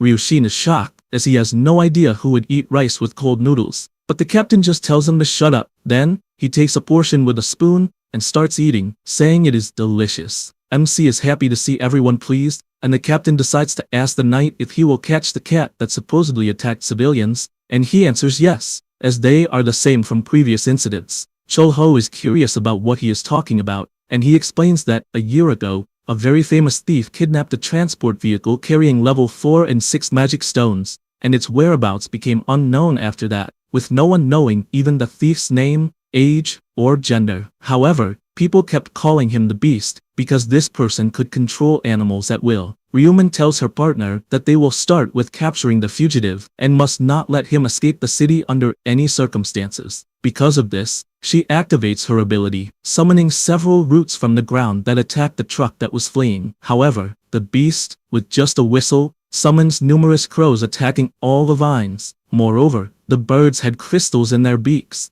and once again, Ryuman shouted to catch him. The girl continues using her magic at maximum power, but is soon startled, as in the next moment, a giant tiger appears, destroying everything. Four Eyes is shocked, as the beast class is the same as his, same level, yet seemingly inferior. Then he looks to the side and notices that several giant cats have entered the forest. Only then does he realize that the crows are a sign, since there is another animal that ate the monocrystal and escaped. Meanwhile, the fugitive is standing on the truck with his giant tiger, exuding confidence with a smile. They even try to get closer, but quickly get frustrated, since the target simply disappeared, and that is why the hunter beast's apprehension failed. While recounting this story, he explains that the target he pursued fed the cats with 4th-class crystals, 30 in total, and even though he captured 26, all of them died. It is known that few animals can resist the power of the monocrystal, but momentarily they gain powers that transcend their species. Cho-ho asks if that means he will take care of the remaining 4 cats. He replies that yes, and says that if they are lucky, they may capture them alive, but they will be killed afterward. MC takes the opportunity to reflect, as he does not understand why this phantom thief wants to steal the magical stones. Ryumin deduces that he will try to use them to create something great, and although it has not yet been confirmed, it must be because many of the awakened who are active in the uninhabited zone are foreigners. MC is surprised, as it is the first time he has heard about the foreigners. The Four Eyes says he is about to leave but warns he will return soon. The other 2 awakened say the same. As Ryumin walks through the forest, he notices something and sees that some cats have fallen, just as he thought, since they could not endure it. However, he is startled to see that one of them is standing, and cannot believe it is still alive after eating a monocrystal, but he does not understand how it developed so well, or if that is really possible. The cat attacks as it gets very close, and this grabs his attention, making him wonder if it is just protecting its companions. He begins to sweat, thinking it is a pain, and realizes that all he has to do is lift a finger, and it will all be over, and the 1-year case of the missing magical stones will be resolved cleanly. Even with a heavy conscience, he imagines he cannot ruin the work out of a moment of pity, since public and private matters should be kept separate, and he firmly believes it is the right thing to do. Meanwhile, in the restaurant, MC is thoughtful about the foreigners, as they must be awakened from the land of no one, and he knows that outside of Seoul it is a lawless land, with countless gates left unmanaged, so monsters run free and entry is restricted. He soon concludes that if people can move around in such a place, then they are strong awakened, and since it does not seem to be a secret, he wants to ask more about it. Barely thinking this, someone enters the restaurant. It is Ryumin again, this time asking if there is a strong drink. Cho-ho says that the only strong drink available is the fire drink, which is not the best, and asks if it will do. Four Eyes replies yes, and MC imagines that drinking something with 60% sorghum on an empty stomach would make him suffer the next day, and so he thinks it pairs well with some sweet and sour meat. He realizes there is no pork, so he will have to use the beef he bought last time. With everything prepared,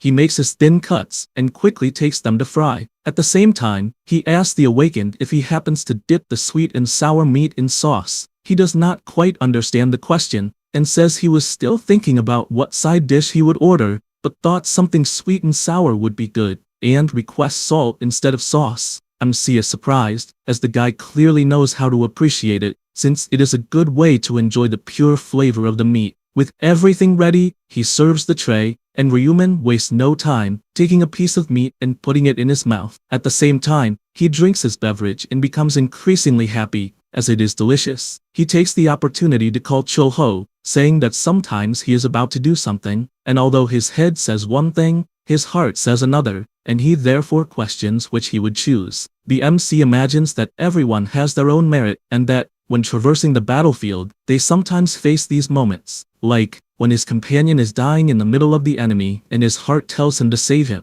but his mind tells him to keep advancing toward the enemy lines and save even more people, and in the end, he has to pay a price anyway. After thinking all this through, he comments to himself that normally in times like these, it doesn't matter what choice he makes, since he will always regret it, but at the same time, it doesn't matter what he chooses, because he also gains something. Ryumin, curious, asks if by chance this something is money. Cho-ho, without thinking twice, says that money often, when looking back, may not be as valuable as it seems. He becomes thoughtful upon hearing this, takes another sip of his drink, and reveals that he feels more at ease. The MC is happy to hear this until Ryumin's assistant arrives at the restaurant, and says she deduced he would be there, since outside there are several eagles parked silently. He, worried, questions why she is out so late at night, and, even more, what she is doing in the restaurant. She says her house is very close and asks to share a bit of the sweet and sour meat, but he refuses since he is hungry. After finishing all the food, he leaves the restaurant with the girl, who complains about him being so drunk. Then, he is startled to see a cat, and questions how an animal can be so big.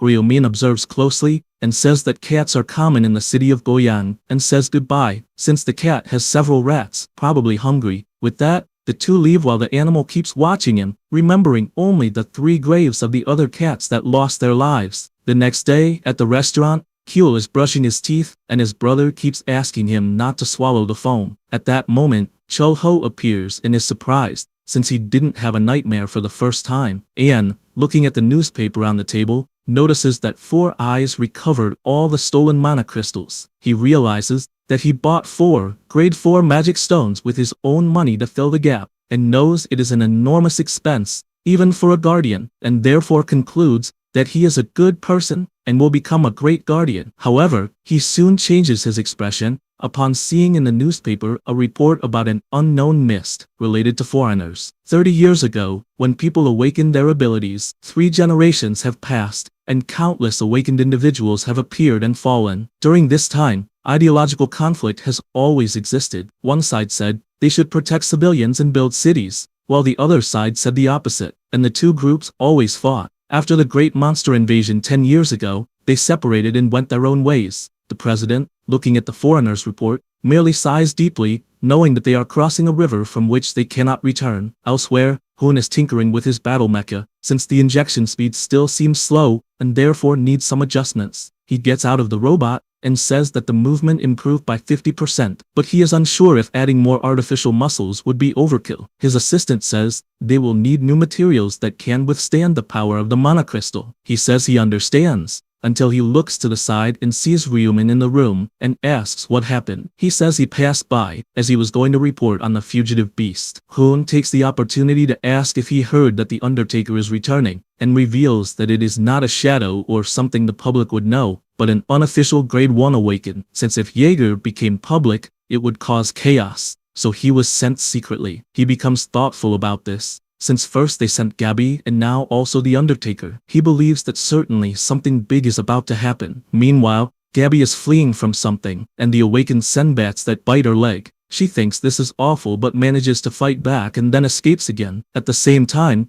Khan is looking at the city map, and since he has never investigated the northwest portal, believes he should go to the location. He is riding around, since he needs to make the most of his free time on the motorcycle that the MC gave him, powered by mana crystals. As he approaches the toll, he is notified that there will be an inspection. He takes the opportunity to ask why there have been so many inspections in recent days. The employee responds that it is because the uninhabited area has been dangerous, and therefore asks to see his ID. After analyzing the document, the employee asks if he really wants to visit the place again. Khan replies that he does, since he is thinking of traveling. He says this imagining that Chul-ho asked him to treat ordinary people with respect, even if he doesn't feel like it. The employee passes his device to check that he is not carrying anything and makes him sign a liability waiver, since it is a dangerous area. Then the dragon continues his journey, and after a while, he pauses, imagining that the place he is in is already safe. He prepares himself, since he must take his investigation seriously, and jumps toward the portals. He hops from one to another, checking their levels, until he gets dizzy, since one of the portals is the habitat of monsters that attack in groups,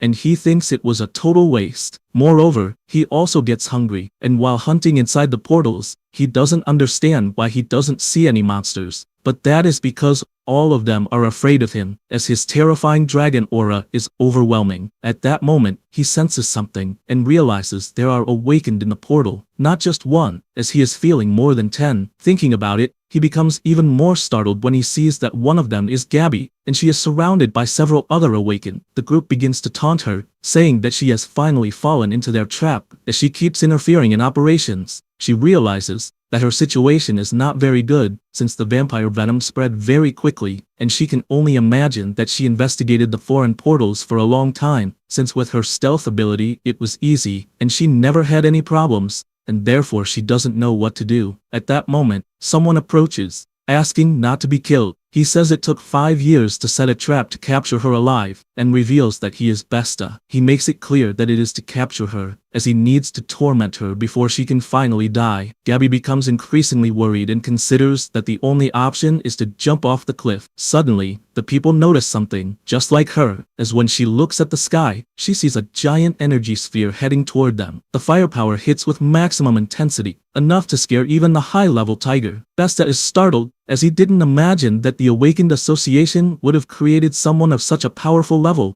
and therefore, he thinks he will retreat, since someone of this level is at least a rank 0 Awakened. Meanwhile, Gabby stands on the cliff and starts trembling like a green twig, not understanding why, as she is not afraid of the fire, but of something even deeper than fear itself. Then, she faints, and Khan appears, catching her. He realizes that the reason for her fainting must be because she was poisoned, and seeing all the destruction he caused, he wonders what he should do. The dragon takes the opportunity to carry her to a safe place and constantly tries to figure out what to do, since, as far as he knows, when bitten by a vampire bat, the wound must be cooled for the venom to leave faster, and with healing abilities, it would be easy to fix. But he doesn't have that. Then he considers whether he should remove the clothes covering the wounds and wash them to prevent infection, but he feels extremely embarrassed, as he can't touch her, yet he knows that if he doesn't do it, things will only get worse. Because of this, he slowly removes the part of her clothing covering the wound,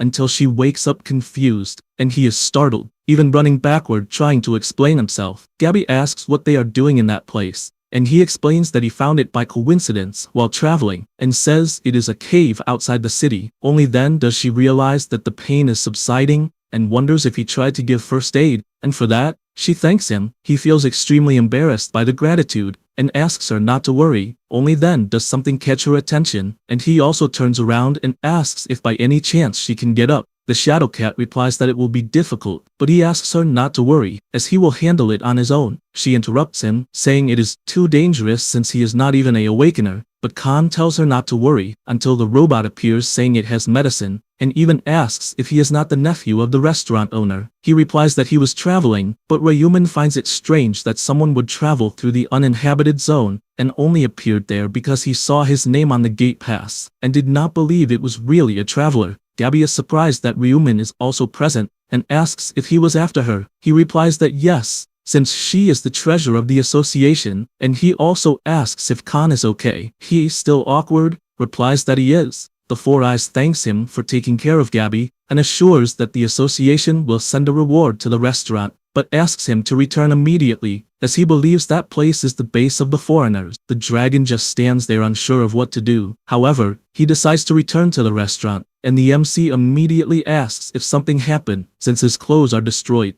he'll celebrate seeing him well until she transforms into her human form. Khan asks if it is not tiring to play with her, and he replies that it is mentally draining, but says that this way, he will expend her energy so that at night she will just sleep. Meanwhile, at the Korean Awakeners Association, an employee reports that the identity verification results showed no abnormalities in Khan, and that he is, in fact, a civilian who has not awakened any abilities, as there is no detectable mana in his body. He also emphasizes that he not only traveled through the uninhabited Northwest, but also has travel records through various uninhabited regions. The Four Eyes admits he is a very brave boy. The employee delivers the mana scan results, and, after obtaining the records of both the MC and Khan, asks if they really are civilians with no detectable mana. Gabby is intrigued by this, and wonders who was the Awakener who created the extremely powerful fireball, since if it was not from the association, it must have been in internal conflicts among the foreigners. But one thing she is sure of, even knowing the boy was helping, all her nerves screamed to flee, and she was even more afraid than when she was chased by the foreigners, as it was a primal fear, and if she were an elf, she would instinctively avoid that aura, so she does not understand why she felt all that from Khan. Moments later, we see a man walking. It was the MC aged. He had wandered for 10 years, and all he could think of was that the Spanish continent is also vast, like the Western and Eastern continents, and neither the Eastern sages nor the Western scholars had provided answers, until a moment came when he fell to the ground. Even without knowing who summoned him to that world, he only pleaded to be heard, as the work in that world was finished, and all he wanted was to be sent back. After saying this, something surprises him,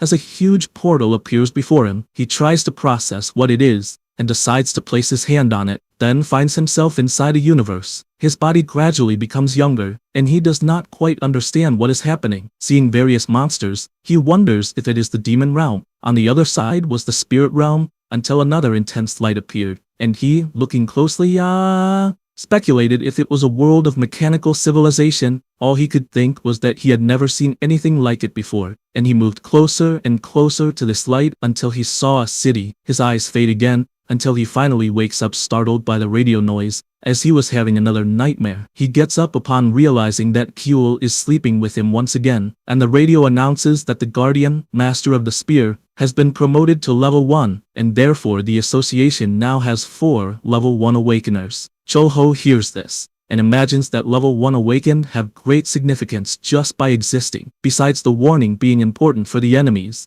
and he does not know if the foreigners have anything to do with it. Meanwhile, in the conference room, the Undertaker announces that they are returning after 3 years of investigation, and that it is about the sales report of the other world. The Spear Hero is surprised, as it is the first time he sees him up close. He knows that the guy has an ability known only to the association director, and is someone almost inhuman. He grabs a tea, and walking with Hoon, asks why he is not wearing glasses that day. He replies that he likes to wear contact lenses to look handsome for Yuna, and then comments that apparently confidential information has arrived, which many times is even scary, preferring not to know. Sang-hoo agrees, as all he wants is just to drink a beer. Hearing this makes his friend extremely excited, to the point of running to be able to drink. After running for a while, they find MC buying some pizzas. The two are surprised, wondering if even a restaurant owner eats food from outside. He replies that it is because his daughter wanted to eat, and she, all cute, asks if by any chance they want to eat together. The two are embarrassed by this invitation, and ask if they can really eat together with beer. MC says it is not a problem, and orders more pizzas from the delivery man. He replies that it will take a little while, as with fewer delivery people, there is no time to rest, and he does not have much time to play with his 5-year-old child. MC asks him to pick up Yoonju next time to play with Kyul, and as a reward, he will pay for a meal. He agrees with this, as both are of similar ages, so it would be nice for them to be friends. Then the delivery man leaves,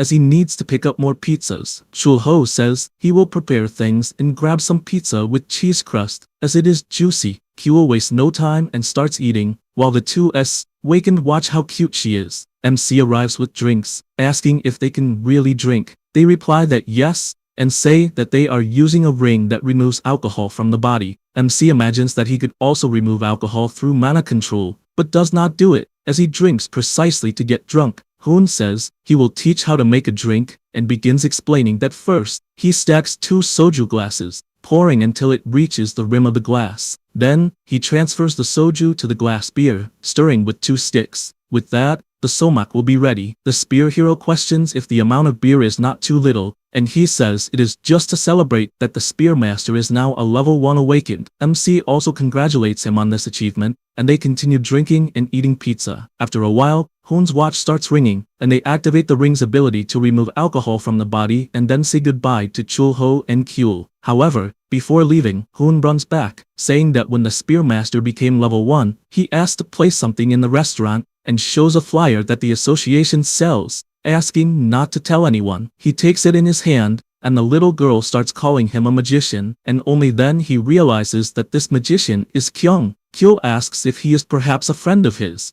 and he does not know what to answer, as they had been friends since elementary school for a long time. Meanwhile, in Seoul, Gangbuk, Kyung says that the harder the world becomes, the more they should smile, and with his top hat in hand, he makes dozens of cards fly across the audience, and, with a wide smile, says goodnight to everyone present who are lighting up the night. MC says again to Kyul that he was a school friend, and imagines that time really changed his appearance and atmosphere, and as far as he knows, the guy dreamed of being a magician, and apparently became the greatest of all. However, something intrigues him. As if he had lived 30 years in another world, he would also have friends, family, and countless relationships. And as time changed, many people died or disappeared. He is aware that inside he is over 60 years old, and therefore his old memories are blurred. Remembering a time when he was accompanied by the boy but still intrigued, he imagines if his friend had changed so much in recent times. Hando Kyung, after his entire performance,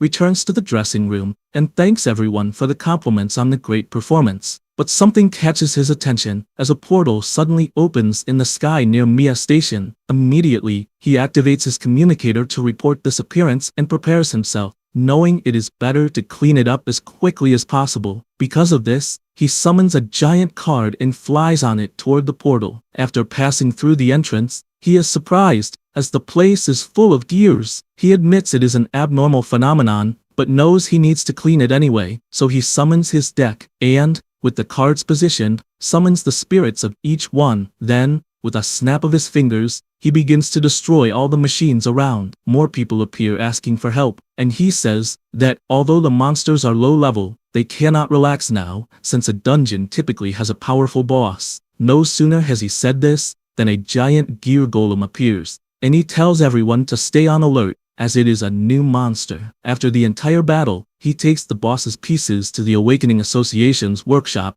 and says the place was a ruin with mechanical monsters. Hoon observes carefully, and notes that they are simple structures, like springs connected as a clock mechanism. He also wonders if, by any chance, the energy source is level 8 and 9 magic stones, and he cannot understand how a simple structure handles the unprocessed power of the magic stone. For this reason, he draws the attention of the Master Mage, asking about the dungeon and whether the boss had no level. He replies that the monster's body was very large, so he contacted the association, and they should handle the transport. Immediately, Hoon begins to prepare, thanking for the report, and, while running, he recalls that the Undertaker's report, presented days ago, said that worlds connected to dimensional rifts are not unique, and, if connected to an advanced mechanical engineering world, one should take full advantage of it. Therefore, he asked the staff to analyze the materials of the pieces. While holding the box, he reflects that the materials should not withstand the magical power of the stones, but this time, they may have found a clue about what they should do. Then he asks the mage if he has eaten yet. He replies no, and Hoon, smiling, says he will show him a place as a reward. On the same day, in the late afternoon, the MC is in front of the restaurant, and all he can imagine is what he should say if he ends up meeting Han-kyung. He remembers the past when a woman said that the next day there would be a cooking class with the parents, and what he hated most was doing anything with his parents. This was because, due to his father's business failure, the house was in decline. He did not want to tell them about the schoolwork to avoid overburdening them further, and even with the magazine full of expensive ingredients he had never heard of, he just watched until a dish he knew caught his attention. Tteokbokki. He was happy, as it was one he might be able to make alone, and he had some seasonings and rice cakes in hand. He reaches into his pocket, and realizes he only has a few coins. He runs to the store and politely asks for fish cakes, as he will prepare a dish. The store owner apologizes, saying that with that amount, it is not possible to buy the ingredients. He is frustrated, but the man shows a lettuce as an alternative. Chul-ho decides to take it and leaves happily, as he can prepare something. Back in the classroom, all the students are accompanied by their parents except him, who tries to stay calm, knowing he can prepare it alone. However, his pot begins to overflow, and he tastes a bit. Realizing it is somewhat healthy, he continues preparing and keeps tasting, but notices it has no flavor at all. The MC becomes increasingly frustrated, as he has no more ingredients, and will not be able to make anything alone. At that moment, someone asks if he prepared tteokbokki. It was Han-kyung asking to try it, and after tasting it, he gives a wide smile, approving the food. This leaves the MC confused. At that moment, the boy shouts for the whole room to hear that Chul-ho's dish is delicious. However, the MC warns that it is not good, and questions why he is lying. He asks not to worry, and explains that it will be just another day, so he will use magic to make that dish delicious. The MC is surprised to hear this, and the boy simply tells him to turn the heat to maximum. Then he positions his hands since he is at the grand finale. After that, the boys in the room approach, questioning what is being done, and Chul-ho answers that he is preparing tteokbokki. The boy finds the dish suspicious since he is not seeing fish cake in that recipe, but Han-kyung says it is excellent, and therefore wants him to try it. The boy decides to taste it, and says that indeed, the dish is delicious. Hearing this leaves the MC completely surprised to the point of also trying it, and finding it tasty, he asks how the hell he made that. Han-kyung replies that it is just magic, and with that, more classmates approach to taste it. Chul-ho does not hide how happy he is, and thanks him, although he still wants to know how the dish became so delicious. The boy, smiling, says he cannot tell for free. The MC puts his hand in his pocket, and says he will give the only money he has, but Han-kyung interrupts him since he does not want any money, and asks only for him to accompany him home every day, saying that only then he will tell him. The MC looks closely at the boy and becomes emotional, as apparently he is not the only one in that class who needs to go to school alone, and so he accepts the proposal. Back in the present, the recipe is almost ready, and Chol-ho is still thoughtful about the past, since at that moment, he became friends with Han Do-kyung after moving to the 2nd grade and before leaving his house. After that, they lost contact, so it was a short friendship, but because of that kindness from back then, the memory stayed marked in his mind. After all these thoughts, he notices that the seasoning is perfect and therefore decides to leave the heat low so the sauce can soak in well. Then he checks his meats and notices he still has plenty of pork, so maybe he should fry some with chili to dip. Kyul arrives at that moment and asks what the side dish of the day will be. He answers that unfortunately, it will take a while and therefore tells her to go play. She becomes happy since she likes doing that, and her brother arrives at that moment and picks her up, as he cannot resist giving her a kiss before leaving, teasing that since he is the older brother he can spoil her as much as he wants. However, it is completely useless since the baby dragon runs to the MC as well to give him a kiss, leaving the fire-haired one jealous, and she runs after her, wanting another kiss. At that moment, someone arrives at the restaurant greeting both of them. It was Hoon, accompanied by the magician, who greets them saying he has only heard good things about the restaurant. Chol-ho is surprised to see that it is his old friend, but before he can say anything, Hoon asks what the menu of the day is. He answers that at the moment he made tteokbokki, but he can prepare whatever is requested. The magician says that dish is fine, just like Four Eyes. The MC receives the order and returns to preparing the dishes, feeling relieved since apparently the magician did not recognize him. Although it is not that surprising, since no one would recognize a childhood friend 50 years later, he decides that he will be a magician since he originally envied his classmate at the time, and even fulfilled all his dreams,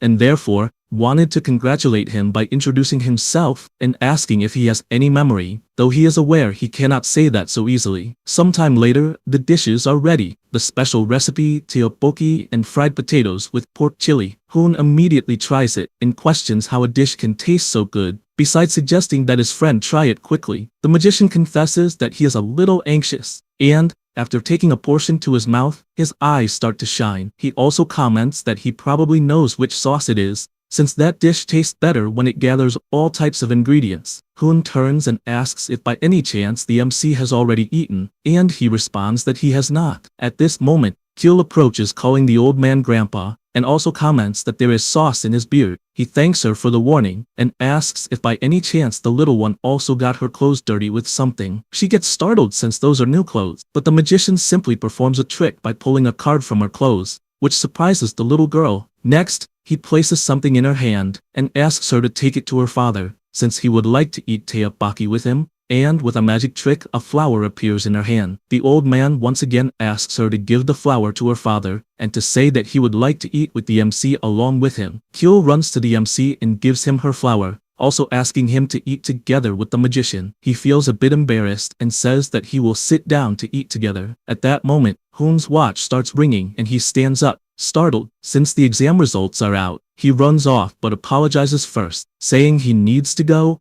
and mentions that next time he will pay before leaving. The magician laughs, since his colleague is a young man full of passion, and he draws the MC's attention by asking if the dish contains ramen soup powder. Chol-ho is left speechless for a moment, and responds that it is correct. He confesses that the taste is nostalgic, and even remembers an old friend he used to visit every day, and since his own family was poor, they could not buy many things, but at least they managed to make excellent tteokbokki. So every day they prepared that dish and ate plenty together while talking. The MC asks what they used to talk about, and the old man, laughing, responds that they talked about their dreams. His own dream was to become a magician since he loved seeing people smile when they watched his magic, because smiling means they are happy, and he always believed that happiness was what joy truly meant. Then he explains that he lived a long time as a magician, and unfortunately perhaps did not have talent, so he ended up becoming a third-rate magician wandering the streets. And to make things worse, those were painful but happy times, because he always felt he was one step away from his dream. And then the era changed, and somehow he gained the power of a magician, and the world began calling him a guardian. So whenever he was fighting or wanted to give up, he remembered the old times,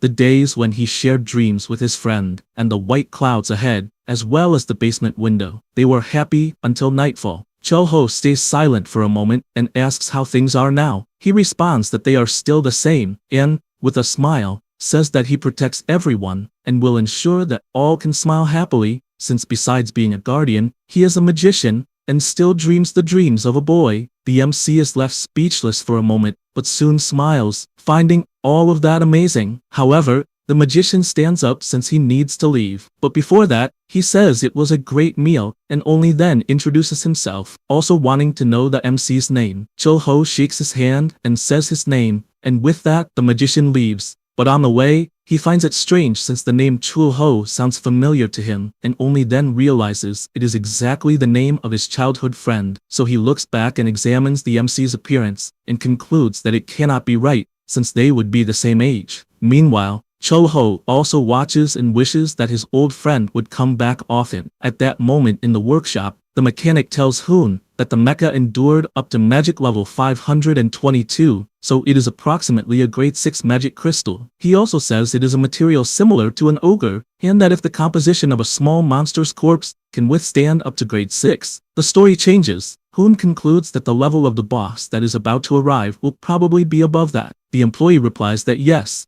and only then will they be able to reach the goal they are aiming for. This leaves the rank 1 awakened man deep in thought, since the material for a boss-level monster, simply being enough to achieve his ambition is madness, as he came from a world where mechanical engineering advanced tremendously, and he can only think about how terrifying he finds it, and at the same time, how it makes him anxious for what comes next. The next day, the MC sits on the staircase imagining that before going to the other world that was the Han River, which they used to call sewage water, but it became a beautiful and clean place and it is good to show up there from time to time. However, something catches his attention, and he notices that a turtle is upside down. He picks the animal up in his hand, and finds it huge, and it even seems to be a soft-shelled turtle. Suddenly, the turtle swims away at high speed, surprising even him. Other fish also appear, and he thinks it is the perfect season for the appearance of salmon, and, judging by their behavior, they must pass through the whirlpool even though it is strong, and because of that, the taste must be good.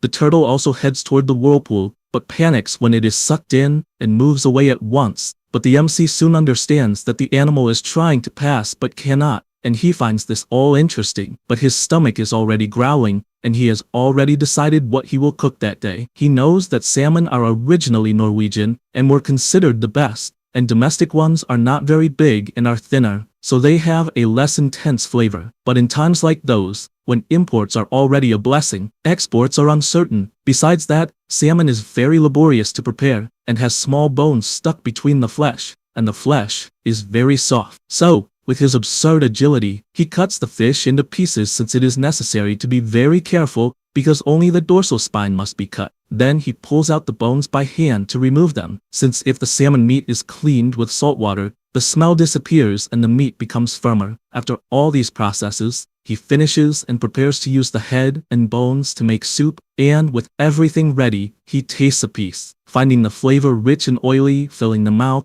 something unique to salmon, as it has a soft texture that sinks between the teeth. He knows that salmon is always the best option with alcohol or rice, but since he must prepare breakfast for the children, he will focus on rice. At that moment, someone arrives at the restaurant. It was a little boy asking please to be given a meal. Chul-ho imagines that, judging by his appearance, he is probably the beggar who stays behind the market, and judging by his face he must have been rejected by other restaurants. And since that is something that will never happen in his own establishment, he says it is fine and asks him to come in, putting a huge smile on the boy's face. He prepares a salmon sashimi with rice, and the boy wastes no time and starts eating. Then, he asks for some water and starts drinking like never before. The boy places his hand on the table saying the food was delicious, and that was his payment. But the MC says that first-time customers get a free meal, and only then realizes that the so-called payment is just shells and common stones. He finds the situation strange, and decides to use his detector gaze on the boy,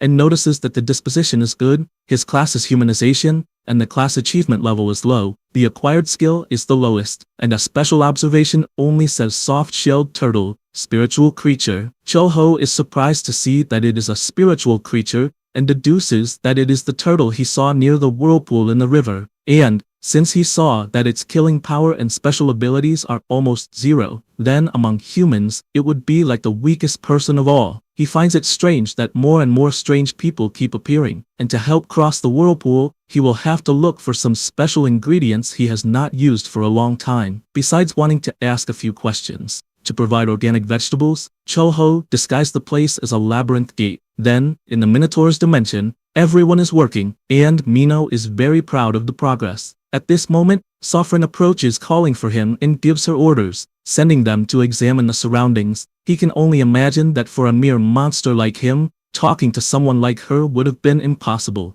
But in that world, the reality is different. Suddenly, a walking onion appears and he picks it up in his hand, wanting to know how it is alive. Then he hands it to the demon, and she, smiling brightly, says she wants to give the onion a special name, like Kindred Kayan. The Minotaur complains that the name is too long, and suggests naming it Tubiak, but this time, she is the one who is displeased with the name, and even asks where he got that idea from. He reveals that they just plowed a new field and shows how beautiful it turned out. She sees no connection in anything, and Mino just says that it is not so bad to live from agriculture, since he is enjoying it a lot. Sofrin, however, can only imagine that in the demon realm this feeling of peace would be unimaginable. After all, they are always killing the weak to surpass the strong, and it is a world of endless war, and she herself lived at the center of all the chaos. She finally understands what he means, and therefore says they should make fertilizer for the new field they are cultivating. While the two are distracted, the onion walks away, but because it is inattentive, it hits a crate and falls stiff on the ground. The two are shocked to see this and scream desperately, calling the onion's name. Right after that, the MC appears asking what is going on, and Mino, crying, says that unfortunately Tubiak is dead, but he does not understand what the hell Tubiak is. The demon reveals that it is the walking onion, and explains that they plowed the field and made fertilizers for the place. However, in the middle of this explanation,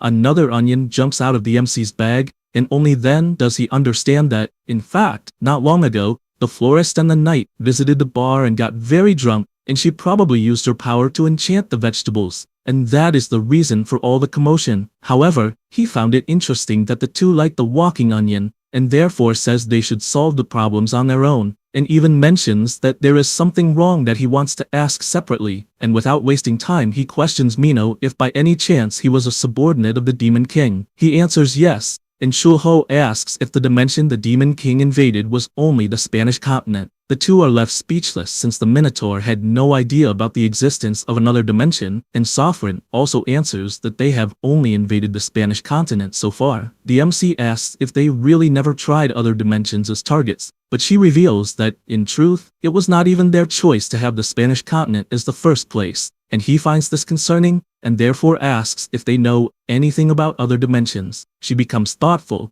and says that she knows only a little about the demonic realm, the spiritual realm, the intermediate realm, and 2 nameless dimensions, and that this is all she knows, including not knowing any further details. The MC imagines that, on the previous night, when Hoon suddenly left, something bothered him, and that is why he went for a walk and found a truck carrying a giant mechanical doll that could not be made with the technology of that world, and therefore, he believes it is probably from one of the civilizations of another dimension, and he even saw it when he returned to reality, being the machine world that apparently created a dimensional rift that connected to that world. Suddenly, Sofrin calls his attention and asks if, by any chance, the Demon King might know about the other dimensions. This question intrigues Cholho's mind since he has no idea, but she apologizes, saying she only mentioned something that popped into her head, and she laments not being able to find him in any way. He says he understands and can only imagine what it might be about, as it seems more like another dimension is trying to devour that world. After that, the little boy is eating at the restaurant, and Khan questions whether he is really not a person, but a mystical being. The MC replies that yes, since he is the soft-shelled turtle. At that moment, the boy finishes eating, thanks him, and begins to leave the restaurant. He returns to the water and starts using his magic until he transforms back into a turtle. Cholho was watching along with Khan until they hear a voice. It was Ryushin shouting that he saw a boy turning into a turtle. Hyuk, who was also with them, comments that he is probably a mystical being, and they go to the MC to ask what they are doing there. He replies that they are watching the turtle pass through the whirlpool, but he only sees failure after failure. The blonde boy admits he does not understand why the turtle insists on that path, since it could simply leave the water and crawl through another part. Chul-ho imagines that mystical beings are always obsessed with something, and even remembers a mystical dog that was obsessed with its former owner, who had died long ago, yet it remained seated in front of the grave for decades. There was also the mystical fox that visited recently, who liked magical stones, and through that process they gained the price of growth. He concludes that he does not know the principle of mystical beings, as they have always been incomprehensible. A few days pass and the turtle boy once again returns to the restaurant and, upon entering, asks for food. The MC notices that it is the 6th day he has seen him and believes he is depressed after so many failures, and goes to his salmon, deciding he will use it. He begins preparing it, because salmon belly is absolutely the best since it has a unique smooth flavor. Besides being oily but slightly chewy with an intense taste, he even imagines that there was a time when he thought that if he could live eating only salmon belly, he would have no other desire, since on the battlefield he could eat anything, so he ate everything he found. Chul-ho removes the pot from the heat since the stew is boiling well, and finally sets on the table 2 delights: the ripe salmon sashimi and the spicy salmon stew. Besides that, he says he will definitely succeed that day. The boy does not understand what he is talking about, but still thanks him. After his lunch, the boy goes to the water, and this time there is an audience watching since they are cheering. The turtle begins to swim, and once again heads toward the whirlpool. Everyone stays alert, and the animal gets closer and closer, extremely determined, until in the next second, it makes a huge jump out of the water, meaning it succeeded. The blonde boy thinks it is amazing, and something catches the MC's attention since the turtle's shell began to shine, and the animal became even larger. Chul-ho reflects on this growth since it became even larger than the 9-tailed fox, which had an increase in the number of tails by eating magical stones. And every time the turtle resolves some strange obsession, it will also continue growing. Furthermore, he also notices something specific since, as his martial strength stopped at 6 class masters, he believes that perhaps his path is also like that, just like the turtles, and may begin with something trivial. After that, at the next dawn, passing through the Uijangbu area, a man is walking until he reaches the Arched Moon Temple dungeon. He passes by several trapped monsters and stands before 3 people questioning what is happening. The girl, whose name is Eve, is a level 0 awakened one, and therefore asks them to hurry. The beast prepares to speak, but the guards say they have a problem to solve, and it must involve the foreign headquarters. Besides emphasizing that Eve, as a prophet,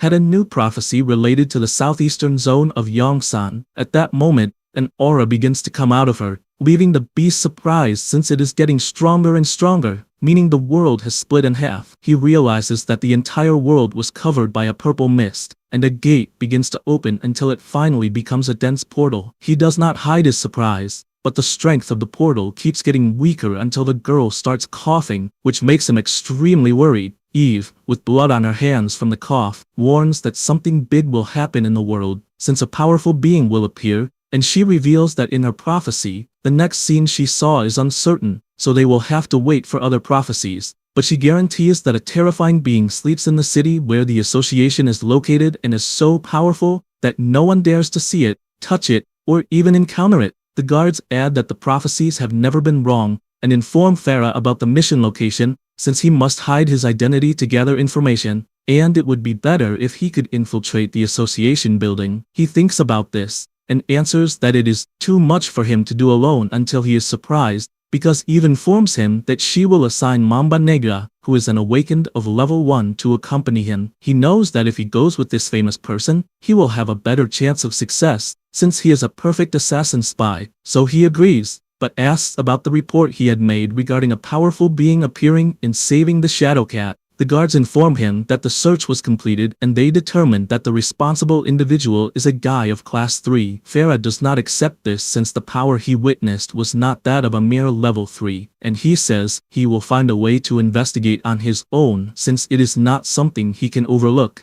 And he also asks whether Eve's treatment is ready or not. They respond that it is still in development, because suppressing the out-of-control magic power is not easy to create. Farah gets irritated by this answer, but the girl, with a smile on her face, asks him not to worry because she is fine. He hears this, and, since there is nothing else he can do, he simply passes through the portal returning to Earth. And, while preparing himself, he increases even more his confidence that he will do anything to save Eve. Meanwhile, in Hongdae, Seoul, Yuna is with her companion and comments that she has a bad feeling because of the number of crows she is seeing in the area. Her partner asks if the reason is not because the new recruit was absent without leave. She, irritated, confirms it, since the new recruit was Jung-young, a level 3 fire awakener, a rare child, but she does not know where the hell the brat is. She reflects on whether the reason was because of what she said the day before, and does not know what she should do about it. Suddenly, she senses something and prepares for combat, warning that there is something nearby. At that very moment, the Farah appears behind her, and Yun-ah immediately jumps back, unable to believe that the Farah simply appeared in that place. He prepares himself and summons countless rats for combat.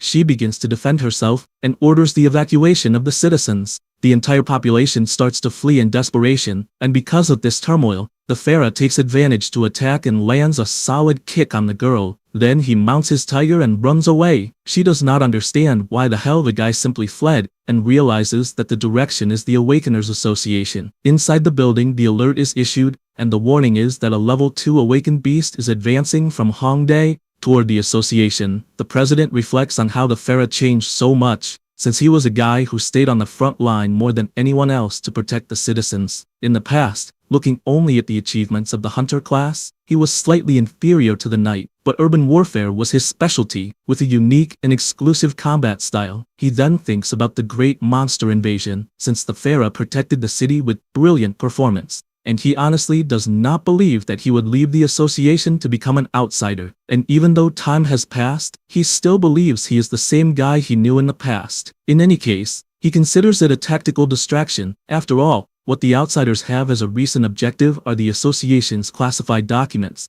So while they cause this external chaos to divert attention, someone will certainly infiltrate the association. Thinking about this, he believes that those specialized in infiltration missions among the outsiders are Nightmare and Black Mamba, since he knows their power better than anyone, and, moreover, they were comrades up to 10 years ago, and either of them would be problematic. With this in mind, the president asks Undertaker whether he should request a barrier, but he merely remains silent. Then he goes outside and uses his ability. The MC immediately hears it, and this draws his attention as he walks with Kuel. She comments that the food was delicious, and he notices how excited the little girl is, since she is buying everything she wants. However, at that moment, he senses something, and so he picks Kuel up in his arms, since something passed very close by. He also reflects that with that level of stealth, in the human world, he had only seen the Shadow Cat, so it is possibly an assassin, or something even above that. Sometime later, a being appears near the association, and tries to pass through the barrier, but is stopped. He wonders if it might be a classmaster's barrier, since he cannot penetrate it, and finds it interesting, as he did not know that someone like that existed on the association's side, since 10 years ago there was not. At that instant, Gabby appears and begins attacking the enemy in every possible way, until they finally reach the ground. Only then does she realize that, in fact, the invader is Black Mamba. She laments it, since the reunion after so much time is not in the best possible way. Then a spear comes flying, but the enemy easily dodges it and tries to imagine what that weapon could be. Only then does Sang-hoo appear, asking if he was not going to retire. The Black Mamba looks at the boy and says that he is still firm and strong, and cannot believe that a brat has grown so much, and, as expected, has not aged at all. Meanwhile, elsewhere, Yuna asks the beast to stop and imagines that the guardians who fight to protect the citizens are vulnerable to chaos, and that the enemy induced this environment. Therefore, if the fight begins, there will be many casualties. Chaeyeon takes advantage of the situation and activates her ice barrier, trapping everyone inside. In addition, she repositions herself, saying that she will serve as support, but she does not like what she is seeing at all, since she knows the power of Yanwu, the beast. He says that he is surprised, since both the queen and the witch have arrived, and she makes it clear that she does not like that codename and asks where Eve is. He does not like thinking about the matter at all, and asks if he really should tell. Chaeyeon realizes that it is nothing good, and only questions why he took the girl away. At that moment, a voice tells him that the plan failed, explaining that there is an excellent barrier on the east side, and that, Because of this, he should retreat. The beast says that he understands and, as he disappears, says that they will see each other again. Yuna even tries to launch an attack beforehand, but it is already too late. She becomes frustrated by this, and Chaeyeon becomes downcast, since they were her partners. At the same time, the MC is observing everything from above, and concludes that no one died or was injured, so, in other words, it was not a fight meant to kill, especially regarding the guy called the Beast, since, objectively speaking, there were many gaps in the fighting style of the Queen of Blades. There were definitely openings to kill, or at least inflict fatal injuries, but the Beast simply let those openings pass. This makes him think that there are complicated circumstances involved. Meanwhile, at the headquarters of the Mercenary Corps, Ryushin reads the newspaper and comments that the scale of the damage is significant, but fortunately, there were no victims, and complaints from the affected citizens keep coming in, citing one in particular who said that it makes no sense to charge taxes if destruction happens anyway. He becomes enraged by these comments,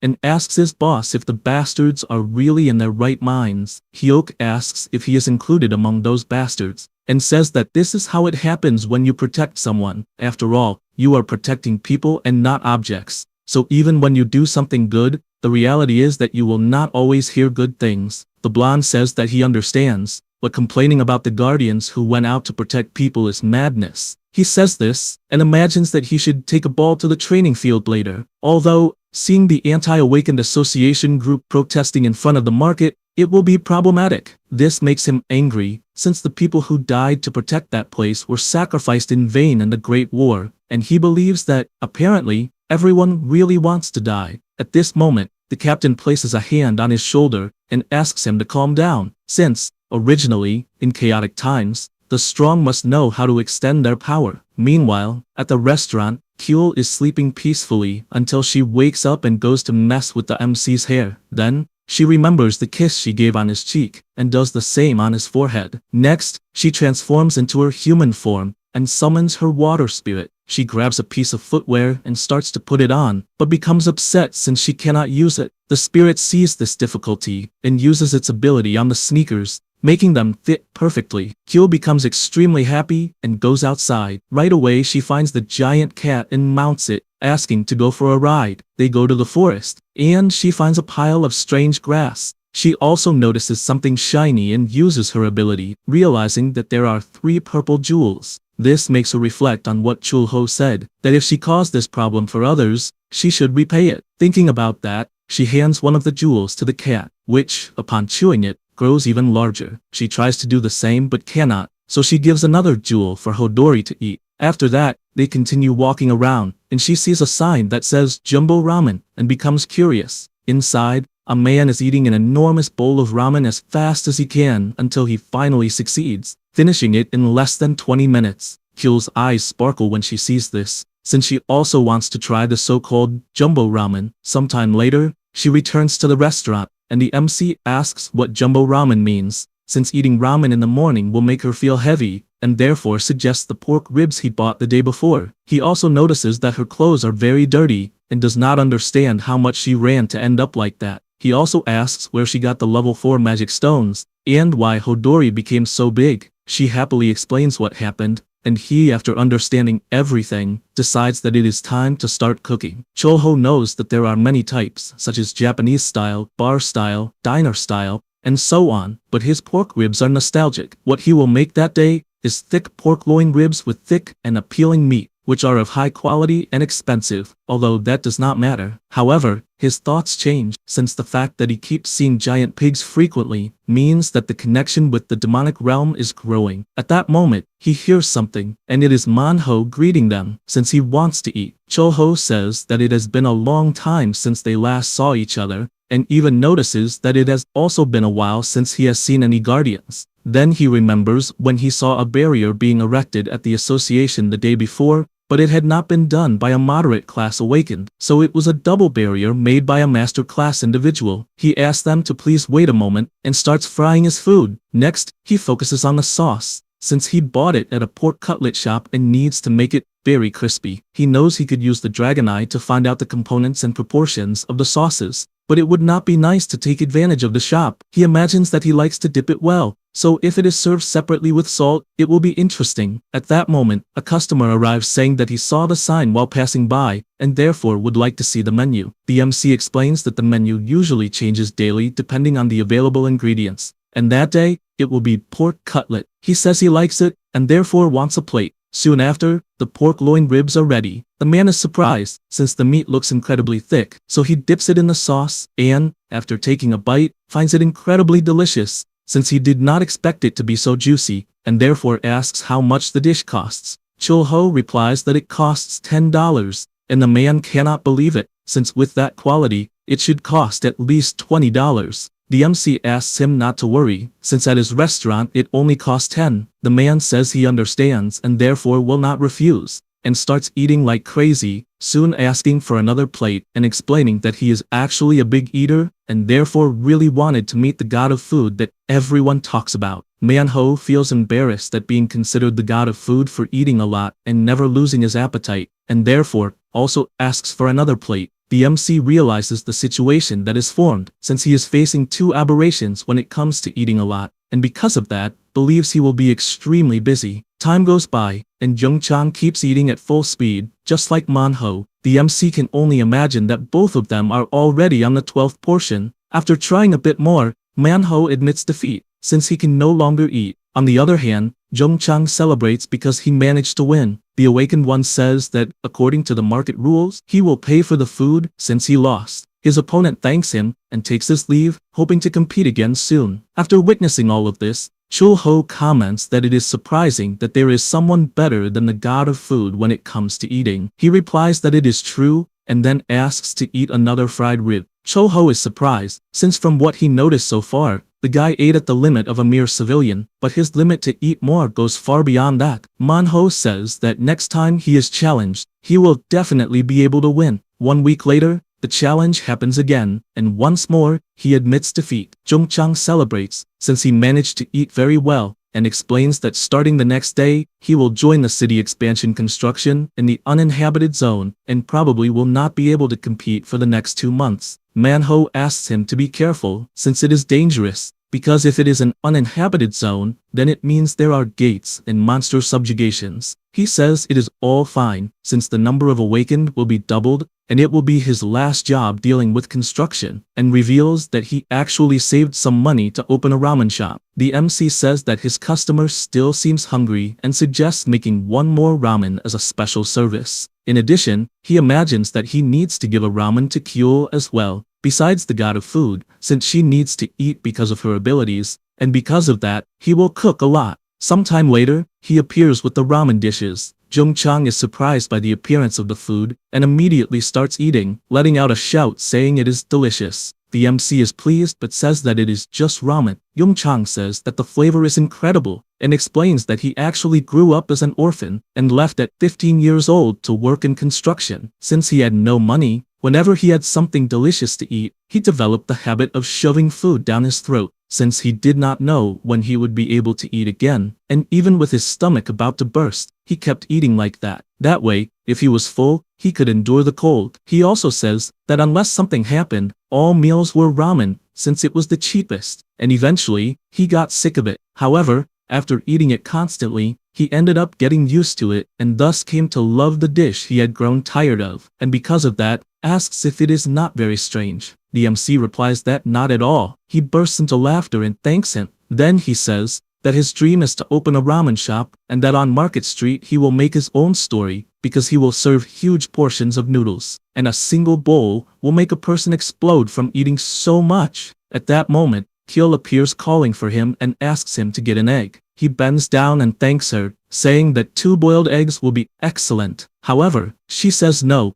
and points out that one of the eggs is for the god of food. He is surprised when he sees this, and Jung-chang bursts into laughter, since the little girl is truly very kind, and says that they will compete again soon. Manhwa says that it is fine. As for the MC seeing all of this, he reflects that for some reason he is feeling worried, since even knowing that the uninhabited zone is dangerous, there is the issue of the awakened joining together, and they will take care of the main tasks. The city expansion project like this has been constantly driven by the association, and when they move into uninhabited zones, they build walls and structures. This is how humanity continues to expand its territory to reclaim the civilization of the past. Meanwhile, in the Minotaur dimension, he is clearing weeds until he senses a terrible aura and becomes worried about what it might be. Sofren also approaches and, sweating coldly, says that for a moment she felt the terrible aura again. She imagines that lately she has been constantly sensing the aura of the demonic realm, and that the connection between the two worlds must be growing. She understands that she felt it very quickly, but it was enough to sense it, and within the aura, there was definitely the energy of the Demon King. With that,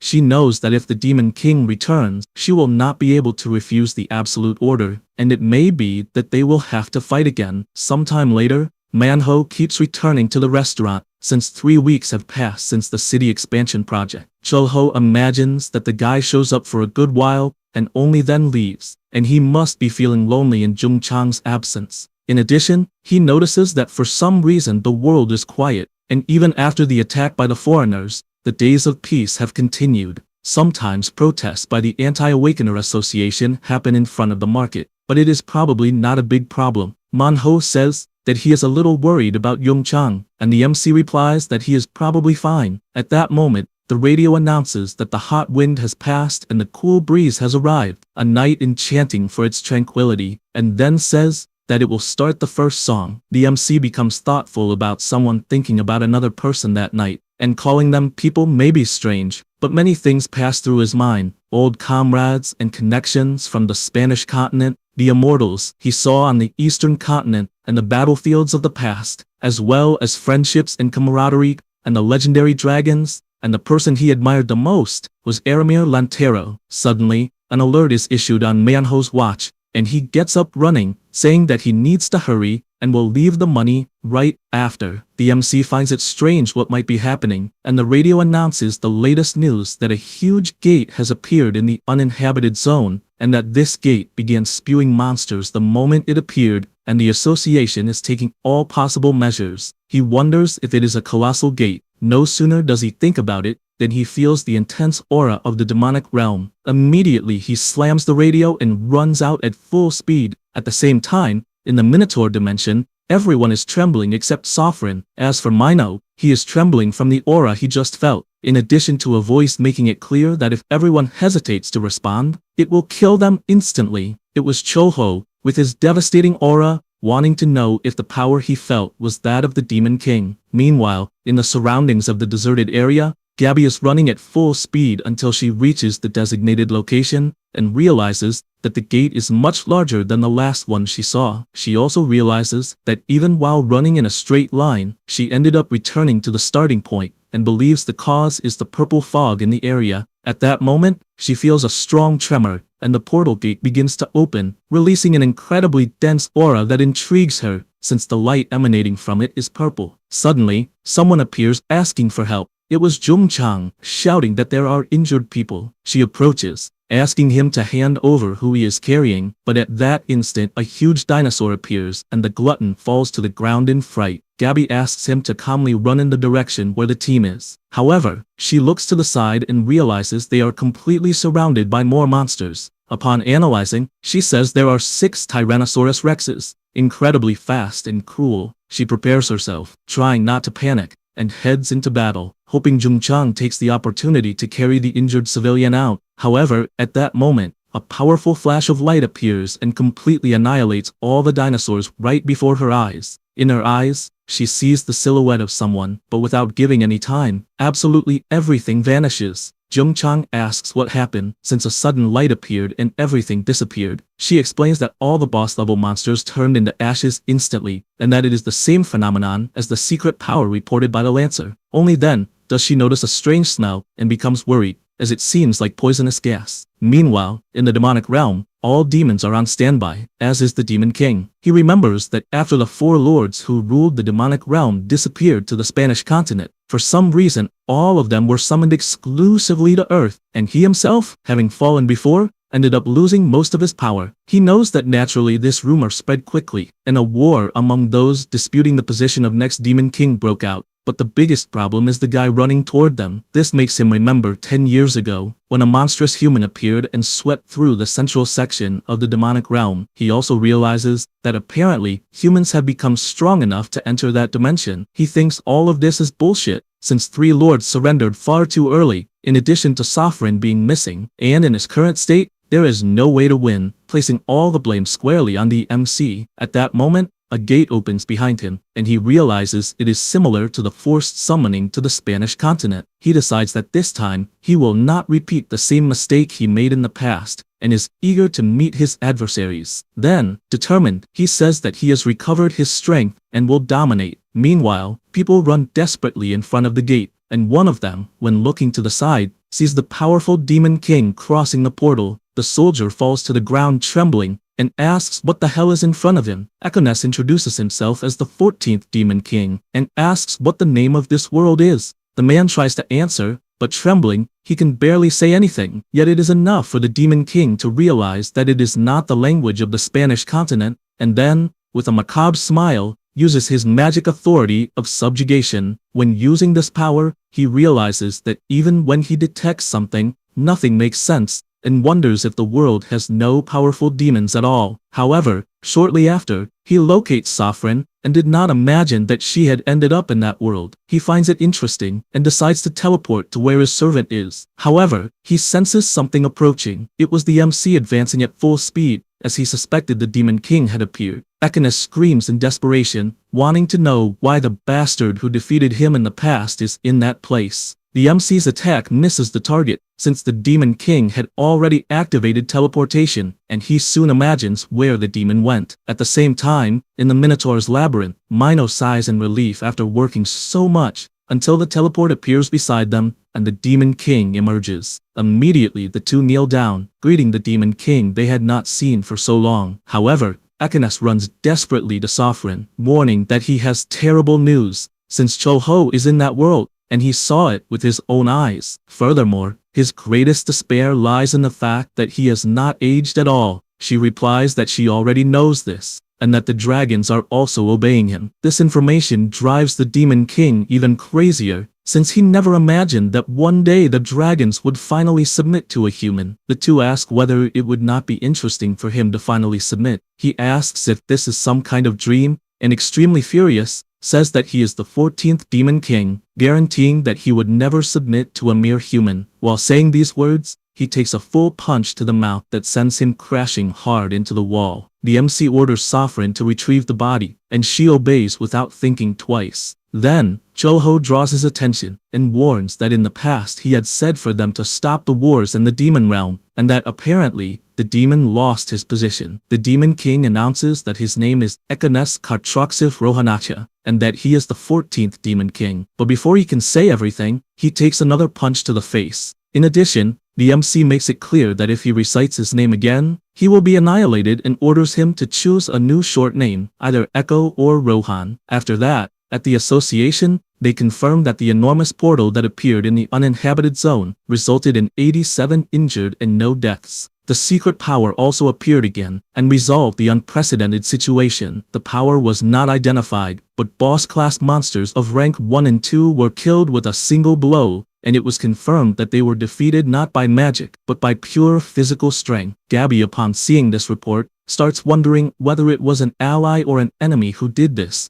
and all she wants is to discover that person's identity. Meanwhile, at the restaurant, Kyul is playing with her plush dinosaur, and she calls Echo to play as well, since that is now his new name by order of the MC. He does not like this at all, but he feels the frightening aura coming from Khan, and concludes that the two are definitely dragons. In addition, he knows there is not much he can do, since because of the ability prisoner of the restrictive band, that body cannot use strength, and even his power was sealed, turning him into a child, which drives him crazy, unable to believe that the MC truly conquered the entire world. Once again, Kyul calls him to play, and he, seeing that expression, decides to go along with it, since he cannot believe that dragons are as cute as he thought. Khan then goes up to the MC and asks if the boy really is the Demon King and whether that is not dangerous. Cho-ho replies that for at least 10 years everything will be fine, so there is nothing to worry about. The dragon is still somewhat concerned, but the MC explains that what is on the Demon King's head is the prisoner's restraining band, and that if he has even the slightest thought of killing, it will cause extreme pain, hurting so much that he will not even be able to move. He says this, but knows that if the Demon King still had his original power, he would be able to break free from that band. But since he lost his powers,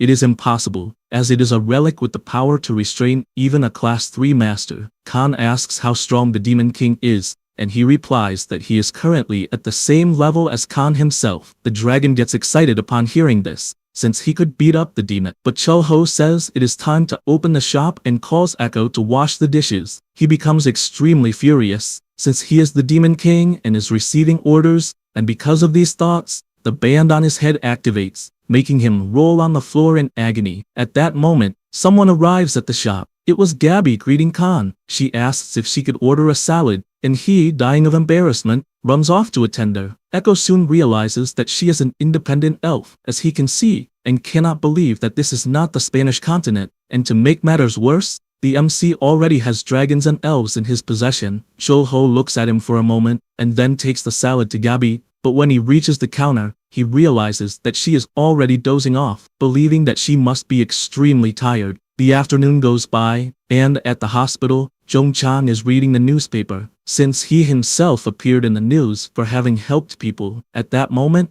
Manhwa appears to visit him and asks if he is feeling better. He replies that yes, since he has an excellent person taking care of him. Then, Nijin appears calling for her father, and the glutton cannot believe that the girl is his friend's daughter. She says that she is surprised since she saw him entering the hospital and asks if the two of them know each other. Jong-chang bursts into laughter, saying that indeed, just as his friend said, he has a very beautiful daughter. In fact, the most beautiful person he has ever seen in his life. She becomes extremely embarrassed and says that she will leave, since she only stopped by to say hello. The glutton takes the opportunity to comment that thanks to his friend, he will be able to keep living, since life is very unpredictable. Manhwa asks what he means by that, and he replies that human life is like when he fought to survive, and everyone abandoned him. But at that moment, he is receiving donations and newspaper articles, and has gained much more than in his entire life. In addition, he points out that he did not save people, but rather some awakened ones, and that there was even a female awakened who fought against the giant monsters, and her name was Shadowcat. He also says that another awakened appeared and completely annihilated the monsters with a single attack, since in the blink of an eye, everyone died. Manhwa becomes thoughtful about this, takes his friend's hand, and thanks him for surviving. He laughs at that and thanks him as well. Back at the restaurant, Gabby finally wakes up and the MC asks if she slept well. She apologizes, but he tells her not to worry, since some people sometimes fall asleep and guests are always welcome. She laughs at that and sees the bowl of salad. When she tastes it, she comments that something seems different, and he explains that he used a special ingredient that will help with fatigue recovery. She thanks him, and Khan calls out to the MC, warning that he is finishing the frying. He turns to see if it is good, and makes Gabby smell the different aroma of that frying, realizing that it was the same smell she felt when she was surrounded by Tyrannosaurus Rex. She stands up in desperation, and the MC asks if there is any problem. Not knowing what to say, she just replies that no and sits back down, believing that it must be nothing, since she is tired from the week's meetings. After that, on the following day, everyone in the restaurant is sleeping until Echo wakes up, imagining that the place is very well lit, while in the demon realm, it is always purple. Then, when he turns around, he becomes furious that Khan is sleeping so peacefully, even though he is in front of the 14th Demon King. However, he knows that he needs to behave, otherwise he will get punched by Cho-ho. He then leaves the room and starts washing the dishes. Kyul also appears, opens the bathroom door, and starts asking for water. Then the two stare at each other, and she asks if by any chance he wants water. He gets irritated since someone inferior is speaking in an informal way, but she, extremely sleepy, simply collapses on the floor. He cannot believe that she will simply sleep in the middle of the house, but he reflects that he needs to behave and follow the rules of that place, since the MC made it clear that he was supposed to do all the household chores, such as washing the dishes, as well as greeting customers when they arrive, not using force against humans, and above all, speaking politely, and he guarantees that if he breaks these rules, his life will become a nightmare. He becomes terrified when thinking about all of this, and then picks Kyul up in his arms, feeling surprised at how the baby dragon gives off a loving and comforting aroma. He also notices the smell of flowers, in addition to other things that do not exist in the demon realm, and concludes that that place is definitely strange. As the day goes by, the Demon King becomes increasingly dissatisfied, thinking that the MC's life is far too simple. First, when he wakes up, he rubs his eyes and goes to smoke. Moreover, he learned that smoking is bad for health, and because of that, he wishes that he smokes a lot until he dies. Because of these bad thoughts, he feels an absurd pain coming from the band around his head. After that, he follows the MC's routine, since after smoking, he returned to the diner, did the cleaning, and went to read a newspaper. Sometime later, he went to the market to buy ingredients, and, lastly, went to the kitchen to prepare some dishes. His mouth waters, but he knows he cannot feel that way, since just because it smells delicious does not mean he wants to eat it. Soon after,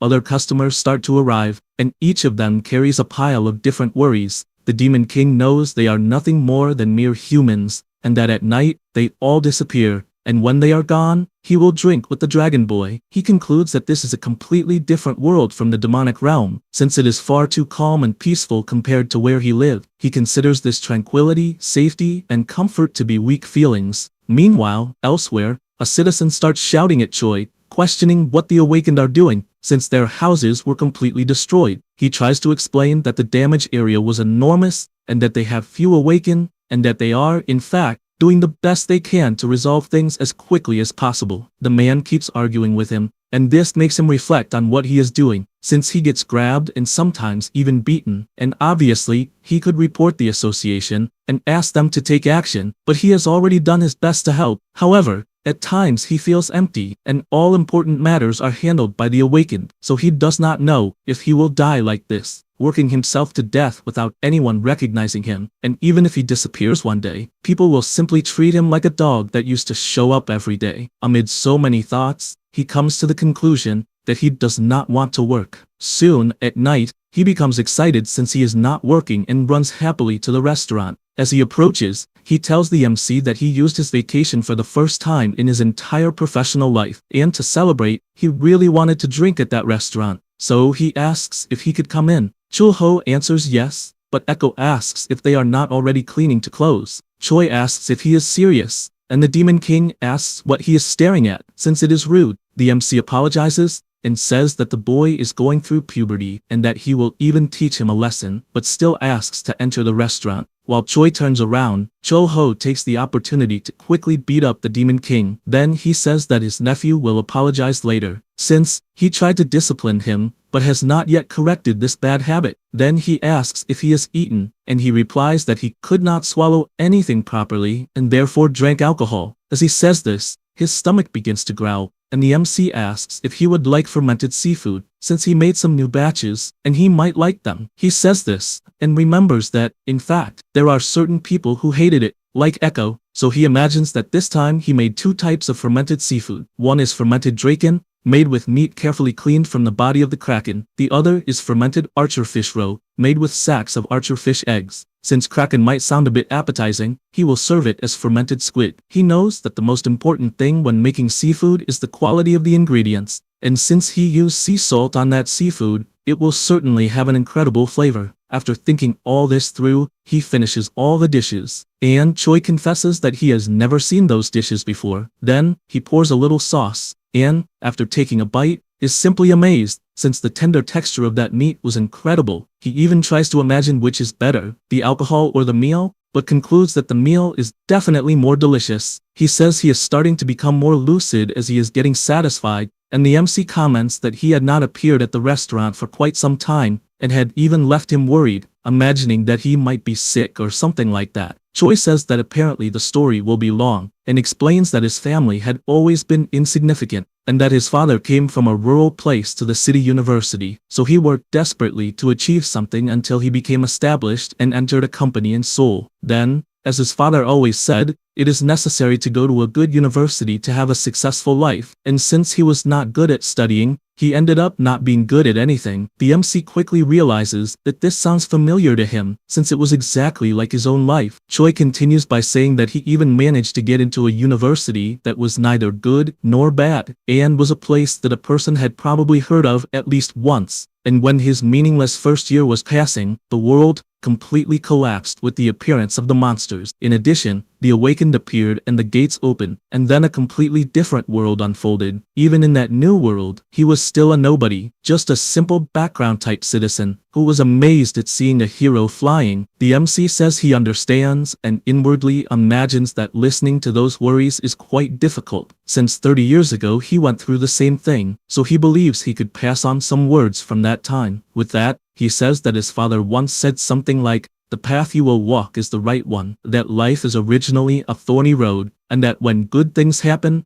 bad things will also happen. Living is like navigating a seasoned sea. No one can know how the world works, or when and how things will happen. When you cannot see anything, you should tell yourself that the path you are on is the right one, and continuing along that path will be the answer. Like a lighthouse, becoming a unique path even in a chaotic world. Choi is surprised by such words and thanks him for the attention. Then, he goes back to eating and says that, indeed, the Archer fish roe has an incredible flavor, since it is not very salty and is very clean, in addition to having an amazing texture. The MC says that, in fact, for chefs, knowing how to use salt correctly is the most important thing. He cites as an example, fermented seafood without salt, since that way it will spoil, because it is salt that preserves it for a time. So even if you eat it before it spoils, the salt would have an intense taste, and as trivial as it may seem, it is extremely essential in a dish. Choi is surprised hearing all this, since even something that seems insignificant can be precious. The MC is happy to see that his friend is more upbeat, and thanks him for always showing up to help people. He is filled with emotion, and thanks him for everything he is hearing. At that moment, the Demon King also approaches and apologizes for the lack of respect he showed earlier. Choi says that it is no problem,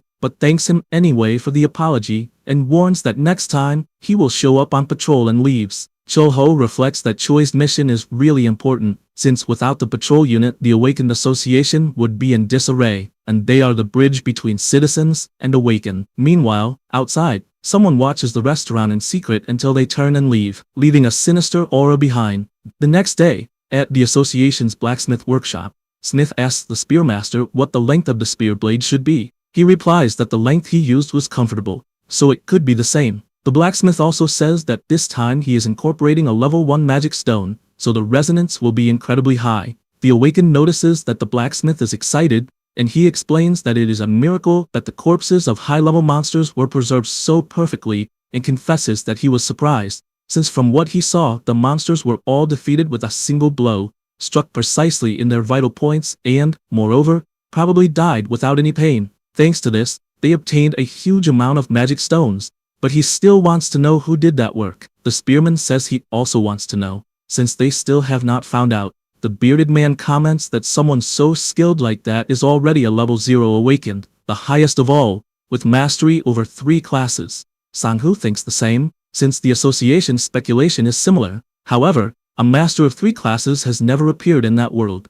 and if someone like that really exists, he no longer even knows how the hell such a being reached that level. In addition, he does not know why this person does not reveal himself, and why he always appears when great disasters happen to save everyone. Thinking about this, he says that it is difficult to find any clue about this person. Smith says that is his job, and asks what he will do with the old weapon, since he can return it, or use it as a secondary weapon. The spearman thinks about it and says he will keep it, since he has grown attached to it, and, in some way, it feels familiar to him. Smith says that is fine, and informs him that it will take a week for the weapon to be ready, and that, once finished, it will be delivered to the association for pickup. Now, in the forest, Kuel is walking around with the giant cat, collecting jewels wherever she finds them. She also gives one for her pet to eat, until Hodori hears a noise and turns around. He immediately jumps on the monster that was sneaking through the bushes, and sees that it is a goblin. She asks if by any chance it is Kasin, and, seeing the goblin screaming,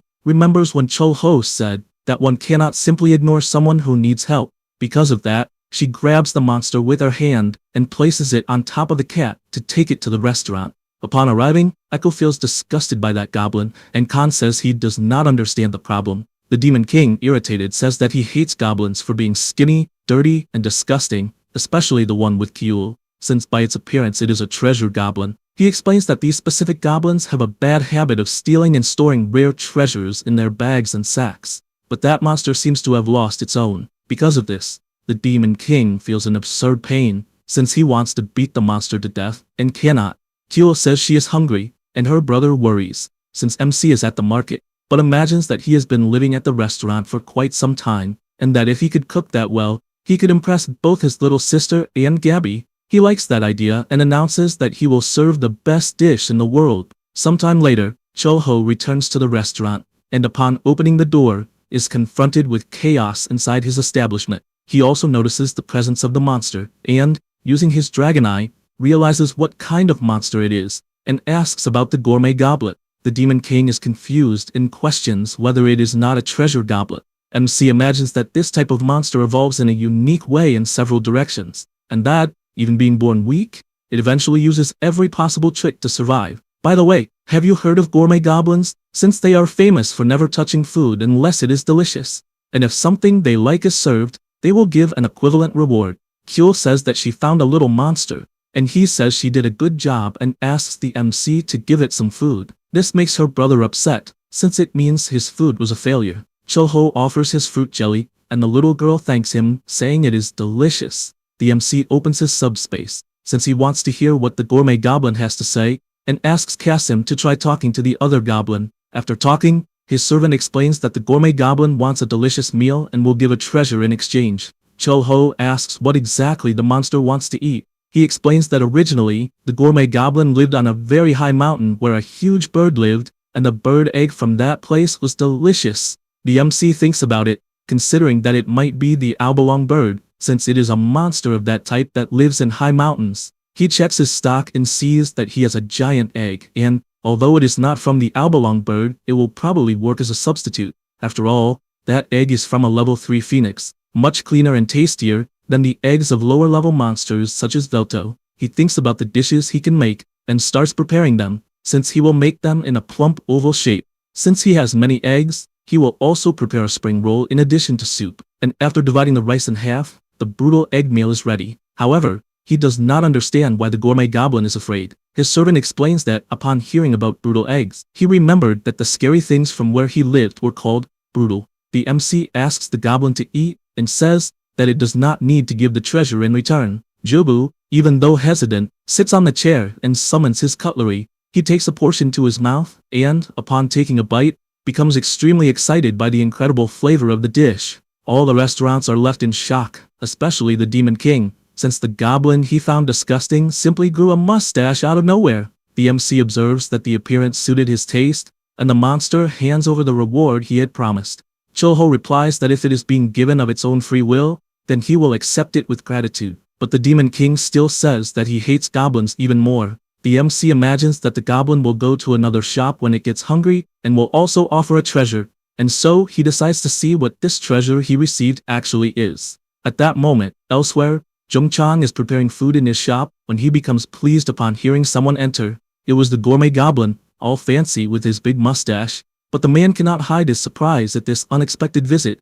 Meanwhile, Gabi is filling out reports on the mysterious disappearances of Mandragoras, as well as all the other inexplicable events she witnessed. She connects the dots, arriving at Khan, and concludes that it might be true that the restaurant and the mysterious power are connected. She remembers the flames that knocked down the foreigner with a single blow, and, coincidentally, Khan was at the location. She tries to understand why the boy was in that place. In addition, she reflects on the MC, and the information she has is that his name is Cho-ho. He is 30 years old, lived in Paju, and has no relatives. She also remembers Kyul, since she is a cute little girl. Finally, she recalls the sudden appearance of Echo and does not remember any record of that individual. She tries to connect the dots and cannot see any similarity between them. Her greatest doubt revolves around Khan, as he is a civilian whose magical power cannot be measured. Only then does she think of something, since the mysterious power is estimated to be at least a Class 3 master, and she realizes that the magical device cannot detect anyone beyond Class 2,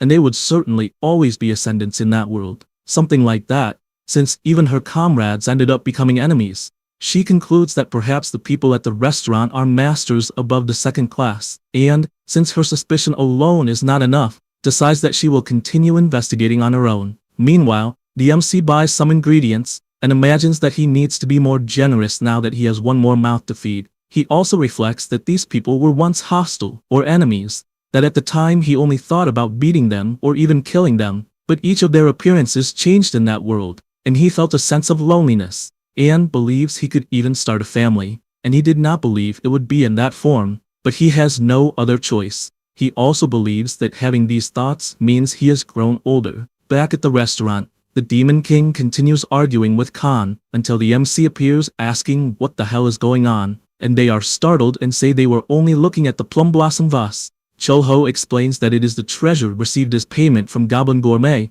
and that it is an artifact that turns water into wine. He calls the two to drink while eating a snack. Echo goes to the MC and asks if it is a free situation to drink, since he remembers a girl with a tail, probably an elf, who has stealth abilities. The MC tells him to leave her alone, but deep down, he has already realized that Gabby is suspecting the restaurant's identity. He even recalls the day she reacted differently. He finds the way she is acting secretly cute, and thinks it is polite to pretend he has noticed nothing. The Demon King does not accept this, since he hates elves because they are cunning, but when he thinks about killing all of that race, he receives a strong headache from the torture item. Kyo finds it funny, and shows him his teddy bear to play with. The Demon King says he hates bears, but the MC gets irritated with all this complaining and says he hates demons too, and what he should do about it. Echo starts to sweat coldly, but asks why he does not dominate the world since he has the strength to do so. He does not understand why he should do something like that, and the Demon King says that such great power not being used to its full potential is something sad. Besides that, he asks if it is not natural for the strong to defeat the weak, since if the strong do not rule the world will become a lawless place, and questions whether he only became strong without a purpose. The MC does not answer anything, and the boy goes on to say that he lived in the demon realm, which possesses an innate ability like dragons to polymorph, and he perfectly senses that the magical power of that world is connected to the demon realm. Chul-ho replies that he already knows this, but the boy says that he also senses a completely opposite smell of spirits and also of machines, and assures that this is a very dangerous scent. Chul-ho becomes intrigued by this, and Echo points to the side, toward the window, and states that in that direction there is a very strong smell. The MC reflects that that is the uninhabited zone, and that there are countless portals. Because of that, he asks if perhaps the smell is from demons. Echo answers that it is not, since his authority of subjugation would have detected it immediately, and he believes that this distinct smell is from the magical power of black magic. The MC does not like this at all, especially with Echo thinking that the strong smell is also of blood. The boy does not understand how humans obtain black magic, but knows that something interesting will happen much sooner than he imagined. With that in mind, he asks what Chul-ho will do, since he is a little more interested in humans. Meanwhile, in the uninhabited zone of the northeast, some people are on standby and carry out the opening of a portal, which intensifies until a huge stone falls to the ground with a sword embedded in it. The woman is surprised to see that there really is a sword, and orders the armored vehicle to be called. At that moment, the spearman appears, saying that at first he thought it was an earthquake, and admits to being surprised, since both Nightmare and Nick are at the site. In addition, he asks what the huge magic stone is, since it is clearly classified as 0 and has a unique sword embedded in it. He knows that something he cannot face alone is about to happen, and announces that the Spearmaster is present, requesting support in the uninhabited zone. After all that, Chul-ho passes through the portal and decides to see what is inside the dungeon. He starts by activating his magic on the ground, and when he steps on it, he makes a super jump with his wind magic. He also makes a finger movement that creates a vortex on all the swords on the ground, lifting them into the sky. Then he makes himself a target and launches the swords toward his own direction, but all of them are destroyed. This makes him reflect that blades will not work on his target. He activates another ability that completely stops time inside that dungeon. He also remembers Echo questioning whether he really became stronger without any purpose. He thinks that he has mastered 6 classes, and that the feeling of having so much power is simply empty. Even after becoming so strong, he cannot control the rifts and wonders if there is any being capable of doing so. In addition, he tries to understand why the hell these multidimensional connections with Earth exist, and, if those beings decide to invade Earth, he does not know why they made him so strong. He keeps thinking about all of this, but in the end, he feels empty, without any purpose. And perhaps, there is the possibility of never obtaining a 7th class. After all this reflection, he leaves the rift and realizes that the sun will rise soon. However, completely out of nowhere, he feels an earthquake and therefore flies off at full speed. Back at the restaurant, Kyul is sleeping peacefully until the MC arrives and asks how she is. Khan replies that his little sister is sleeping deeply. He also explains that in their old home, that kind of vibration was quite common, so Kyul does not notice anything. Chulho asks Echo if by any chance the earthquake has anything to do with dark magic, but he replies that it does not, and the place in question is not very far away. In addition, he mentions that the earthquake made him notice that it is probably an object, and that apparently they are fighting on top of it, and with this slaughter, humanity will decrease. Because of these thoughts, he gets another shock to the head, and the MC finds it funny, since whether he likes it or not, Echo is the Demon King and will always have those thoughts. He says that he will check the situation and flies off, and Echo follows after him since he is curious. Back in the uninhabited zone of the northeast, Sang-hoo throws his spear, but Nick, who is already prepared, counterattacks with his arrow, and the collision of the attacks causes a gigantic explosion. An awakened appears since the spearman got distracted, but he is completely electrocuted by Hoon, who is with his robot. He says that he will face the big guy, and asks Sang-hoo to take on the archer. No sooner does he say this than his mecha begins to levitate, since Nightmare finds that situation a child's play. Meanwhile, Gabby arrives at the location and throws her dagger into the girl's arm, who, after being attacked, looks to the side and asks if the Catwoman has finally arrived. Immediately Hoon reports what is happening regarding the magic stone and the sword, as well as their opponents. Gabby does not like this at all, since Nightmare, as well as Black Mamba, are former comrades who turned evil. However, the problems are greater on the archer's side, since he possesses abilities so strong that they can be called divine. She imagines that the boy is not an ordinary human. For this reason, he passes all the information to the Lancer, since if they get close enough to the archer, they will be able to win, and he assures that he will stop Nightmare in the meantime. However, the Black Mamba appears saying that she cannot allow this. Meanwhile, high above the battle, Echo asks if there are 2 elves fighting, and since they are children,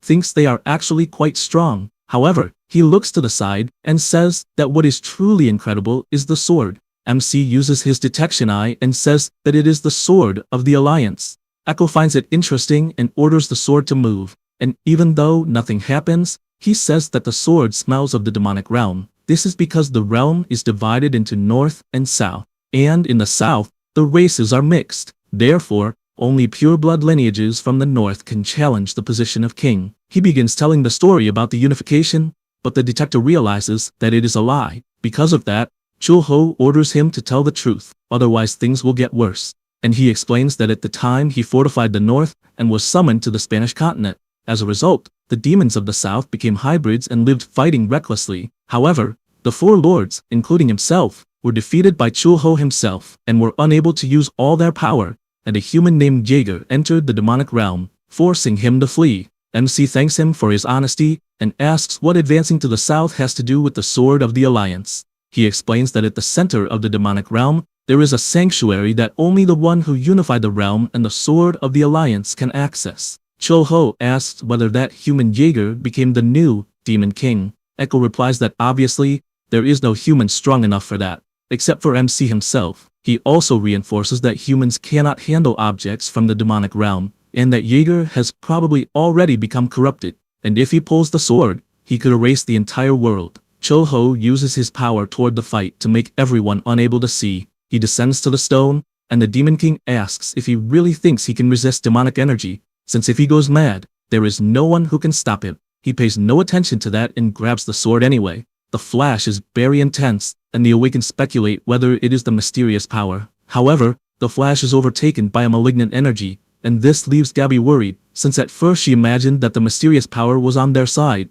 but what she is feeling is an intense killing intent. The Lancer says that it is not a power that knocks down monsters, but rather an overwhelming horde of a colossal predator, and if they remain where they are, they will be struck. Because of this, they shout to retreat, but Nightmare, looking at the aura, begins to tremble in fear, and asks if the association really created a zero-grade awakening, and they can only think that they must run. Meanwhile, Chulho, holding the sword, tries to pull it out, but a malignant energy begins to overflow, urging him to pull the sword at once. the energy demands that he kill everyone, until MC finally pulls out the sword, and the demonic energy rejoices, since it has finally been drawn. MC orders the aura to disappear, but they begin to laugh that a human is saying that, until Chulho, with his terrifying aura, orders them once again to vanish. This time, the aura obeys and moves toward the crystal. The Demon King cannot believe what he saw, and they, still in position, summon several creatures around them. Echo explains that they are the 8 tribes of the demonic realm, which 4 lords once commanded, since they were leaders of the north, and the other 4 are leaders of the south, totaling 8. The monsters pay their respects to the Demon King, answering the call of the sword, but they are confused since they are facing a human. The Minotaur comments that the Demon King is indeed present and does not understand who the brat beside him is. Echo asks if he is crazy for calling the MC a brat. In any case, the leaders question who the master of the sword is, but they cannot understand it, since none of them is worthy. Chulho looks at a bizarre monster and asks who he is. The leader becomes irritated by a human speaking arrogantly, and this begins to test his patience. Echo notices this and asks everyone to calm down, in addition to revealing that he is the 14th Demon King. The vampire realizes that a long time has passed, and questions whether he really is the Demon King and why a human is holding the sword. The MC once again orders them to answer who placed the 8 seals on the sword. The Minotaur explains that they are ancestors of 8 tribes and that the first Demon King sealed them. Echo is surprised, since if that is true, it has been more than 1,000 years. They explain that the Demon King foresaw that one day the border of the 5 worlds would collapse, and that they were sealed to help achieve dominion over the demonic realm. Chulho reflects on the kings of the 5 worlds, and the monster asks whether that is the land of humans. He answers that it is, and the leaders say that they will first spread a plague to kill the humans, since it has been a long time since they tasted blood. Echo strongly dislikes this, and asks whether the first Demon King really believed that a senseless massacre would help the demonic realm. However, the MC has no patience left, and, using his power, makes all the monsters fly and begins to defeat them one by one, imprisoning them once again inside a magic stone. Since only a snake remains, Chulho asks it to say exactly what the Demon King mentioned, and the snake reveals that the king said the day would come when the 5 kings of the 5 dimensions would unite on the battlefield, and that is all it knows.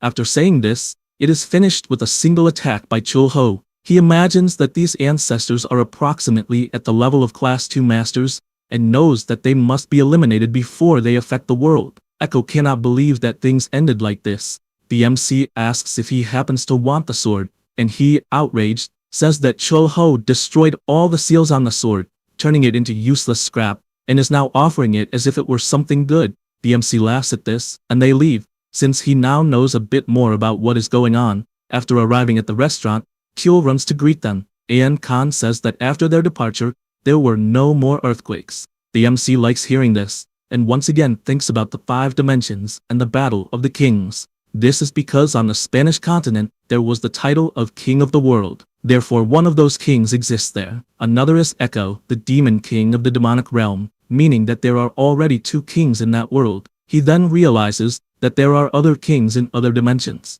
The Demon King asks whether he is out of ideas and why he bothers saving humans, since it is clear that he does not want to rule the world. The MC replies that the world needs to be protected, but he is worried since things are getting out of control, and he no longer knows what to do. That is why he calls for Echo, but sees the boy petting Kyul. He asks if he was called, and the MC tells him to forget it, since just thinking about it is exhausting, and asks him to go to the market to buy food. Meanwhile, in the association's conference room, they discuss the mysterious power appearing once again. They also talk about the magic stone having disappeared right before their eyes, and announce that, in the worst-case scenario, the mysterious power is a secret weapon of the foreigners. Gabby jumps up upon hearing this, and says that it may not be true. She reveals that there is no reason for the mysterious power to have saved them so many times if it were an enemy power, in addition to the incident involving the city expansion project, in which more than 100 level 1 and 2 magic stones were obtained and simply disappeared,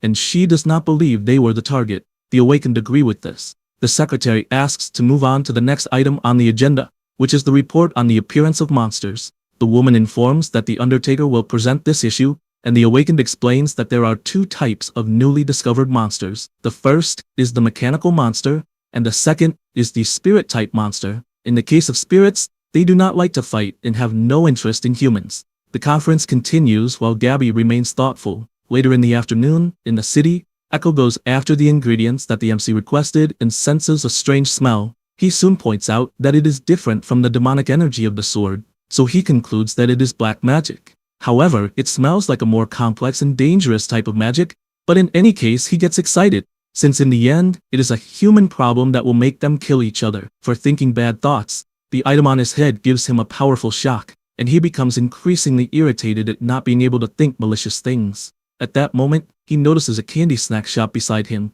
and decides to see what good things it has. Back at the restaurant, Kyul is playing with her kitten, when a shadow with a macabre smile appears, saying that he has finally found the baby dragon. It was Echo, who, with his mysterious air, shows that he bought a chocolate for her. Kyul is happy since she loves sweets, and the Demon King, knowing this, shows that he also bought some candies, but before handing them over, says that he wants his usual payment. As he says this, he receives a kiss on the baby dragon's cheek, which leaves him completely embarrassed, imagining that, as he expected, it is soft and fluffy. At that moment, the MC suddenly appears and asks what he is doing, while also telling the baby dragon to eat slowly. Kyul is happy to see him, and runs over to give him a kiss on the cheek, followed by another kiss. Echo is indignant when he sees this, and asks how he tamed this arrogant dragon, since he did not give any bribe. Chul-ho gets annoyed at him for calling a little girl arrogant, but changes his words and just wants to know how he managed to get the kisses so easily, since if he tells him, he himself will reveal some information.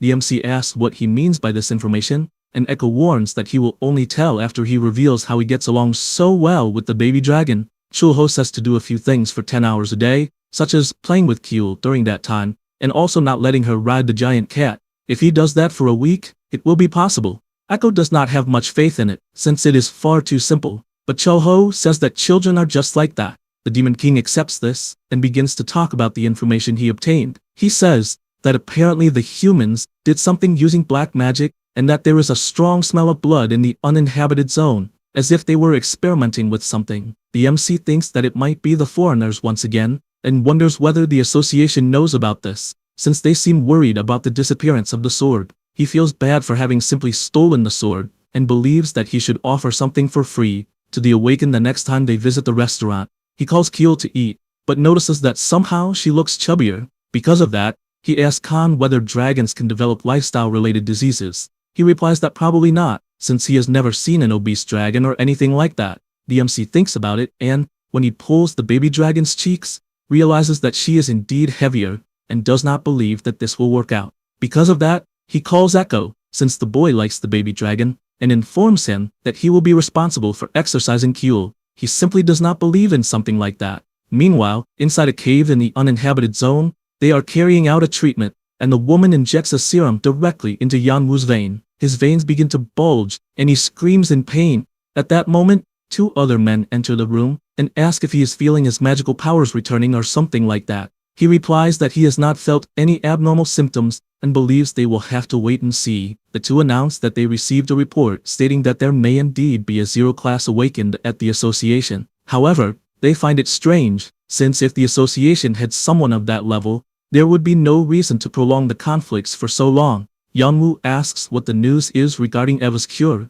since that interests him more. They respond that the first stage treatment has already been administered, but they are concerned about the costs. Yeonwoo tells them not to beat around the bush, since if they want him to do something, they should just say it. The 2 do not hesitate and inform him that in that case, there is indeed a mission for him. I am back at the restaurant. The MC comments that it has been a while since the awakened ones have shown up to eat, and believes that they still have not noticed the dark magic and are worried about the disappearance of the Alliance sword. Because of that, he believes he should offer some freebies when they show up. Echo keeps calling Kyul to play, and the MC, observing this, finds it strange, since she does not seem to be growing anymore, and he does not know if this is a characteristic of dragons. The Demon King says that playing with Kyul is not such an easy task, and that he would rather fight an adult dragon. The MC finds this funny and gives her a pudding for behaving well. She looks at the little bear and pretends that she is listening to something from it. Then she asks to give some to Gyori as well. Chul-ho picks her up, and the little girl keeps begging for him to also give some to the little bear. He finds it funny, and puts another pudding for the little bear. But he already knows that she is a trickster, and just wanted to steal another pudding. Sure enough, cool, with all her cleverness, says that Gyori did not want it, and that is why she will eat it. The Demon King approaches and asks what he would like him to buy. He replies that there is no need, since the seafood will arrive that day, and therefore the boy can wait eagerly. He goes to the fishing center and notices a sea ram on the ground, and remembers that it was also a monster from the Spanish continent. So he asks for as much rib meat as possible. At that moment, something catches his attention, as he feels someone's gaze. It is Gabby, who is at the location. She imagines that no matter her appearance, the people of that place are just ordinary people, and he does not know if she played it poorly. At this moment, the MC appears behind her, questioning what she is doing. She gets startled and replies that she is buying fish, and does not know when he approached. However, Chulho's detector responds that this is a lie. He says he understands and asks if she likes broccoli, since he was thinking about buying some. She says it is fine, and he likes that since she agreed to eat with him. Meanwhile, at the restaurant, Khan is reading a romantic history book but gets irritated with the ending, since it seems it was written by someone who has never dated in their life. Even so, he picks up the book after throwing it, since it is the only method he has to learn more about romance. He does not hear the MC approaching, and after reading the book, with his eyes closed, recites, "You are so beautiful, can I get your number?"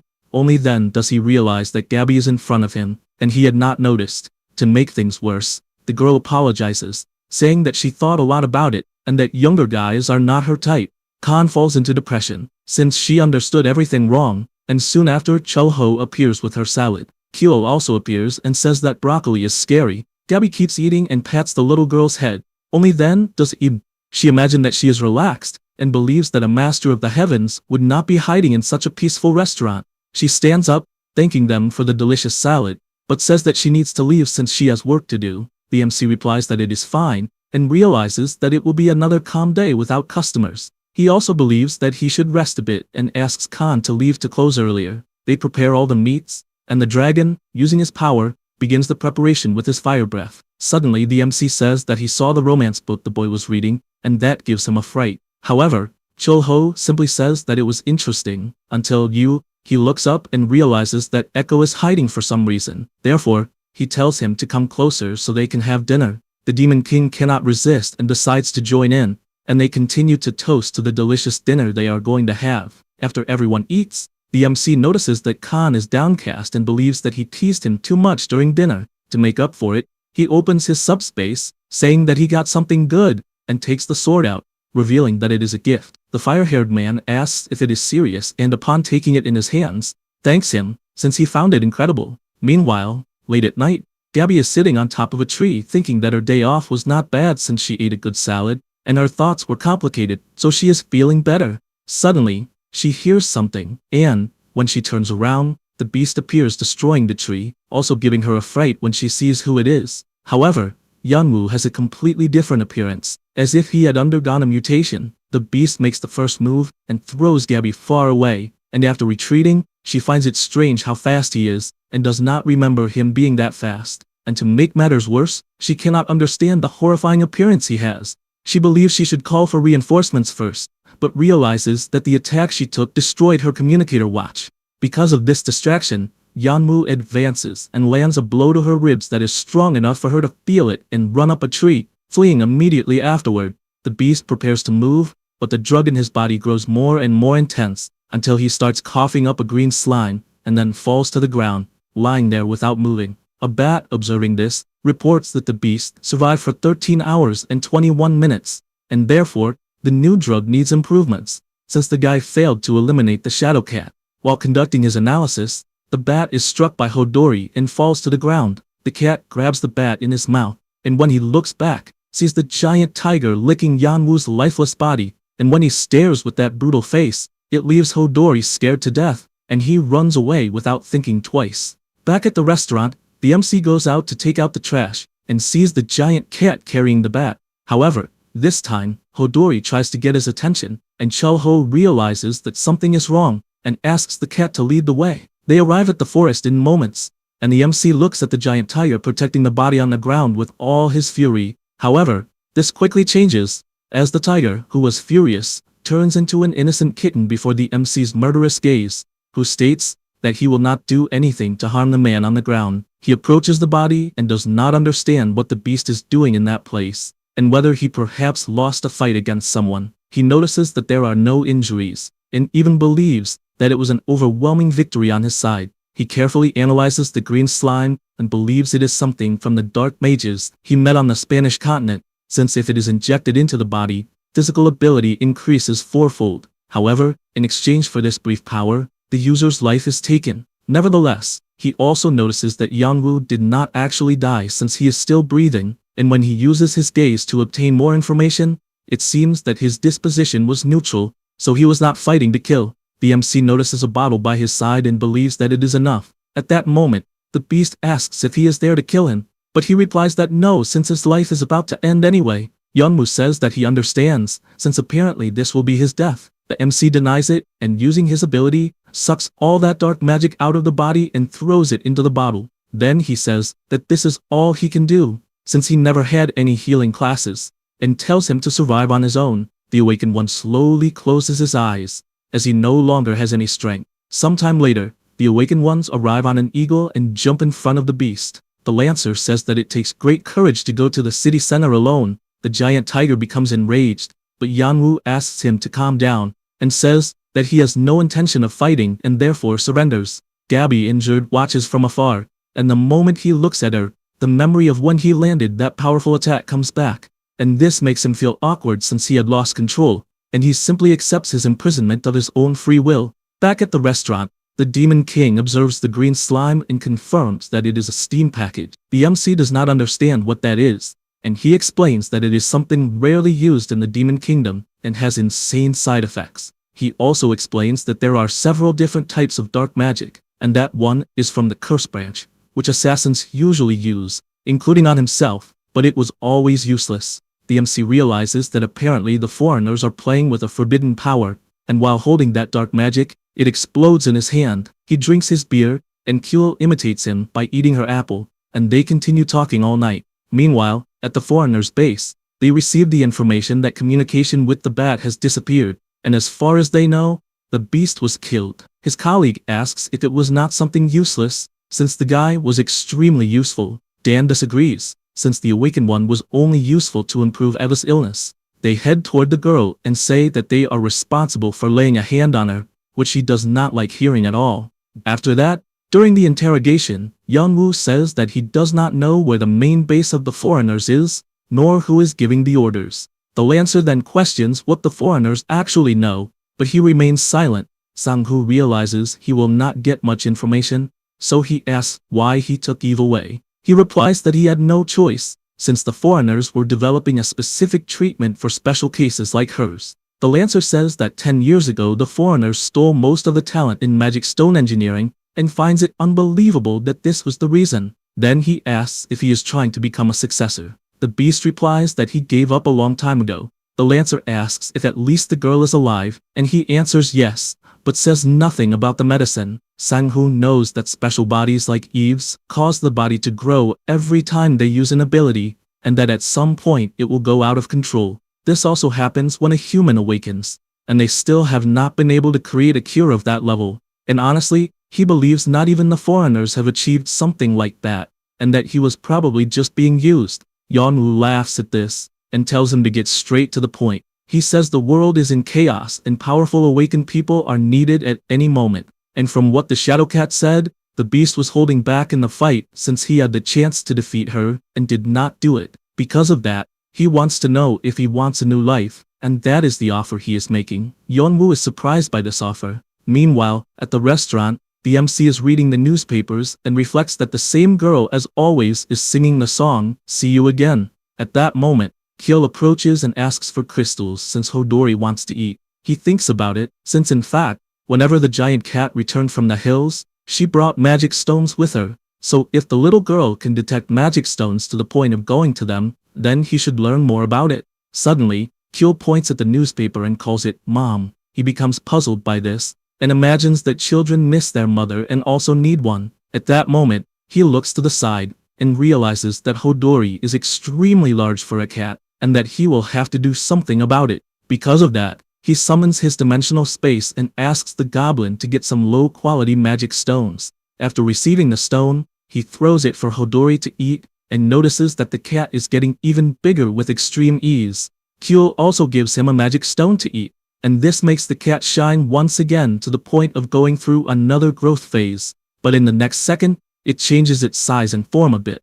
The two are surprised by the new appearance, and Chul-ho knows that this is the stage before becoming a spiritual beast. But in any case, he is happy to see the baby dragon happy with Hodori. Meanwhile, elsewhere, several awakened individuals move toward a portal. The Lancer, after passing through, is surprised since the place is a completely different world. However, he senses something is wrong. His colleague asks what he is doing. He asks for silence since a low-rank wind spirit is approaching. That is Sylph, who upon seeing the awaken, takes his hand and starts playing. Marana asks what they should do, and he simply says they should not touch the drinks and that they will return soon. He knows this is the captain's will, and that lately the gates where spirits live have been increasing a lot. After that, in another restaurant, the MC visits his colleague and is surprised by the movement. Yung Chang says it is thanks to the customers who come to cure their hangovers and keep asking for ramen. While seasoning the dish, Chul-ho, who was watching, finds it strange that that pepper appeared on his detector and does not seem like a common pepper,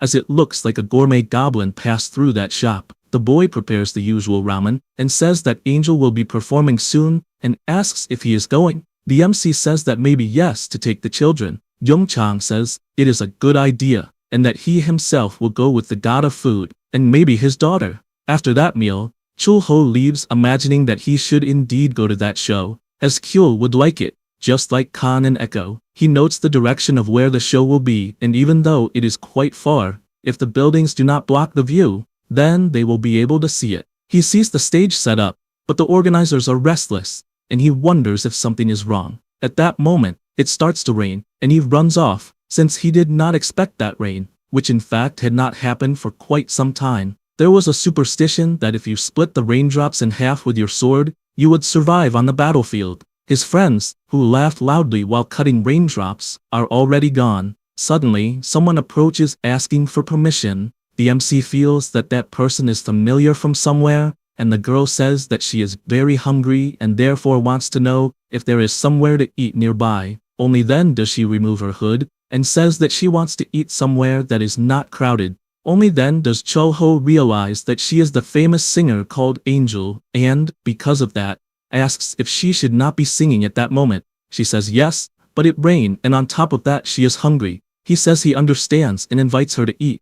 Upon entering the restaurant, she is startled when Khan asks, please, for an autograph. The MC questions whether he even knows who he is receiving that autograph from. Excited, the dragon replies that of course he knows it is from the most famous singer of the moment. Chul-ho did not imagine that he had interest in the human world. The girl gets straight to the point and asks about the menu. The MC says that there is no fixed menu, and they decide on the day, based on the available ingredients. But he will make an exception for her, so she can order whatever she wants. Angel gets excited and says she wants grilled mushrooms. Khan thinks it is absurd that someone likes that, but still goes to the kitchen to prepare it. They will use a giant mushroom that even has legs. The MC knows that if it is pine mushroom, grilling is the best way to preserve the fragrance. Then, after preparation, the giant grilled mushroom is ready. She smells the dish and shouts that it is delicious. The MC finds it strange, since she only smelled it and still thought it was delicious, and because of that,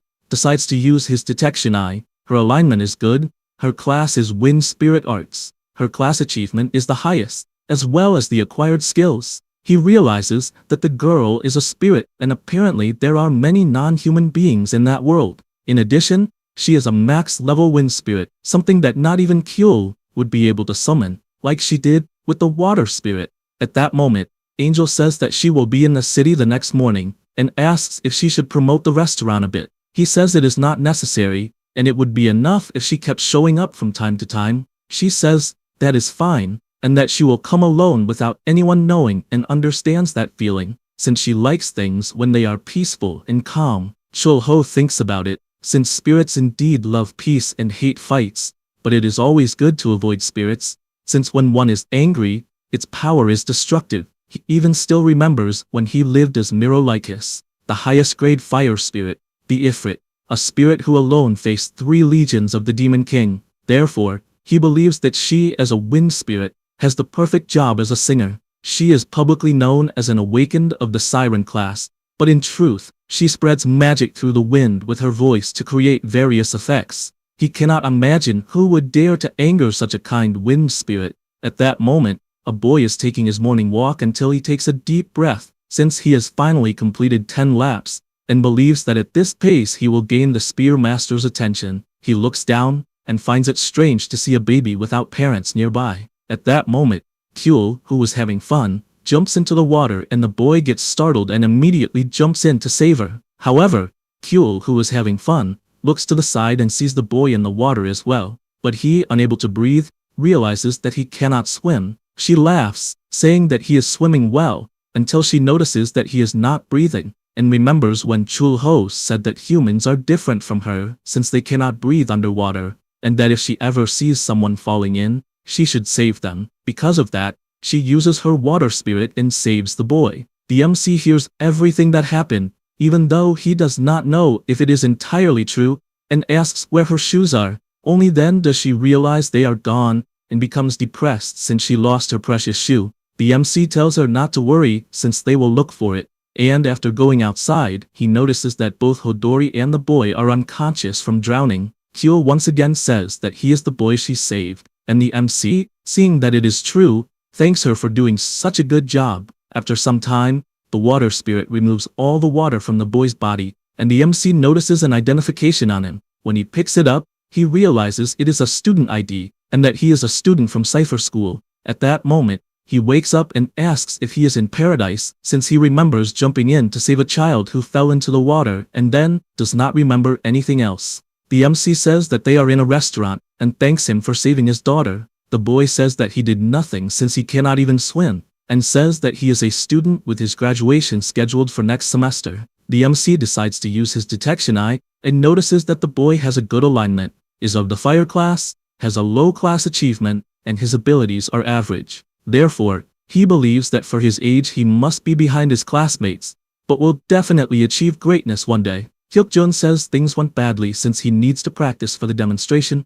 Chul-ho asks what he means, and he explains that future graduates perform a demonstration in front of the guardians. Normally, it is necessary to register in advance, and students with excellent grades are the first to apply to the field they want. Then each guardian selects the talent they need. He knows he is not the most talented of all, and that to join a guardian's team, he will need excellent grades and exceptional skills. Chul-ho asks what happens if he cannot join a guardian's team. Hyuk-jun replies that there are usually two options: administrative jobs in the association, or the public response team, and he does not mind working anywhere even though he prefers the field. The MC realizes that he is very brave, just like when he tried to save Kyul without even knowing how to swim, so he asks if the field is not dangerous. The boy knows there are many casualties, and even so wants to work there. In addition, he says that his greatest desire is to join the Spearmaster to become a cool guy like him. While he was saying this, the Spearmaster himself arrives at the restaurant hearing everything,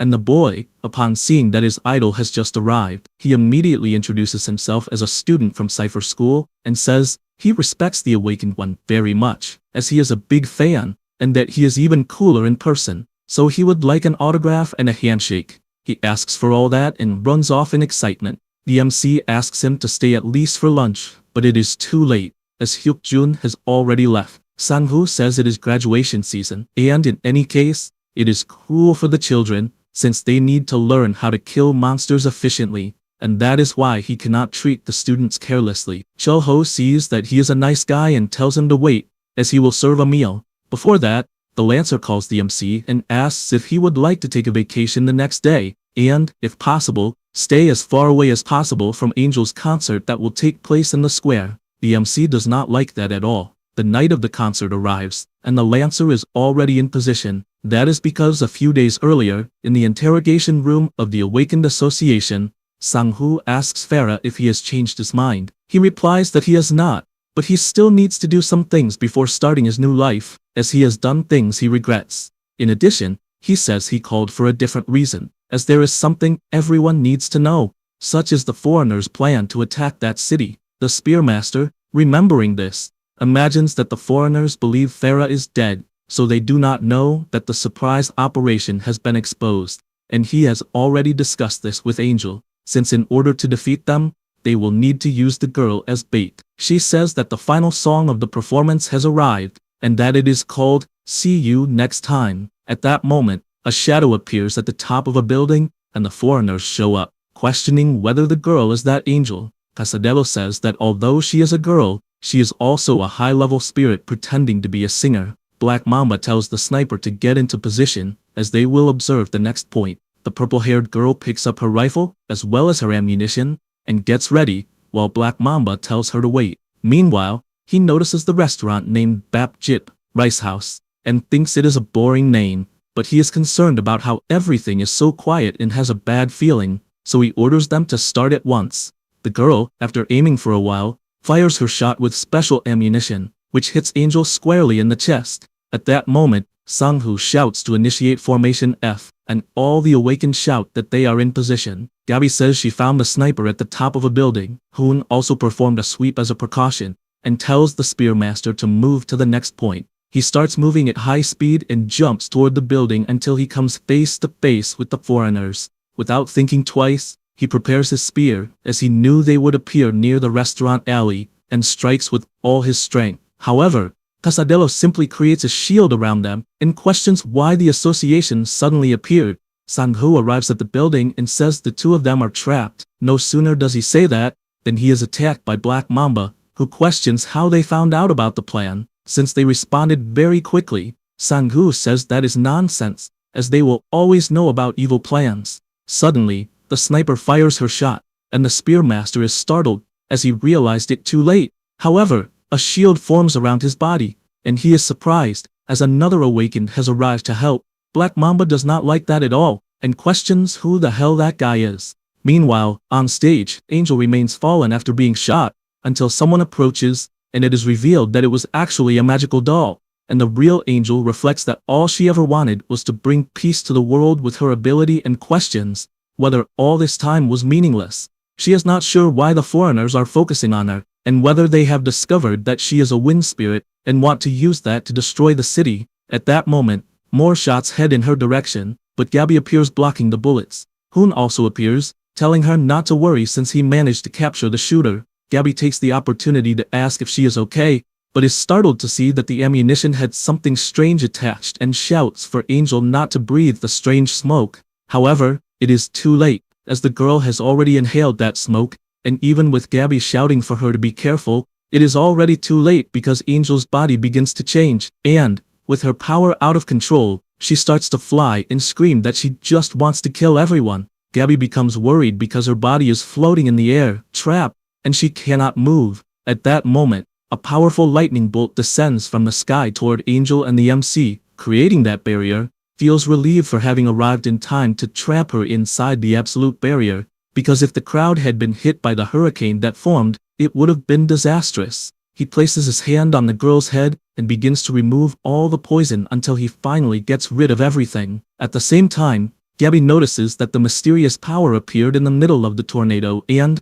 after falling, realizes that she is on top of a barrier. But her surprise is even greater when she sees that the MC is inside along with Angel. She tries to process what she is seeing, and Chul-ho, noticing that he has been seen by her, simply signals for her to stay quiet. Then he dispels his barrier and disappears, leaving Gabi to take back Angel, now cured of the poison. She feels relieved to see the singer well, but is still in shock from what she just witnessed. The next day, the news is already in the newspapers that the association captured 2 people responsible for the attack in the city center. The captured foreigners were the elite sniper and the awakened archer. Hoon calls Yuna to see something, since the newspaper says there was a brilliant performance by the Shadow Cat, as she alone protected Angel from the attacks. This makes him depressed, since it makes it seem like he himself did nothing. She tells him to go complain to the newspaper's editorial office. He asks if she is still upset about it, and the girl, embarrassed, picks up the newspaper, since her anger toward Gabi has not disappeared, and goes back to reading what was reported about the previous night. Meanwhile, at the restaurant, the MC is preparing a dish, and knows that, with kimchi stew, especially in Korea, every family has its own recipe. He prefers to throw everything in at once and cook it, since that way the flavor usually turns out good and uniform. He also knows that if a person is lazy, they can just add a packet of ramen soup, and, since the restaurant is quiet, he will leave it on low heat. In addition, there is a lot of leftover pork belly, and he believes he should cook some. Since he knows that cooked kimchi goes well with drinks, he shouts to Kan that they will open the jar of plum wine. But as he says this, he remembers that Kan, Kyul, and Echo are on vacation, and that is why he is alone in the restaurant. Then he remembers the Spearmaster's suggestion to stay as far away as possible from Angel's show, and, because of that suggestion, he sent the three of them on vacation to the sea. On the way, they really wanted to watch the show, and he even let them watch the first songs. But since he did not want Kyul to see the singer out of control, he asked them to leave before it ended. They were upset about it, but in the end, they accepted it. The MC decides that it is time to clean the front of the restaurant, and, while doing that, something catches his attention, as Gabby appears not knowing what to say. Because of this, she simply asks if she can eat, and he, upon going inside, asks if he should prepare the usual salad. Before answering this, the Shadow Cat cannot hold back, and asks if he is the same one responsible for the mysterious powers. The MC simply turns his face away without saying anything, and she, unconvinced, asks what exactly he is. This is because she believes he masters at least 3 classes, and since he is so strong to the point that the magic detector cannot identify anything, she believes he is even stronger. Chul-ho replies that he just wants to live a normal life. She is surprised by this, and says that she has not told this secret to anyone, even though he might not trust her. He says that he trusts her, because elves cannot lie to their friends. She is startled, since she did not imagine that he knew her true race. This makes him remember his teammates, who used to say that they trusted him, and that he should always protect his own blood. This makes him feel a bit more encouraged, even with so many problems. Meanwhile, Gabby, realizing that she can no longer hide it from him, simply releases her magic and reveals her elf ears. Then, she removes her gloves, makes a cut on her finger using the tiara and, with the blood on her finger, says that she is making an elven promise that she will never disrespect him and will forever keep that secret. The MC touches the blood, since he knows that elves risk their own lives to fulfill their vows. He always finds that vow power incredible and, because of that, says that he accepts this promise. She thanks him and asks what pleasant fragrance that is from the pot. He says it is plum wine and asks if she wants some. She gets excited, as she finds it interesting to drink at least 1 cup before leaving. At that moment, in the East Sea, a shark was swimming when it spots 2 prey floating in the water. Because of that, it tries to bite and misses the target, which in this case was Kyul, playing with the turtle. The baby dragon gets excited, thinking the animal wants to play, and because of that, traps it in a bubble and asks what that is. The turtle, frightened, says that it is a Methidos, and that it is a creature that eats turtles like herself. Kyul says she understands and tells the shark to go away, as she does not want to see her friend hurt. The turtle finds it incredible how such a monster fled without thinking twice, and realizes that, while the 2 men stayed lying on the sand, he went to the sea with the child, who floated happily, and before they noticed, they had reached the middle of the sea. At that moment, he notices something and shouts to Kyul that a huge storm is approaching. In addition, a wave approaches and engulfs them, and the turtle notices that, while she is drowning, the child does not stop playing, and all she asks is to be reborn as a sea beast in the next life. After some time, the turtle who had drowned finally spits the water out, and Kyul says that he has finally woken up. However, the turtle does not understand anything, and, frightened, transforms into a human and runs away, since he is seeing mermaids. The girls start pulling his cheeks. At the same moment, a giant shadow appears and a colossal dragon emerges. With his imposing aura, he leaves Math completely terrified. Then, Echo appears on his back, saying that they have finally found the child. They ask why she is so far away, and the baby dragon, always having fun, says that she caught a wave. Math does not understand what is happening and asks who the dragon is. Echo finds this question strange and says that he is Kyul's older brother. He is completely shocked to learn that the simple human lying down was in fact a colossal dragon. Kyul says that she also wants to fly, but her brother says that she needs to wait until the next growth. While Math watches this in surprise, a mermaid calls out to him and hands him a shell with her beautiful smile, which leaves the boy extremely embarrassed. Meanwhile, Echo shouts for them to leave quickly, and they return flying on the dragon. The turtle, on the other hand, keeps admiring the beautiful shell it received from the mermaid. Meanwhile, at the restaurant, the MC continues washing the dishes until everyone finally arrives. Echo, furious, shouts that Chul-ho knew how relentless Kyul was, and that is why he only sent the three of them. He says that he stayed awake for 3 days watching over her, and when he dozed off for a moment, the baby dragon had disappeared.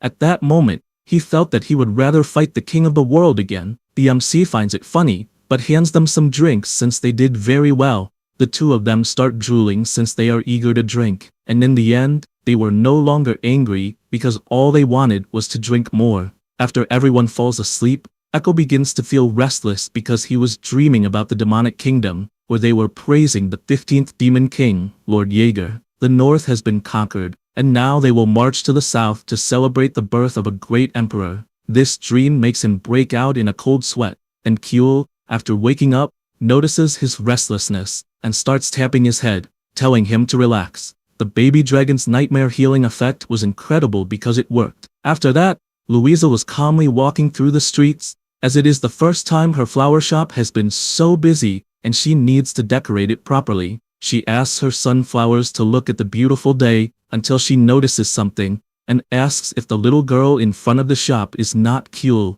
She picks the girl up and asks where her father is and if she came out alone. Kyul replies that her father is sleeping, just like her older brother. Louisa asks if she is talking about Echo, but before she can answer, someone else arrives at the flower shop. It was Choi, greeting both of them. Louisa notices how cute Kyul is, and even thinks that one day, she also wants to have a daughter after meeting a great husband, a man with black hair, cold, and with a wild and rough charm on the outside. At that moment, Kyul gets down since she needs to leave, but before that, Louisa gives her some flowers as a gift, and the little girl thanks her before saying goodbye. Louisa finds it very cute, and the knight asks what she is doing at the flower shop so early. She replies that she finally managed to get 2 consecutive days off and that she should go to the association, but her master told her to rest. She thinks it is a great opportunity because she can properly decorate the shop. Meanwhile, inside the association, in the detention block, Farah is sleeping until he wakes up and realizes that the door of his cell has been opened.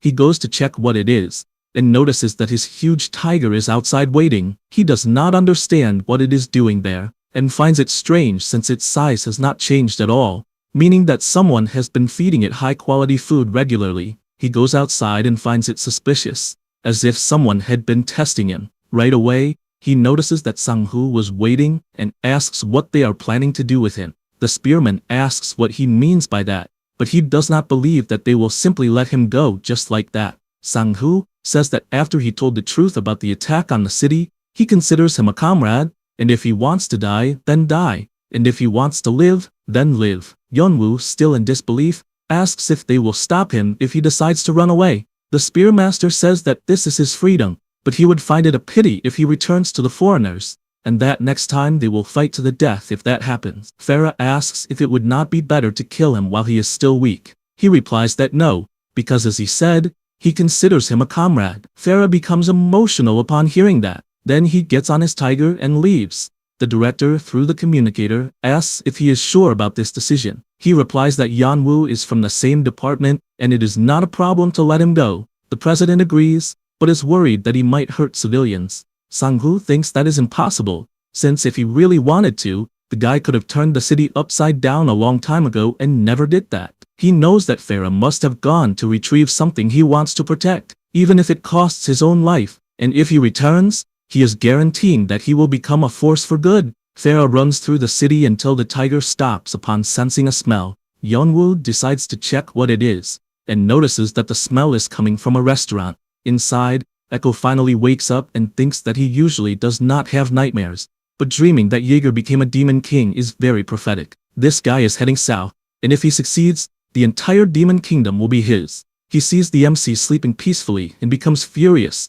since he is in deep trouble because of him. Anne finds the bouquet of flowers strange, also realizing that he is holding a rose. He tries to curse Khan for doing this, but notices that the guy is also sleeping and concludes that the one responsible was probably Kyul, since he expected nothing less from a strange little girl. He decides to sleep a bit more until he smells something strange and immediately runs to wake Chul-ho. The MC asks what he did this time. He replies that he obviously did nothing and only woke up because he sensed a faint smell of dark magic approaching the restaurant. The MC notices it too, and the two go outside, and upon seeing that it is Farah, He says that it has been a while since they had a guest. Then, with a smile, he says that guests are always welcome. Meanwhile, inside, Yanwoo reflects that he was not hungry during the interrogation and because of that, he refused the food on purpose, and only then realizes that he is out of strength because he did not eat. Cho-ho arrives with a bowl of bento porridge. Farah immediately eats it and finds the taste comforting as well as warm. Then another dish arrives at the table,